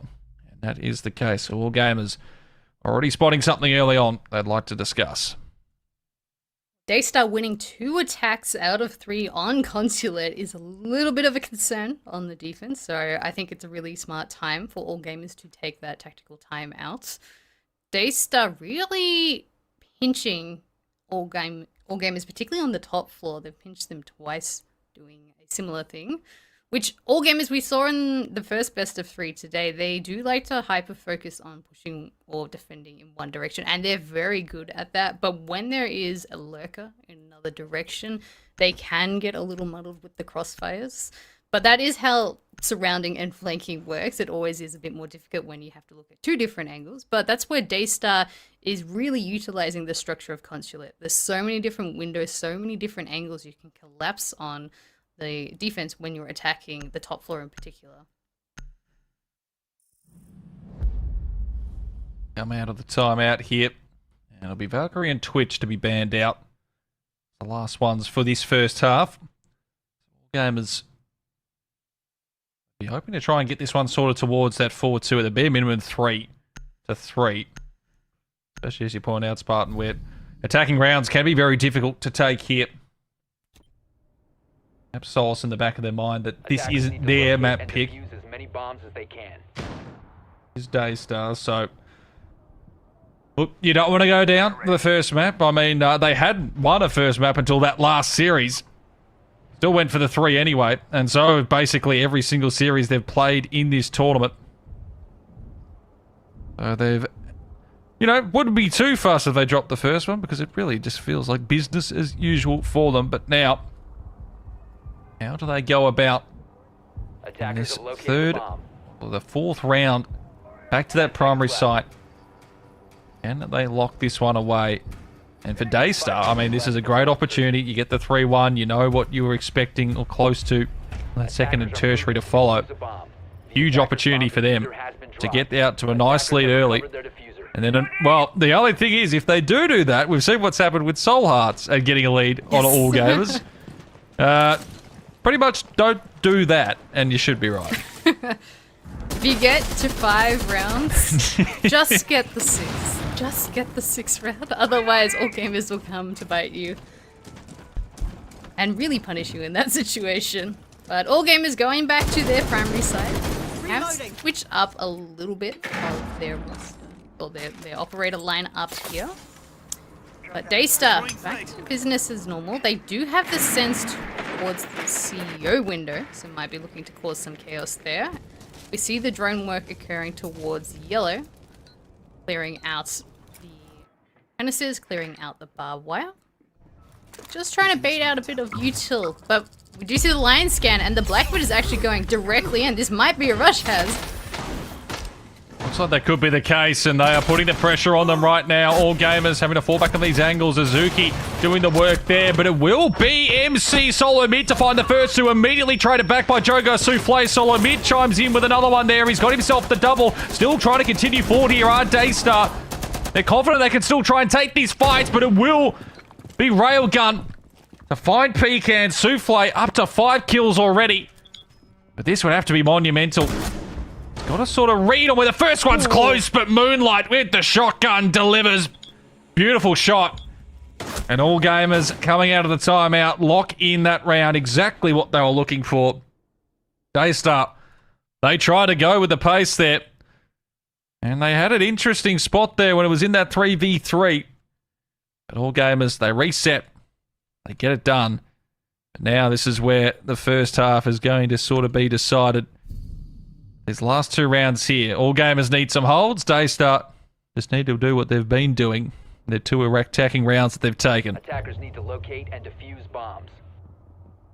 All gamers would be very happy with that very decisive victory on that primary site, but also particularly after that tactical timeout, they win the round. Always a promising sign. We do see them switch up towards the basement. And they have brought the mirror as well as the Echo drones, or Echo, with these Echo drones. So there's a lot of denial once again, a lot of delay once again, with the Goyo canisters as well as the smoke canisters. But the Echo drone is a little pocket pick in the back of the mine would be able to give them a lot more information of where these attackers are if they're doing active echo droning, or will once again delay and deny Daystar from planting towards the end of the round. But we are switching from a very roam heavy, which they did get picked off the first time, to now a very anchor heavy. So I do like that switch up on all gamers' side here. Time to ring some ears. Suki. Get some aces going there. Souffle on that sledge. Been playing with aggression, finding the kills, getting areas early. Once again, it just feels like he's found just a little gap here. Daystar or all gamers might just not be ready for, especially from this early on. Already there, angle 40 continues on his way. I believe he's been spotted, well, quite yet. I was going to say that camera might be revealing all. Again, they're getting hatches. They're moving with pace and precision. And all gamers stop them in their tracks. Which I do believe all 5 members of all gamers are located towards the basement, whether that be on the staircases or deep inside here. Beautiful little vert there, which we saw the mirror get popped in security. So things for people to learn if you're thinking how you're going to deal with that mirror. But they've already got the hatch opened, they're getting the vert control, and now they can focus directly on how are they going to use this util up. As we see, they're droning quite well. They're using all their teamwork, the drones, the information, the util to clear everything so they can go for that plan later on. But that's where the echo drone, that's where the smoke will come in play later on. So the vertical players have to be very aware where these players might be, and they might have to go for an aggressive play to try stop them from denying a entry plan. There from Mizuki, that actually wasn't too far away as he's gone in, and he might be able to pull off this diffuser plan. The smokes are covering it well, and they're trying to get forward towards this one. They won't get that opportunity, so that is down. Pecan gets solid mid. He was desperately trying to get forward, so now they need to get in and start finding these kills, which they've got the first two. Yaz, Moonlight will take them there. Moonlight low. Souffle up and above from this side. Pecan's in a very nice spot here, but Moonlight reads it perfectly. Souffle up and above, though, with Seal. That can be the difference maker here, is you need to clear out these angles, even though it's only a 3v2 when Seal's hitting shots like that. It's going to be so difficult, so now you need to do the sacrifice. Do you put Moonlight on towards the diffuser and hope that MC can get his shots up from above? He does hit the first, they're holding it down. Souffle tries to get the triangle. He doesn't have it! And all gamers will take the round. Perfectly done in the M. Fantastic shot from MC. And the diffuse is held. And just what they needed. They retake the lead. And they can salvage the 4v2 here. And Daystar, I mean, they did everything right. They had the vert plays as well. Everything seemed like it was working perfectly. Until it wasn't. I have to question some of the positioning of Daystar and that post plant, particularly, for example, Souffle upstairs, obviously holding the flank, but didn't have a way to cover the diffuser at the moment. Then you had, obviously, Pecan prone in the middle of the ground, very exposed to anyone that would swing out, which is why he died. But I think in that round, both teams made a mistake. All gamers, they chucked the util and were like, yep, they're not going to go for this plant, even though Daystar went deep. And then Daystar with their post plant, that was just, I don't know what they're holding, but they're not holding the right things in that round. So I think the pressure getting to both teams a little bit, maybe a bit of miscommunication. But at the end of the day, all gamers pick up that round, a much needed round on this defense. And now they're going to their tertiary site once again, Piano and Expo. Attackers are heading out to defuse a bomb. Final round. This first half, and all gamers 4-2, considering how Daystar were looking in the first 3 rounds as well, just on these attacks. They looked like they had the number of the defenders, but again, like that round there, probably you could almost say there was sort of the 50-50 towards the end there, but you know, just a couple of misplays and where the angles were held. You saw in Pecan, I mean, what was ready there on the sledge, but maybe thinking he would have had a better angle to open up from above. Doesn't happen. Diffuser gets held. It's just those little things, those moments. MC 3 and 4, but that third kill, so impactful, hitting that in that situation. It's the deciding factor. Zuki, teams like Soufflate up and above, still on that roof. They get some extra information before they start really picking up the pace, which they've done a lot of so far. Clearance on these floors has been quite good. But the one I'm thinking of here is Yaz, where playing a bit more open here. Whether or not he can find anything off it is another question entirely. A minute 40 on the clock. Starting to get this one rolling here, Daystar. Oh. Well, I was going to say Daystar has complete vertical control, so now they can go to town. But the C4 comes in, and all gamers were prepared for this. They've reinforced the hatch, so they're happy to give away the vert control. But Soufflate does take down Yaz. There goes the little unpredictable factor there of where he was staying on yellow.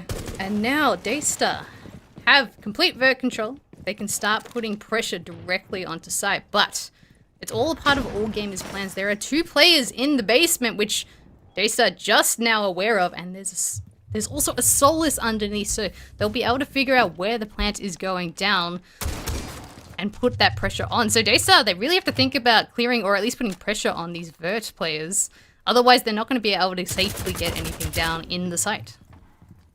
No, and now left in the 4v3, Soufflate's at half HP as well, so that the difficulty just goes up another notch, and Joker's starting to make his way down towards these sites, but try and get that diffuser plant through.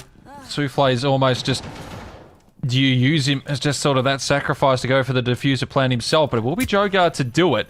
So he's going to have to try and hold that angle from above. Watching from below, MC hits it for the C4 and also the kill. So that means it's all on Jogar up and above. He's found one, but that's all he'll find. Railgun with the double. Diffuser will be knocked down. And that is going to be all gamers getting it to 4-2. They manage as well to get themselves 3 in a row to end that first half there. You can see a couple of wry smiles, confidence back and about. Still though, plenty more siege to go into this first map. And Daystar, Spartan, I feel like they're kicking themselves a little. They seem to have the read on a few of those rounds. It seemed like it would be closer to a 3-3, but all credit to all gamers. Managed to lock in.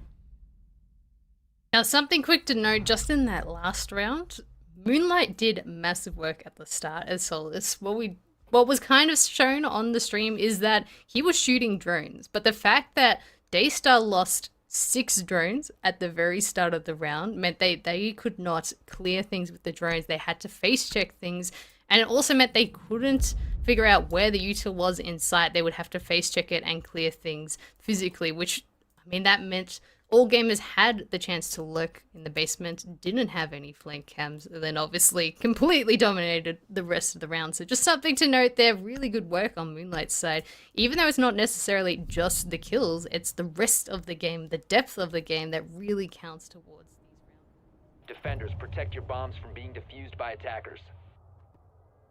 And this is a big round all of a sudden for Daystar. See a map pick again. Is a map that, you are going to see a lot of teams at least struggle to get attacking rounds on the board, but all gamers take the first one here. All of a sudden, it's a 3-round difference. The gap is there. You start to question a few things. I mean, across the board, everyone sort of got going.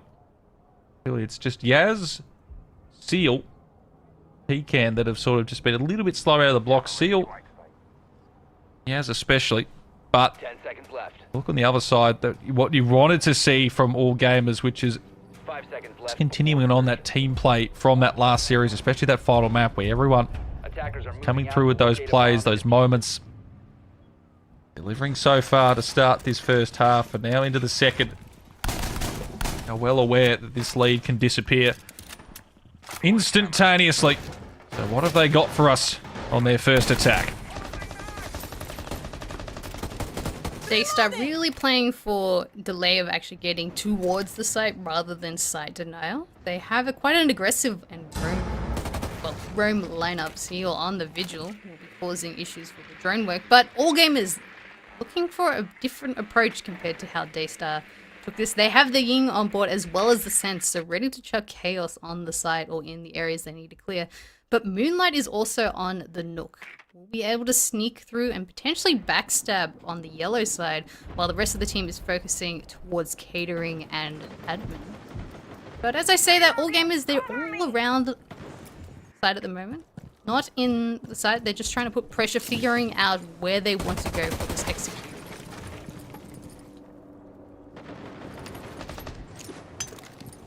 See. Go out. Doesn't want to commit anything just yet. Openings being made outside. Moonlight. First one really into the building. The crawl forward here. Sure, every angle's covered. 90 seconds. You feel like they want to get a bit more in the terms of pace forward. Again, like the sights aren't far away from them. But that's not the issue. But gathering what they can about where the defenders are exactly hitting can be, but Moonlight finding that opener onto Souffle is exactly what they were hoping for, and then Railgun knocking down Joker. Azuki's got one back, but the diffuser, there's a chance for it to be planted, but Azuki lines them up beautifully. MC is down, and now it's the 3v3. The plant is going down, and just like that, without any contesting directly into sight, I don't know how Railgun managed to sneak in there with the Ying shotgun, but there they are. They have the perfect post plant. All three members of Daystar are stuck across the map, but Seal running outside, catching Moonlight off guard. Solid with the immediate refrag, leaving it a 2v2, but Seal is down, so 2v1.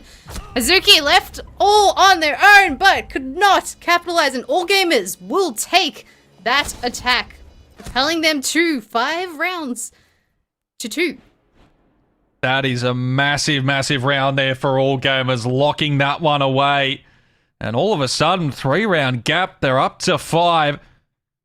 And could be just 1 round away from getting map points on the board. Daystar have been watching on the sidelines the last series. And you don't really blame them for being maybe a little slow out of the blocks. But right now, they do need to lock in. Otherwise, their map is in very real danger of being taken away. And all gamers, they can smell some blood in the water here. Can they find a conversion? Get themselves to 6. And now Daystar, I mean, what do they have to do to try and change this around on their second defensive round? Because it's got to be sitting in the back of their mind that what we've seen from all gamers, they will not give this up easy. Okay, so all gamers is on 5 rounds. They just need to get to the 6, otherwise Daystar's momentum coming right back at it. They are going to their secondary site, so the basement, which obviously one of the most important rounds. If they lose this, it means they have 4 match points against them on their map pick, which is not what you want to see. They're going for that extensive roam, extensive aggressive plays that they've been doing in the past. But all gamers also prepared for the aggression, just like that. Moonlight taking down Jogo had a complete read, and that's exactly what Daystar does not need in this round. Well, that's the risk you make when you go for those type of picks, and Joga is punished.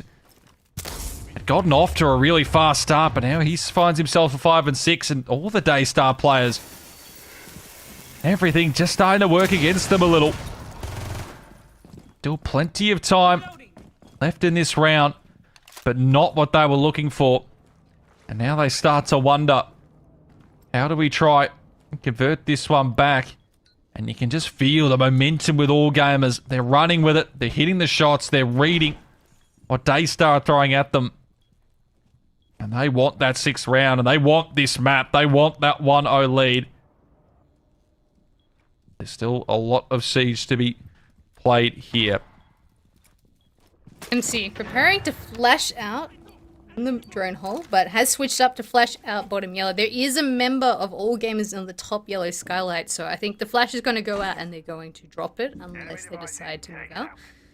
Never mind, Yaz has already dropped it. Do not fear, he's already taken the space. But Seal is also just below him, I believe, so they're playing a bit of cat and mouse, seeing who might catch you at this stage. but MC outside yellow looking to put the pressure towards garage as they have already opened the main garage wall. They have to figure out how they're going to get around these two C4s. And just like that, left in a 3v3, the Yings are going out and there's smokes all over site here. So fly up and above. That could be a difference maker there. 50 seconds. Everyone just sort of waits here now. Souffle. This I'm pretty sure is, I want to say known. Getting the damage. Yaz gets that kill. He's got 2 in the round, but the C4 from Pecan. Perfect in response. And now all gamers will have to head down towards the site. That's where the Daystar players are waiting. Pecan and Azuki, this is a monumental round right here. I think he just got a glimpse there for half a second. Can't do anything about it. Now they wait. They've got the crosshairs. They've got the placement here. They should realistically be winning these fights. They get just by the first one. Oh, Moonlight goes back for it.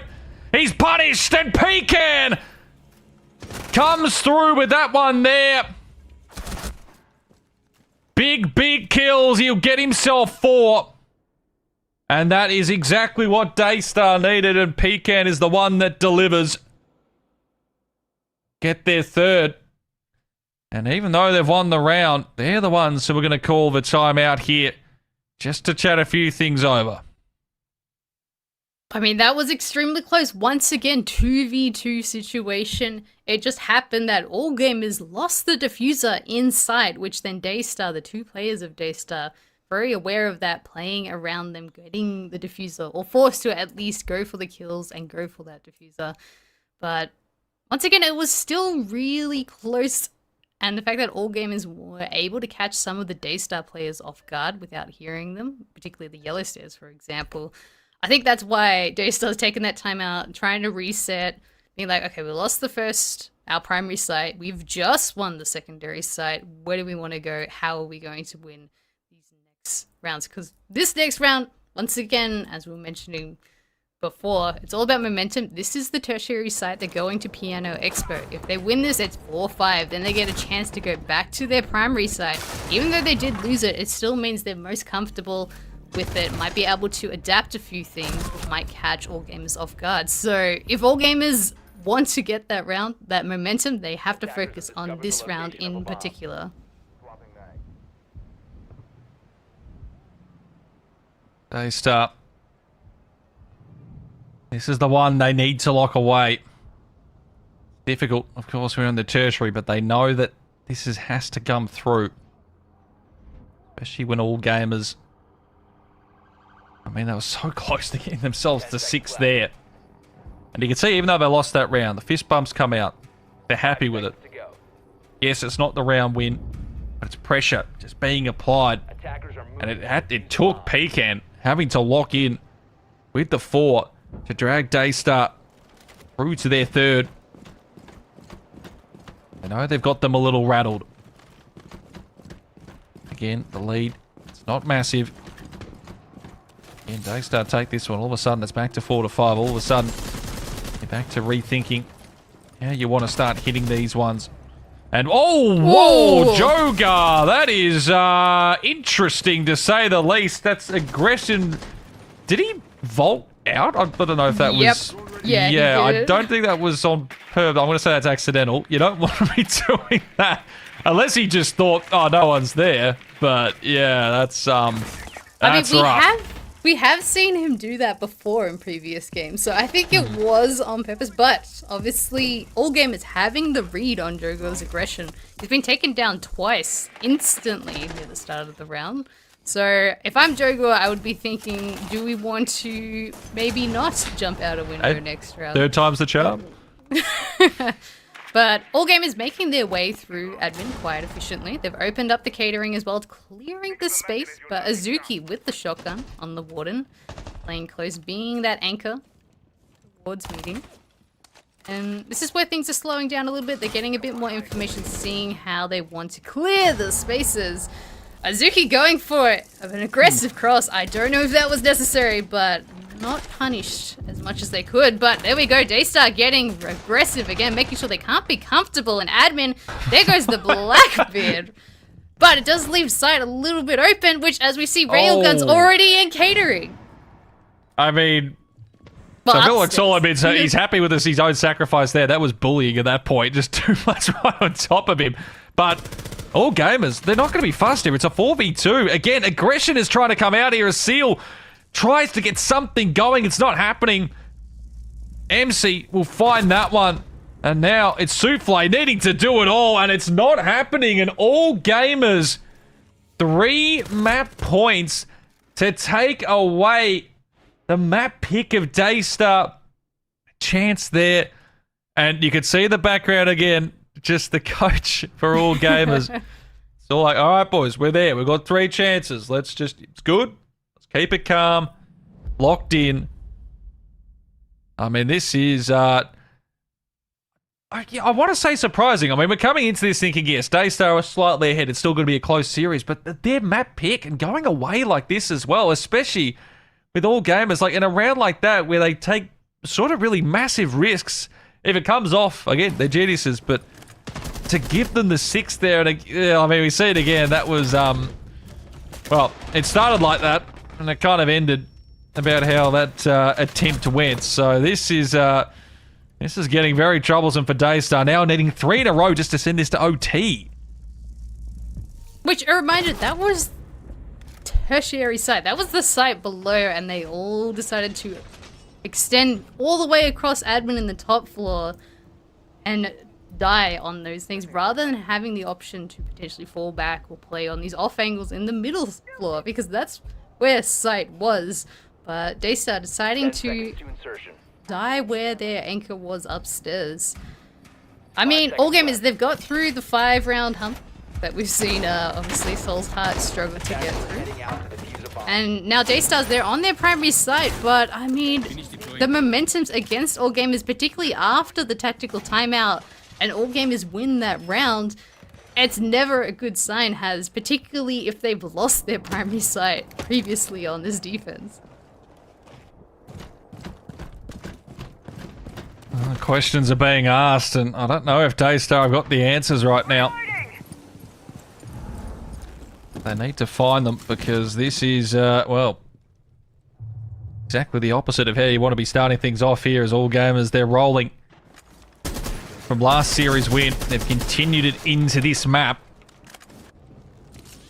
Everyone is coming through with big moments.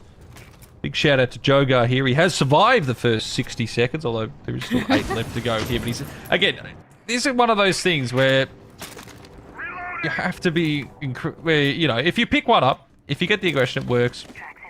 It actually comes through nicely. But you can see that all gamers have read from the last series and what else they've watched of Daystar. They're aware of what's happening with this, but when he gets it right, you get that. And Jogar delivers this time. The opener onto Railgun. And he's got something to smile about there as Daystar get themselves the advantage here in round number 10.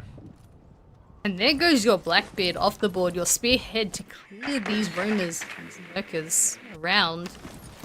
You see AG trying to make some noise, doing some team damage with the dropped ram drone there. But Daystar prepared for this rappel in, as we see Azuki with C4 in hand, making sure that no matter what, a person's going to die if they go in there. But here comes the smokes at the moment, and someone is rappelling in. There goes the C4 out and immediately shut down. MC, there goes your Glaz.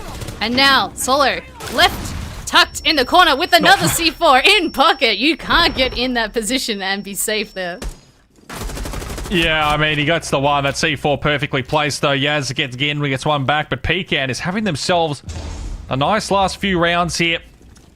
And Moonlight is left in a 1v3. 40 seconds left on the clock. He's jumping on down right into the welcome arms of 2 players on the other side. And it will be Souffle who gets that one done. So 1 round is defended. 6-4 now. Still 2 opportunities for all gamers to finish off this map.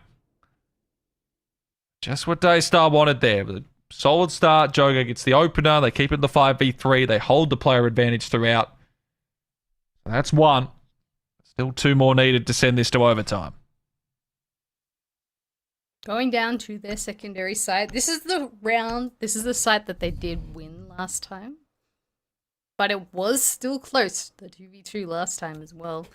We do see the same lineup, I Defenders, believe, that protect we your bombs saw from being in the defused by previous attackers. basement defense hold.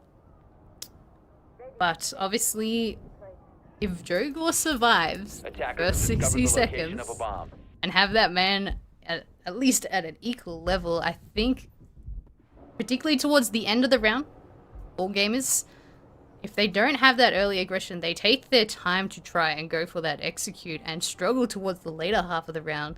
But the fact that Daystar has been walking into their crossfires and trying to get that early aggression has been working actually against 10 Daystar's seconds left. attack and defense here. So if I'm on Daystar's side, I'd be 5 thinking we seconds get left the before early insertion. pressure and then we fall off safely looking for the aggression later on. Attackers are moving to defuse But- the bomb.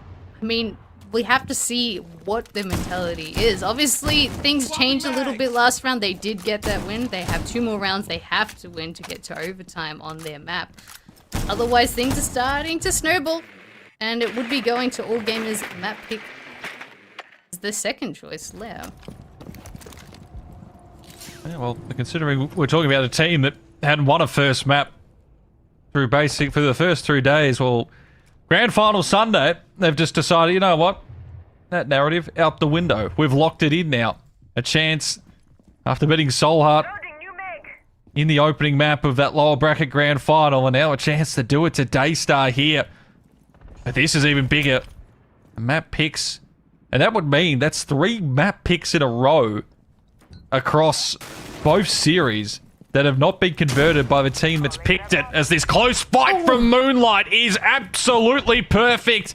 Souffle goes looking and cops the shotty to the face, but Jogo in the meantime has managed to get one back onto Railgun.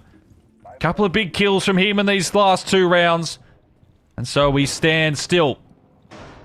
Now at 4 apiece. There's so many players from both teams all across the map at the moment. There's lurkers upstairs and there's roam clearers upstairs. There's lurkers in the mid floor and people, as we see Yaz just holding from the windows outside the mid floor. But as time is ticking down, we do see 3 members of all gamers starting to put pressure through the top floor towards these players on Visa, which Pecan falling off. But Jogor does get taken down, opening up the round once again on all gamers' side, and they have the information that there's still lurkers and roamers upstairs from the Dekebi calls. With the Deimos in hand, they'll be able to track where that last player is, and they'll have information on all 3 members of where Daystar are. Azuki, big fight with solo mid, and he does win that out. Cops the damage, but brings it back to the 3v3. All gamers have been 1 step ahead of this round so far. Still so much to do, and Moonlight again on that shotgun playing stairs side. He's found his second. He's trying to be cleared out and targeted. But I don't know if he gets that opportunity there to do it. Pecan does find Yaz, who just runs into his arms there. And that was the diffuser down. 2v2. Pecan in the back. Had some solid rounds coming through. MC and Azuki trades across the board and 1v1. This is for the map right here. Azuki needs to find a diffuser being planted. He pushes forward. He won't be able to stop it. But he sees him come up and he hits the shot perfectly. Triple from Azuki. He shoots into the ground as well just to let him know. And Daystar stay alive. 2 of 3. Map points saved. 1 more needed and 1 more chance here for all gamers to get this done in regulation, and they might not get another opportunity. I mean, by the skin of their teeth, 1v1. Diffuser was down, diffuser was picked up, diffuser was planted. It could have gone either direction there. Once again, almost an exact copy of what happened the last basement round in that 2v2 last few seconds. But Daystar winning out the round, the much needed round. But we are now going to the tertiary side, Piano and Expo, which last time Daystar died all upstairs fighting across the entire map towards admin. We do Attackers see have located a bomb. quite a different lineup than what we saw last time when they were holding this side. We have the Pulse on the board as well as the Valkyrie, so a lot of Vert information. Might be looking to play in the basement below. We do see more Vert angles, but yeah, the hatches are open as well. So it does look like they want to go for that potential 3-floor hold. Holding from above, holding from below, forcing all gamers to at least clear 10 one of seconds them, left. if not both. Which might waste enough time, 5 seconds the left. time that Daystar's hoping and desperately needing to stay in this map. Attacker's objective is to defuse a And bomb. all gamers having an aggressive lineup, once again the sense to cause issues later on, but they have to be very aware where this pulse is going to be. Well, this grand final is already delivering every single round in this first map, and we still might have more if Daystar can pull off these 3 rounds in a row. All gamers, 3rd time's the charm is what they're hoping. How agonizing it might be if they drop these 3 and then Daystar take the map.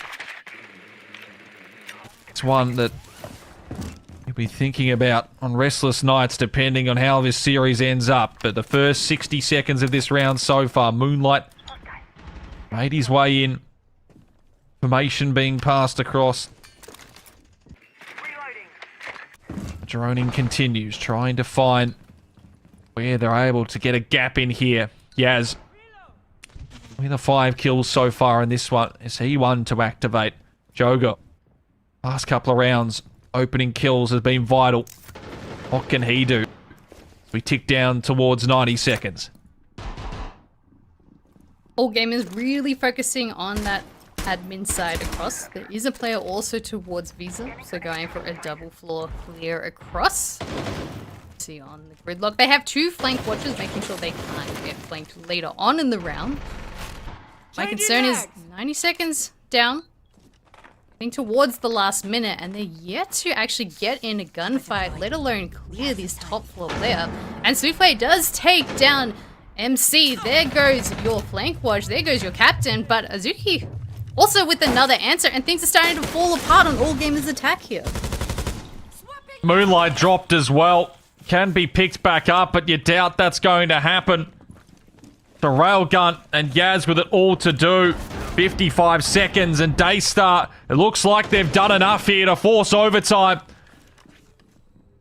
As Moonlight finally falls, 45 seconds.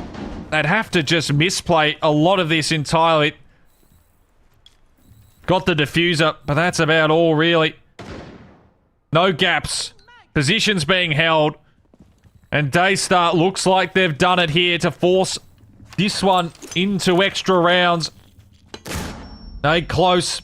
Forces it back. They can finally start making their way through, but there's only 20 seconds on the clock. What can you even realistically do at this point? Crossfires are all over.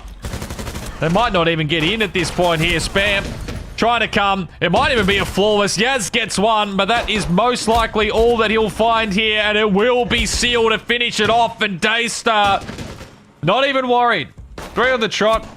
They're close being hung up. Guys, you know, it's not an important match. It's just, you know, winner goes to Paris. Someone in the background's just hang up, wash clothes, which, of course, you should do. I don't know if that's really the time or the place. But overtime in the first map of the grand final, I mean, you can't ask more than this right now to deliver entertainment on our side. Both of these teams, though, will be sweating already, absolutely feeling the pressure. We are seeing Daystar starting on the defense, and they are going back upstairs, which they did lose one time, but then they lost it another time. And I am noticing they do have the pulse on the board again. So once again, adapting to how all gamers attacked last time and trying to catch them off guard despite being the same site for the 3rd time.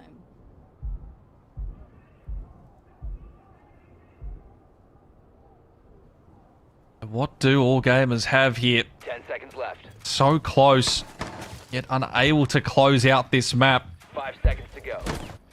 They're the ones that are going to be starting on the attack there. And Attackers are heading out to considering you've lost 3 in a row in this position, they're already thinking what we saw in OT from that last series where Soul Hearts were on, I'd say, the weaker side, which was, in the instance there, the attack as well. So, plenty to play for. They start. Seems like they might have done enough here to take their map pick, but again, OT, this is far from over. Just cannot make any mistakes here. Which Souffle getting droned out, so they are aware of the lurker below and that it is a pulse below as well. So we have to think, do they want to track him down later? Which, as we see, everyone has been scanned on the other team, so Deimos has his choice of the entire team on who he wants to track. Which, that, if he can survive, if Haz can survive towards the end of the round, they will know exactly where the pulse will be and who to avoid. Why I'm talking about this though, people are running out of main door trying to get the players on Repel, so you'll try taking a lot of damage, but also doing a lot of damage on Moonlight. As we like to see Daystar being extraordinarily aggressive, making sure that no one can get comfortable even on the outside of the map. But now all gamers have the information and are starting to collapse directly on where he is. Moving forward, Seal. He's in a really awkward position. He'd be happy with one, but he gets absolutely nothing. Some damage done onto 2 players, but he was hoping for more than that. Souffle getting ready from the downstairs. Ooh. Shots fired. Almost finding something then. Himself and Pecan playing together, but Pecan's done. Solo mid with a fantastic shot. He's got more in front of him. And Jogar is the one to fall there, and all of a sudden, this is almost looking like a flawless round right now. Mizuki and Souffle are going to have to do a fair bit walking through. Souffle, fantastic kill on a solo mid. Mizuki with the C4 onto Moonlight. I hold my tongue as just like that, a 4v2 becomes a 2v2. And Mizuki and Souffle are still in fantastic positions here. Souffle trying to stay active. Tucks into the corner. Yaz forward. And all gamers, this would be such a tough one to drop here. But it seems like they've got the read for it. Railgun finds Souffle. Azuki, 14 kills. He needs 15 to give Daystar a map point here. Swings up, can't quite connect, but he can go. He can move because the diffuser still needs to be planted. He's downstairs. He's got the angle. 7 seconds. Where can he get this planted? Rail. Maybe should get this one through the sprint on up. Is he going to get there in time? Gets off and he gets it! He had to commit! He gets up, time runs out! And Daystar are first to 7. They get their first map point. And from a 4v2 disadvantage as well. What a round it was. Daystar, what a clutch up with the 2 players there. They had the information, they used the C4s, but just the aggression catching all gamers off guard. They knew there was the player below, but not prepared for someone to walk straight through the sense walls, catching them off guard. But a huge effort from the players of Daystar, bringing that back. Even to that 1v1, and it was all looking all gamers' way, but just the round slipping through their fingers, as it has.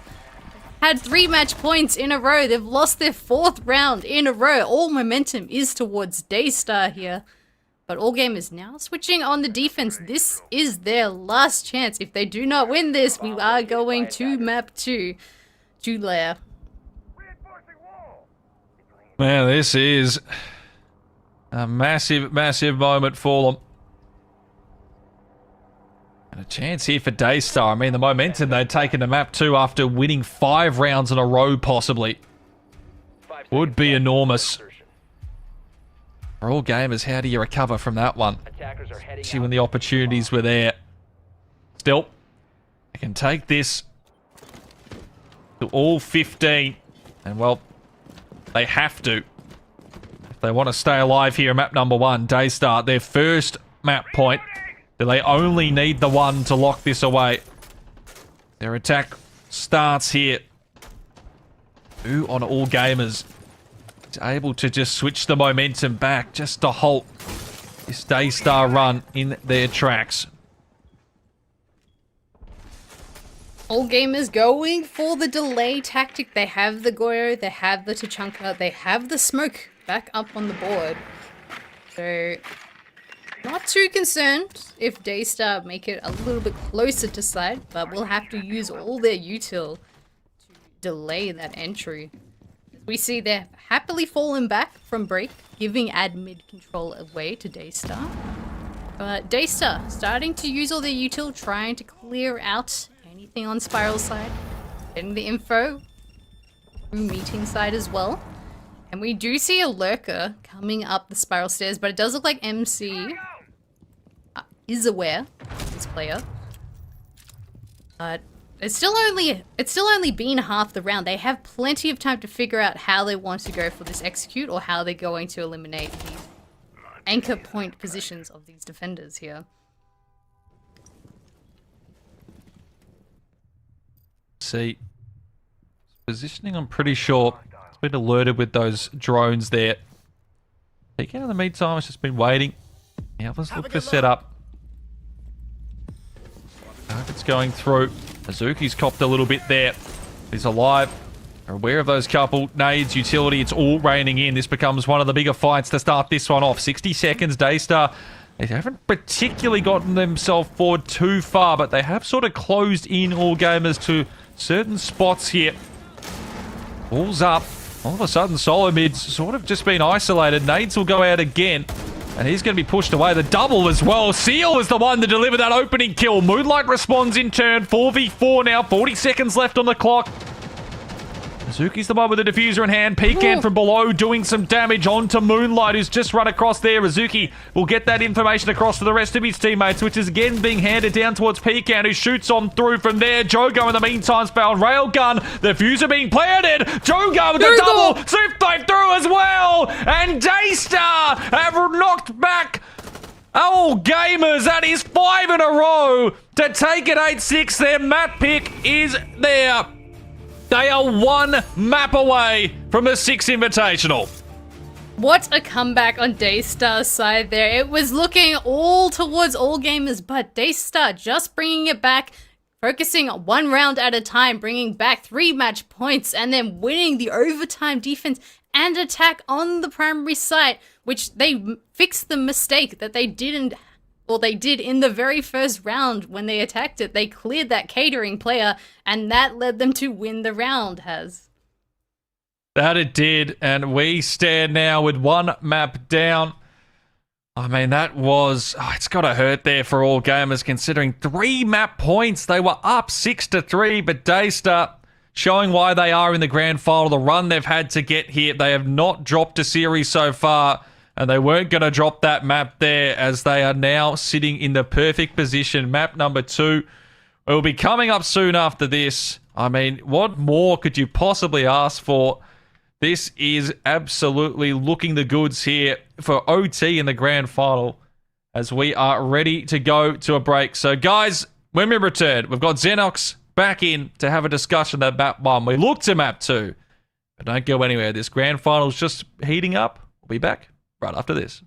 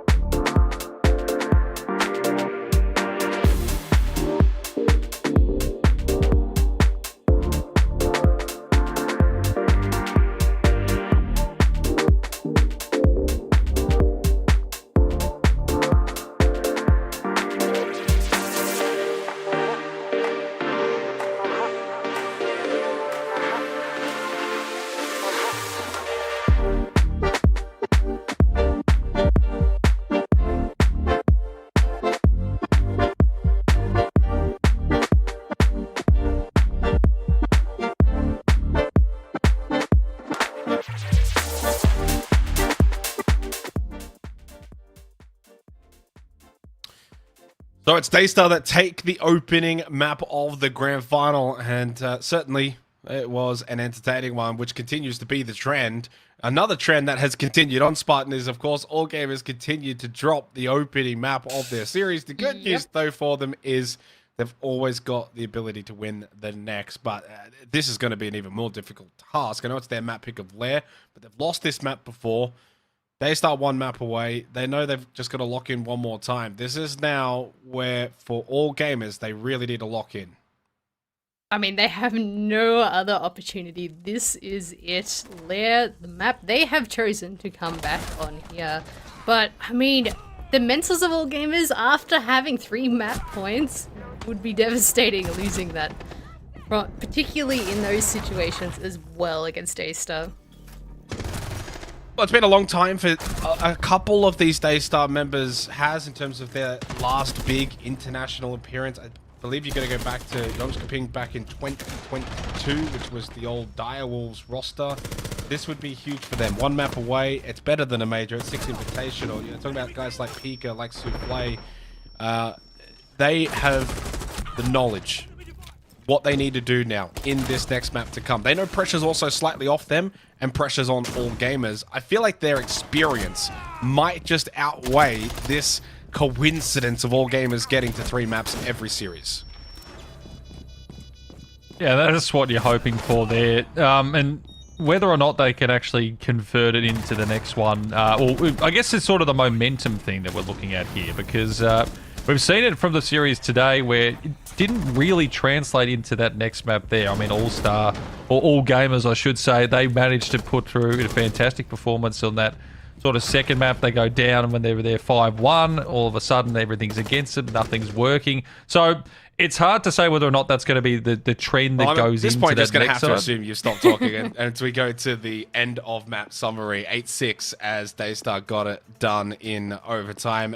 And Spartan, it was a combination of the fact that Azuki and Souffle were able to get to a new level, 14-8, 14-8. They were just the 2 dominant players, big clutch plays as well, especially from Azuki, who not just in the clutch, but also a couple of rounds, 2-0 on the entry is nice and clean, just had that extra elevation within the map that all gamers didn't quite have enough to match it. In saying that, yeah, Moonlight, Railgun, Solid, they played good games as well. Yaz a little bit quiet, but nevertheless, Azuki and Souffle just above the rest of the lobby. They really stepped up when they needed to, particularly as you were mentioning in those clutch moments. But then also the entry when needed, their cost values are also extraordinarily high. So always at least working together or getting traded with the team. So, which looking at the cost levels between Daystar and All Gamers, obviously Daystar working a bit more coordinated together, able to just clutch it out in that 8 rounds to 6 here. Well, I mean, it has obviously another game, though, where all gamers, they've lost. It's close. It goes to overtime. No real alarm bells just yet. And certainly you can't have that within the camp. Like going into the next map, you've got to stay locked in. That's what I'm sure the coach is talking about. They've probably referencing the fact that they've been able to, you know, drop the first map, bounce back, etc. And there is still that expectation they will be able to do it. But I just have this thought in the back of my mind where it's at some point, this run cannot continue in the same direction time and time and time after again. Is this going to be the map where you feel like Daystar just get it done, 2-0, book their place to SI? Could be heading in that direction, and yes, muting a microphone is something that only happens to the best of us at times. We're going to put that down to doing 2 days of casting and a mistake here and there. But yeah, I feel like for Daystar, as you said, it's the 8-6. It wasn't their map pick. Yes, it's been incredibly frustrating. Would hurt a bit that they can't close it out, but in that essence, that you're still coming out to your next one here. We've seen them time and time again be able to pull these ones back from a position where they've lost that first map.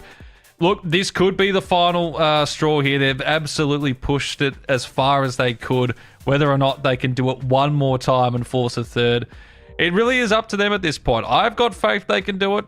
Daystar, though, they started to look the goods. The warm-up, it's finally come through.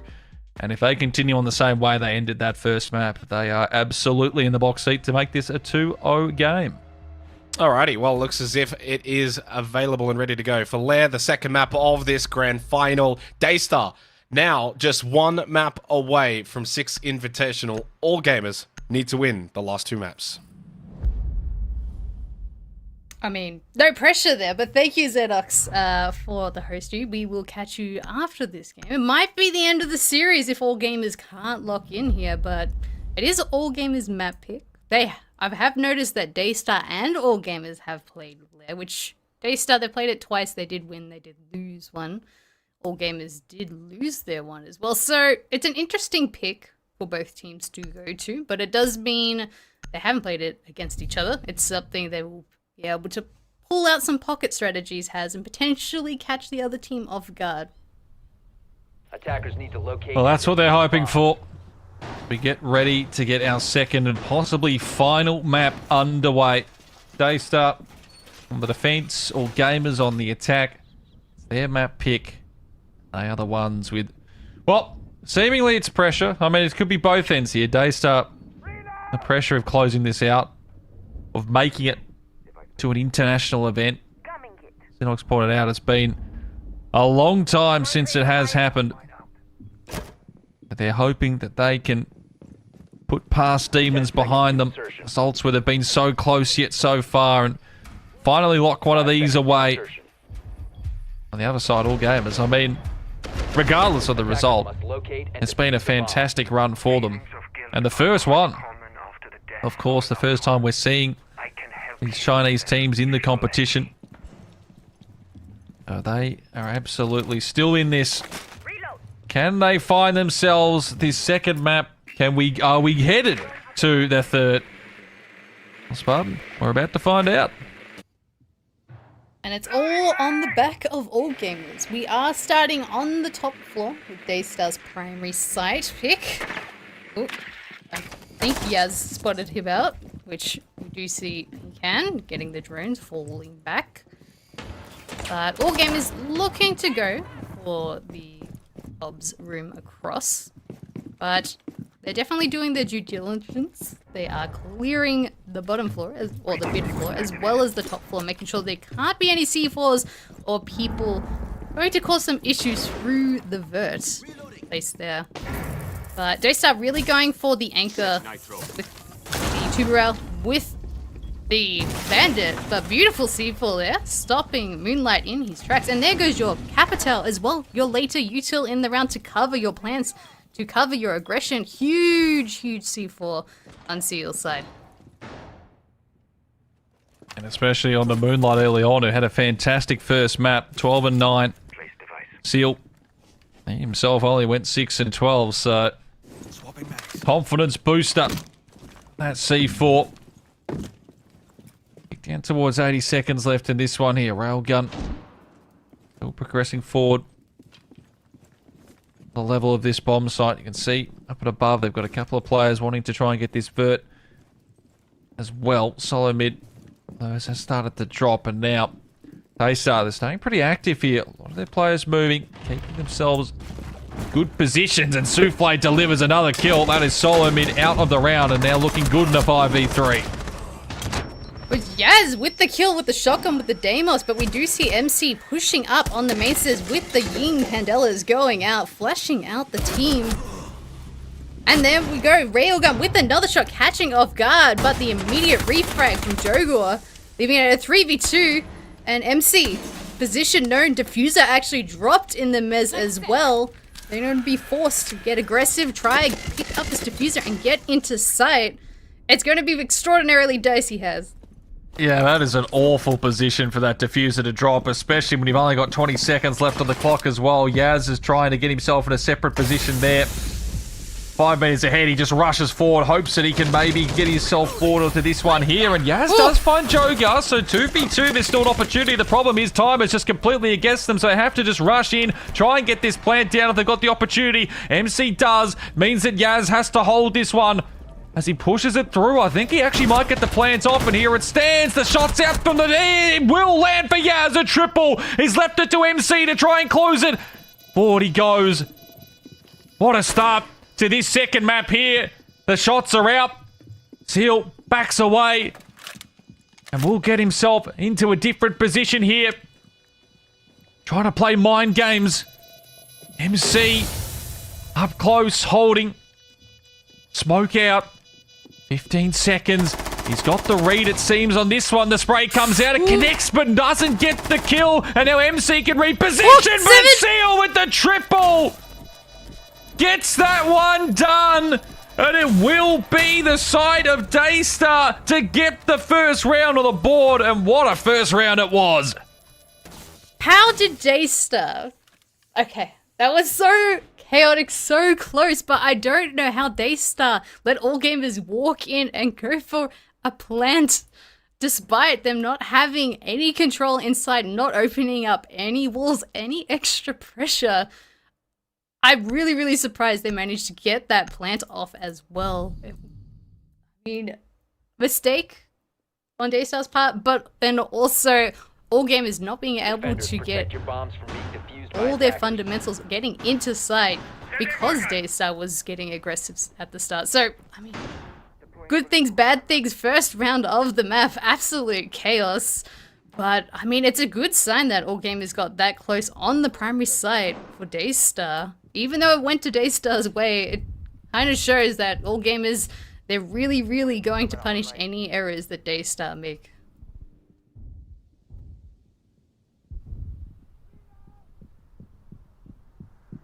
All gamers, that one, it's going to hurt. And that is Daystar now actually together. That'd be 6 rounds in a row. Going back to that last map. So for all gamers, considering that was Daystar's primary site, the fact they got so close will definitely fill them with hope there. They might be able to get themselves going on these next couple as well. But it's good to see as well from both sides. Yaz and Seal, the ones with all the kills early on, both players not having massive impacts in that first map, but straight away, to start our second, and Seal especially, that clutch up, absolutely enormous. Souffle is just wanting to hang around a little bit for this one here.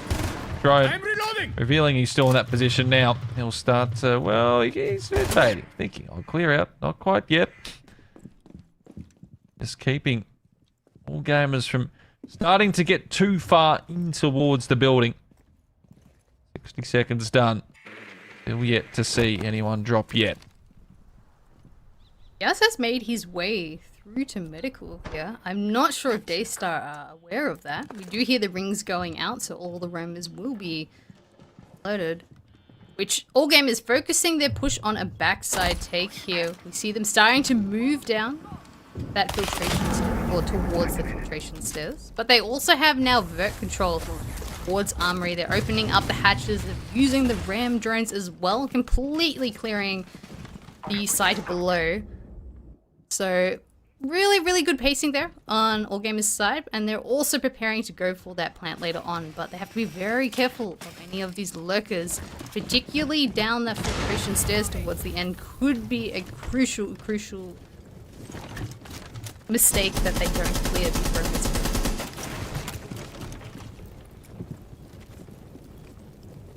Seconds. Light up above. See if he can get an angle. These Daystar players that just creep a little too far forward. MC with him. Hatch is open. The first one to start and activate. Guilty. Being dropped down. Nades into the corners. Still yet to lose a player yet here, Daystar, and they'll feel pretty confident they can hold this one down. All gamers, they have managed to pull out a fair bit of the utility, but there's still those 2 canisters that Joker has. That's the thorn in the side for them. So solo mid starts to crawl forward. MC is just going for this one, trying to hold down the diffuser. It's not happening. Seal C4 activates it. Railgun does pick up the diffuser again, but 10 seconds. Do they have the chance to even get back to a close plant here? Yaz gets Seal. They have to commit at some point, and Rail finds Souffle. C4 out, and they will get those kills. Zuki is the one who gets the double on the C4. It wouldn't have mattered, but it looks nice anyway. Daystar convert the first 2 here. And time is the enemy that comes back to bite All gamers there at the end. Not the start they were hoping for. And now the pressure. They'll really start to feel it here. All gamers very clear plan of attack. Once again, they've been Attackers need to consistent with locate that, and defuse but as many bombs a as they little can. one-directional. They had the plan of taking through range, getting the armory vert, and then going for that plant. What they didn't consider was obviously the C4s in pocket that you can't cover from above, the smokes in pocket that you also can't cover from above either, and the little lurker in that connector wall between the sides. It's not boding well, particularly after like the first round. They really struggled to actually get towards site and use their util on site. In the second 10 round, seconds left. they were going for a simplified attack. They did manage to make it in sight, but didn't 5 seconds left push before insertion. in a more complex way to catch Daystar off guard there. Attackers But we are must now on the locate and tertiary defuse the side. bomb. This is where vertical is very, very powerful, particularly the above vertical. You can cover all of site from above, so it's almost essential for all gamers to take the site above, or at least cause a lot of chaos in the main floor to get a plant down. Which, looking at their lineup, they have the Ying, they have the Dekebi, they also have the Blackbeard on board, so they do have that potential to get extremely aggressive extremely quickly.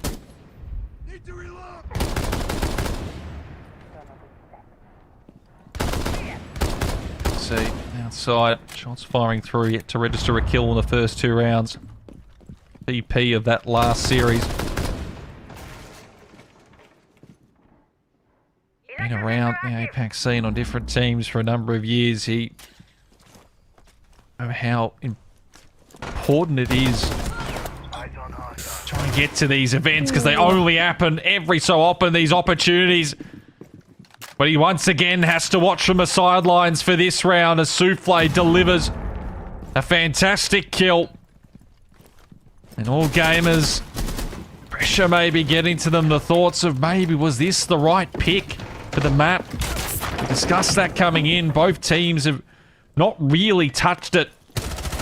So far it is Daystar finding what they need to. Moonlight the spray, it almost connects, but almost isn't good enough.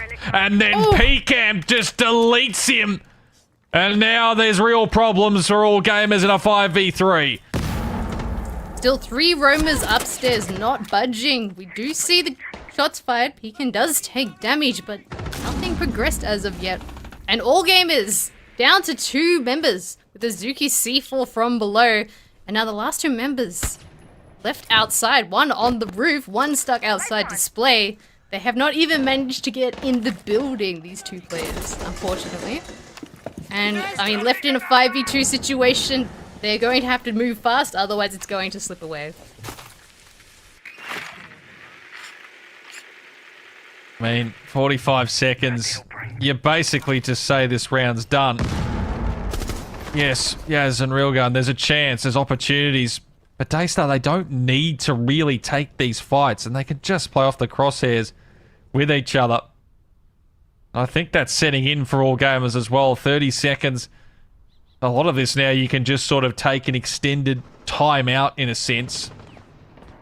I mean, Yaz isn't even moving right now. 15 So this seconds is your remaining. timeout. That's not even a timeout.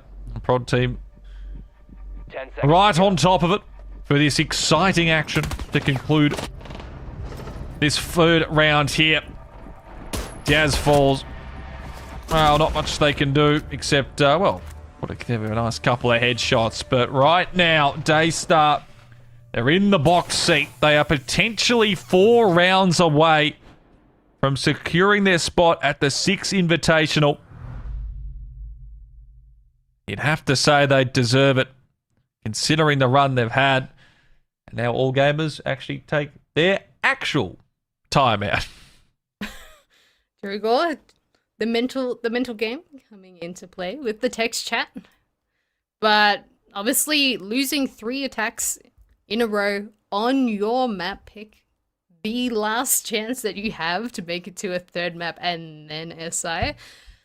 All game is feeling the pressure, which even all 3 of those rounds, they were not actively close to getting into sight without losing members, without not having the util to actually clear things. So if I'm talking in all gamers timeouts, you have to think not to get early picked, how you're going to get the picks, hunt down these players, and then make it to the site rather than getting picked off early.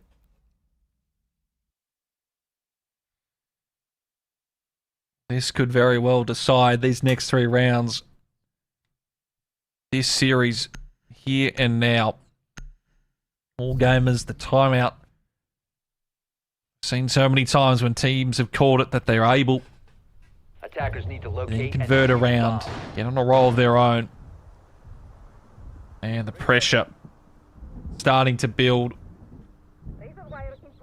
The day start, they just can't get ahead of themselves. It's been a perfect start. They've gotten good reads. But there's still so much siege to be played. Bomb located by Can't attackers. allow themselves to start thinking about the end when it's still so far away. They can at least take a 4-2.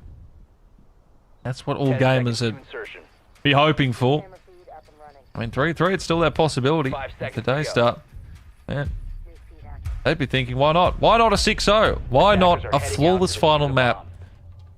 to finish this off? I mean, they're on the tracks at the moment. Complete domination so far. We are going back up to their primary site as well, which they've switched out the Bandit for the Kate. Obviously, Bandit was banned in the last ban phase, but they've also don't have Ying on the board on the side of all gamers, so they don't have that extra spontaneous pressure of being able to flash and take that space for free. They're getting a little more creative with Blackbeard with the sense on the board to cover some of the angles, but I do like this pick on MC, bringing the buck, potentially going below, causing some issues with these anchor positions, but it also means they're focusing on, hey, we might need to clear these vert players below. We got C4 below multiple times. We have to think about it. Loading new magazine! Turnout breaking. Jose's outside there, and Pecan just runs on out. Yaz is deleted, and there's no chance at the refrag there. That just emphasizes how far Daystar are ahead in this map right now. The ball's on Pecan to go for that play and deliver. Absolutely massive. And all gamers, if the mental wasn't already in the bin, that does not help their case. There goes your Grim, there goes your information, so they're forced to face check things, take these fights. We do see Jogo on the smoke, trying to delay the nade, almost getting him, but not cleared out just of yet. The smoke saving him for another few seconds. But as time is ticking, all gamers are starting to focus on this green hall, on this exit site. 3 members towards here, but they're not prepared for the close player. There goes your Blackbeard as well. They do get a refray 4v3, but they still don't have their spearheads anymore. They don't, and pressure being applied right now. Jogar a spray out, and Souffle delivers another kill in this one. Moonlight is down, solo mid, he responds for 1, but that's all they're finding, and now MC needs to go above and beyond in this 1v3. They're both around the corner here, they don't even need to take this fight. More damage done as well. Flash goes in, trying to isolate these players. He just won't get that opportunity. The shot, maybe. In another world it hits, but not right now. Daystar, they are all over this one. 4-0. Wow. And wow, do something typed in chat. Hey, if they win this one out, that's fine. You know, it's a bit of banter. But all gamers see that. All of a sudden they win this map, win the series. That one, that little text, you might just cut that one out and pin it up in your room. But man, I can see why he's typing, because they are just all over them right now. Once again, all gamers can't even make it into sight at the moment. They're all focusing on one direction, trying to push through, and then Daystar, knowing that these members are all stacking on top of each other, with Pecan running out, making sure, hey, you can't cover us on the yellow window, and then Jogo with the smokes, with the shotguns, with the covers as well, with the C4s from the rest of his team. 10 seconds to insertion. All gamers are just walking into Daystar's strategy at the moment, 5 seconds remaining. thinking they might need to... well, they have to try something different, because obviously nothing has been working so far. Even after the tactical timeout, they completely got demolished that last round. Which Daystar... They've gone for the echo, they've gone for the smoke. It's again in basement, making sure that they can't go for these plants. And they're also going for these spawn pigs, almost taking down Railgun before he's even close to the building has.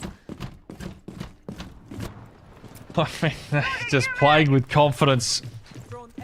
And it's working. And all gamers are well on the back foot here, and they're struggling to find openings. But they need one desperately here. I mean, considering how the scorelines have read like this and they've gotten into better positions, you can absolutely see them coming back with big pecans getting kills like that. MC once again is out early in this round. No chance to do anything. Hazuki spotting the one close there. Dashes away. But they're in their heads, they're in their minds, they're all over them. Daystar playing with confidence, and all gamers, they are realizing their SI dreams are slipping away from them, and they just can't seem to do anything about it. All gamers all around at the moment, no one actually doubling up. But Railgun does get the pick onto Souffle. There goes your Echo. No Echo drone in play later on. And we do see the Dekepi call going out. And Solomir does take down Seal as well. Taking the man advantage back out. And this is where they're working really well together. Forcing people out of the warehouse. And now they're starting to put pressure closer towards site. But the fighting is still going. The refrags are there. Leaving it a 3v2. There's a gunfight going on upstairs as well. Leaving only one member actually on site here. And that member is Jogar done. Moonlight with a double. Life is breathed into all gamers. They finally get on the board. One round to go into this first half. 4-2 would make this absolutely salvageable. Daystar. They finally trip up for the first time here in this second map. Is this finally what all gamers were looking for? Can they finally turn this around? Attackers need to locate. As we were saying, we've seen this scoreline before against Soul's Heart. Yep. You rule them out at your own peril. It's never over till it's over, which, I mean, all gamers bringing it back twice in the last best of 3, so it really, really applies to them at this stage. Daystar now opting to go to their tertiary site, which last time all gamers really struggled to even get into the building, let alone clear top floor. And we can still see them struggling with the spawn pick potentials, all these different angles that Lair has to offer. But in that round, they all grouped together.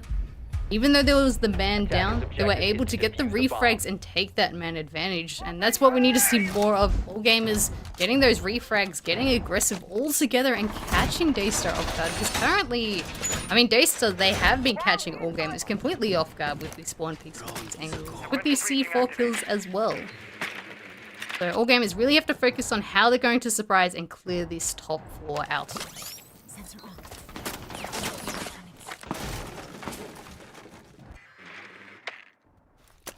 Drones out. Getting that information. Follow mid. There's one taken out, but gets that read. Information being passed over. Enemy device located.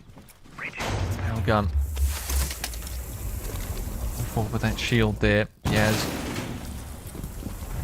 The breaks coming through.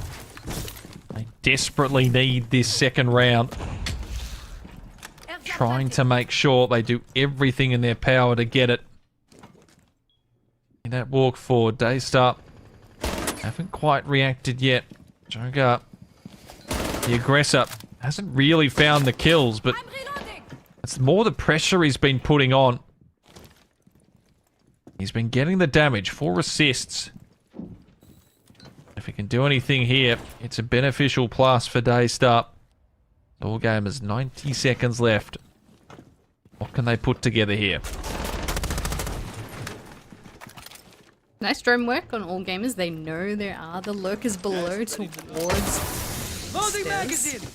But we do see now, as time is ticking down, the smokes are going out to cover the top floor, and Daystar has reinforced off that green pillar wall, keeping Railgun able to take the space quite close to site, which is an improvement from what we've seen from the last time, but they don't have any vert control. So my concern is if they do go for a deep site plant here, they might be able to just get killed from above through those vert angles. See, Rail was sort of looking up towards that, and they're realizing Daystar have those angles set in, but there's not much they can really do. There's only the 40 seconds. They still have to commit a few forward. Breaking. And try get this player in a position they can hope has an angle. Azuki. There's one waiting downstairs here. There's 3 players around him. Position, I think, should be at least somewhat known now. That one shot only going out. He sees the head, but he can't connect the kill. He'll be dropped. Still alive. The nade finishes him off. MC, they need to push in forward to this one. Diffuser needs to be planted. 5 seconds. And if this doesn't go through, this one's done. Rail is taking damage. He might just get it. He does. He does. Sacrifice is there, but he gets it. So now it's essentially the 3v3, and Yaz has taken down Jogor. So Souffle and Seal have to start making their way forward, and Moonlight's got Souffle, and now it's all on Seal. Has had a pretty decent first half, but this would be magical. It's a 1v4, essentially a 1v3. Now just the 2 here, and time is working against him. Tries to go challenge upstairs, but he realizes now that's just not the case. 1 down, 1 on vert, and Moonlight hits the shot. All gamers get the last 2 rounds of the first half. They stay alive here. The opportunity is there for them as we switch sides. Daystar need 3 rounds for their 7. All gamers 5. We are either seeing the end of the road for Daystar or for all gamers, or they are taking us to a 3rd and final map. Daystar just not able to take down the planter in time. They had the pings, they had the solar scanning exactly where the plant was going down. They also had a BP cam on the planter, knowing exactly where he's planting, and 3 members. We saw all 3 members of Daystar upstairs trying to shoot, but the shield was the play. Railgun on the fuse shield was the difference maker. Having the shield on his back while the plant covered him just for that extra half a second to get that plant down. I mean, all gamers will take that round very happily. 2-4 split, very, very doable, particularly on Lair compared to a 1-5 split here. But it was very dicey, and they tried to go for that execute in the last 15 seconds of the round. But we now get to see how Daystar are going to tackle the attack of Lair, and how all gamers are going to approach this defense half. We do see can delay from site denial. We have the Tachunka, we have the smoke, but we also have the mute for information denial, as well as the bandit to make sure they can't get through these walls. So very, very heavy anchor, heavy denial. But my concern is if they don't take the early fights, Daystar will be able to take a lot of space and then just focus on getting into the site. Attackers are moving to defuse a bomb. Keep your tongue straight. That's what you have to sort of balance. Whether you put, or how much aggression you put towards the roams. Do you want to just play further back? And I mean, we saw the observers, they zoomed into that chessboard, and what essentially this game becomes. Have to outthink your opponent. Get your pieces in the right spots and hope that you can then deliver. All gamers know how desperately important this first round of the second half is. Make it a one-round game. Daystar may also know how important it is to just kill that momentum that all gamers managed to gather before the end of the first half. 2 in a row. Zuki angles, get himself there.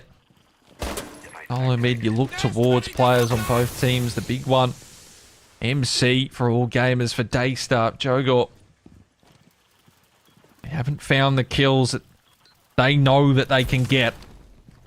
One of those two gets going. Spell disaster for the other team. Which Jogor just running straight through the smoke with his handy-bearing 9 in pocket. I don't think all gamers are aware that he's actually in this corner, particularly with the smoke as Glaz. He might be able to get a couple of picks here, but the smoke canister does go out from solo mid, able to stop him from swinging at that time. They are aware there is a player in bathroom. Shots missed there, but Macy in the other time able to take down Souffle. Jogor finally gets the trade there, and Seal with another, opening up the round for Daystar, and they are slowly approaching site here. MC though, oh, that shotgun up close. He got damaged, but not the kill, and now he'll be punished. Jogor has the double. And delivering in a crucial round here. It's Railgun and Moonlight all that stand in the way of Daystar at a 5th. Deeper angles, shots out. Has to force himself forward.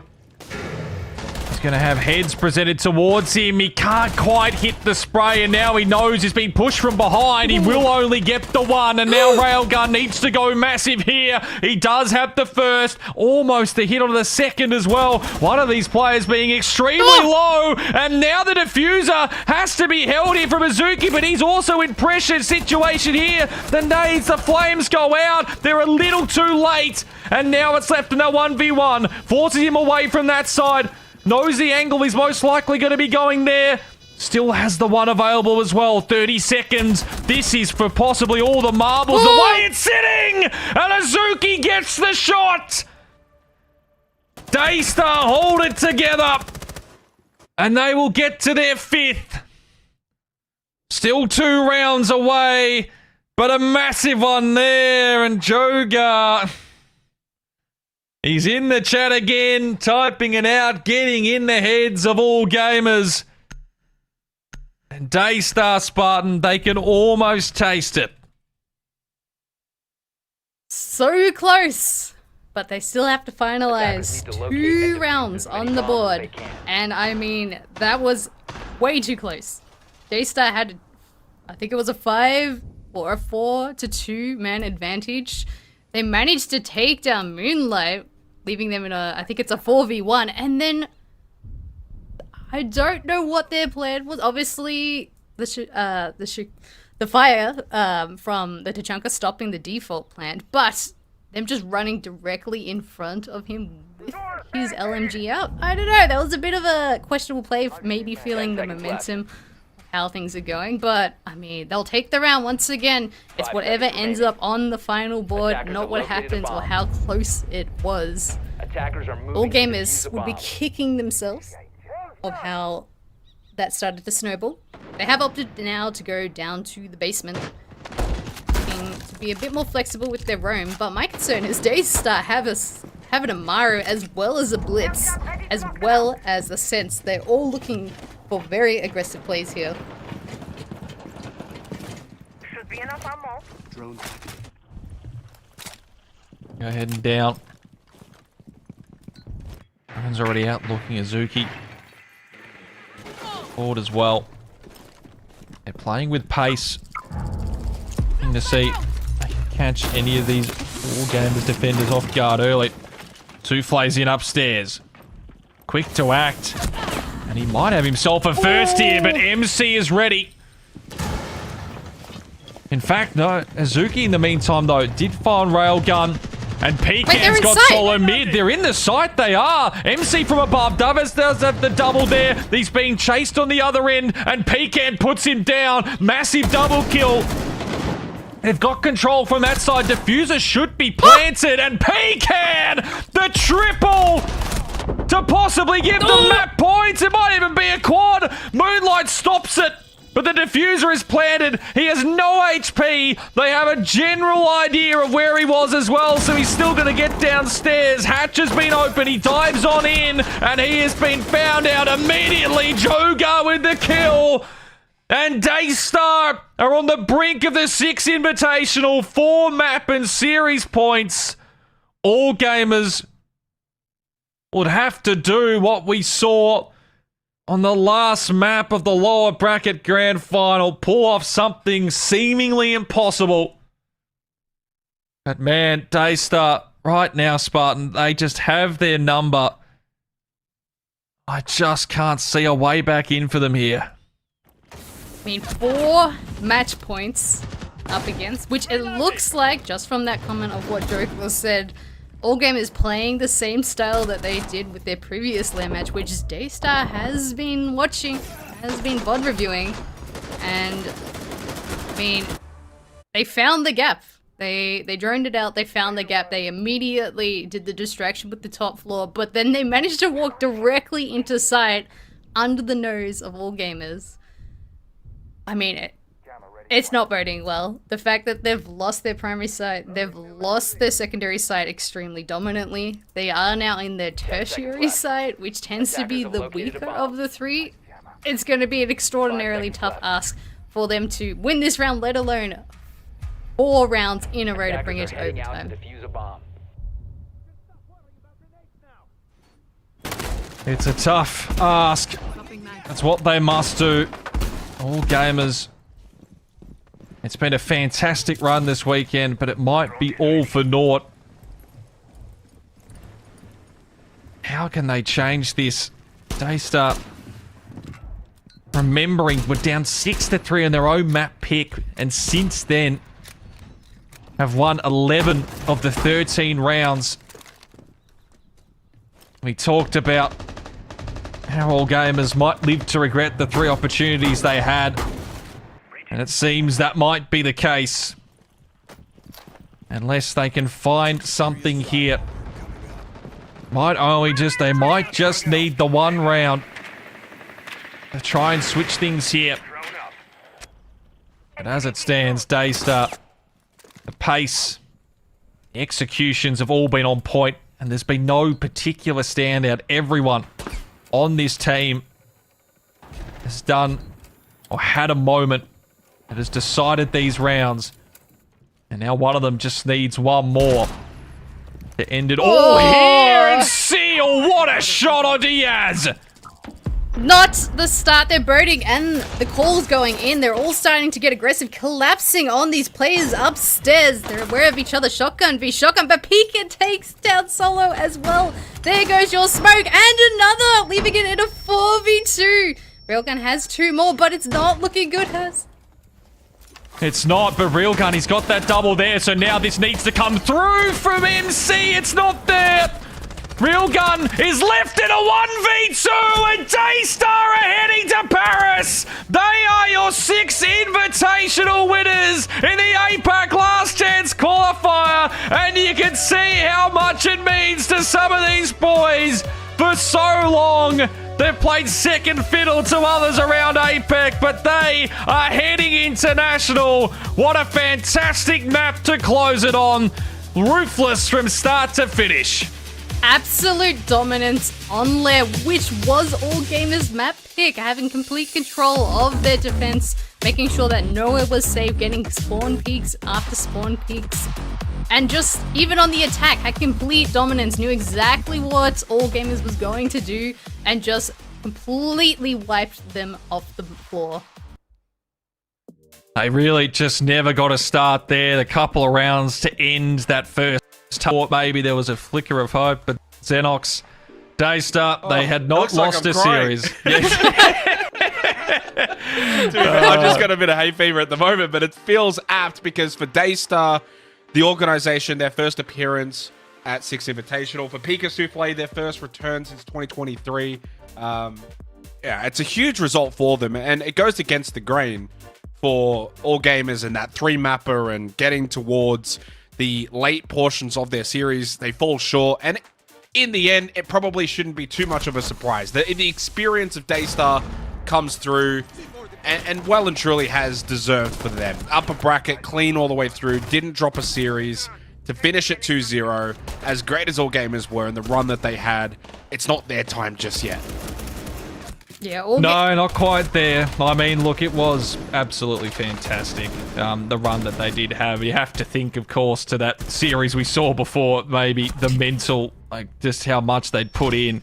It finally sort of all came through, and, you know, they'll think back to where they were in that first map. There was 6-3. They had all the momentum advantages. They were right there. And then the moment Daystar got that, the moment they got that map, you just felt it was going to be a tough ask, and they were just cleanly and comprehensively beaten in this final map here. But I've mentioned it a couple of times. You know, the Daystar organization. I've been able to speak to a couple of the guys who run the org, and they've been at international events before. They've always said how much they would love to be at an event where their team is playing. They'll get that dream to come to reality now. They've put time, money, and effort into the Southeast Asian region, into the APAC region. They get their reward, and it's duly deserved.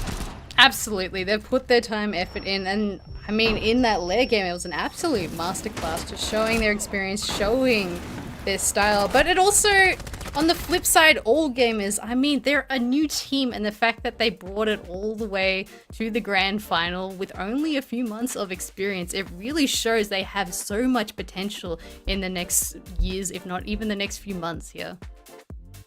Yeah, I mean, they've always shown good potential within the region. It always feels like, you've got your Weibos, and now the Elevate have come in, for instance. It's kind of put that roadblock in place, especially in, SEA, but they've always been thereabouts. We've always spoken about Joe Gore, and when he burst onto the scene, and yes, he cooled off, but he's also now part of a roster where it's not just Joe Gore. Azuki's been sensational. Souffle continues to have an amazing career.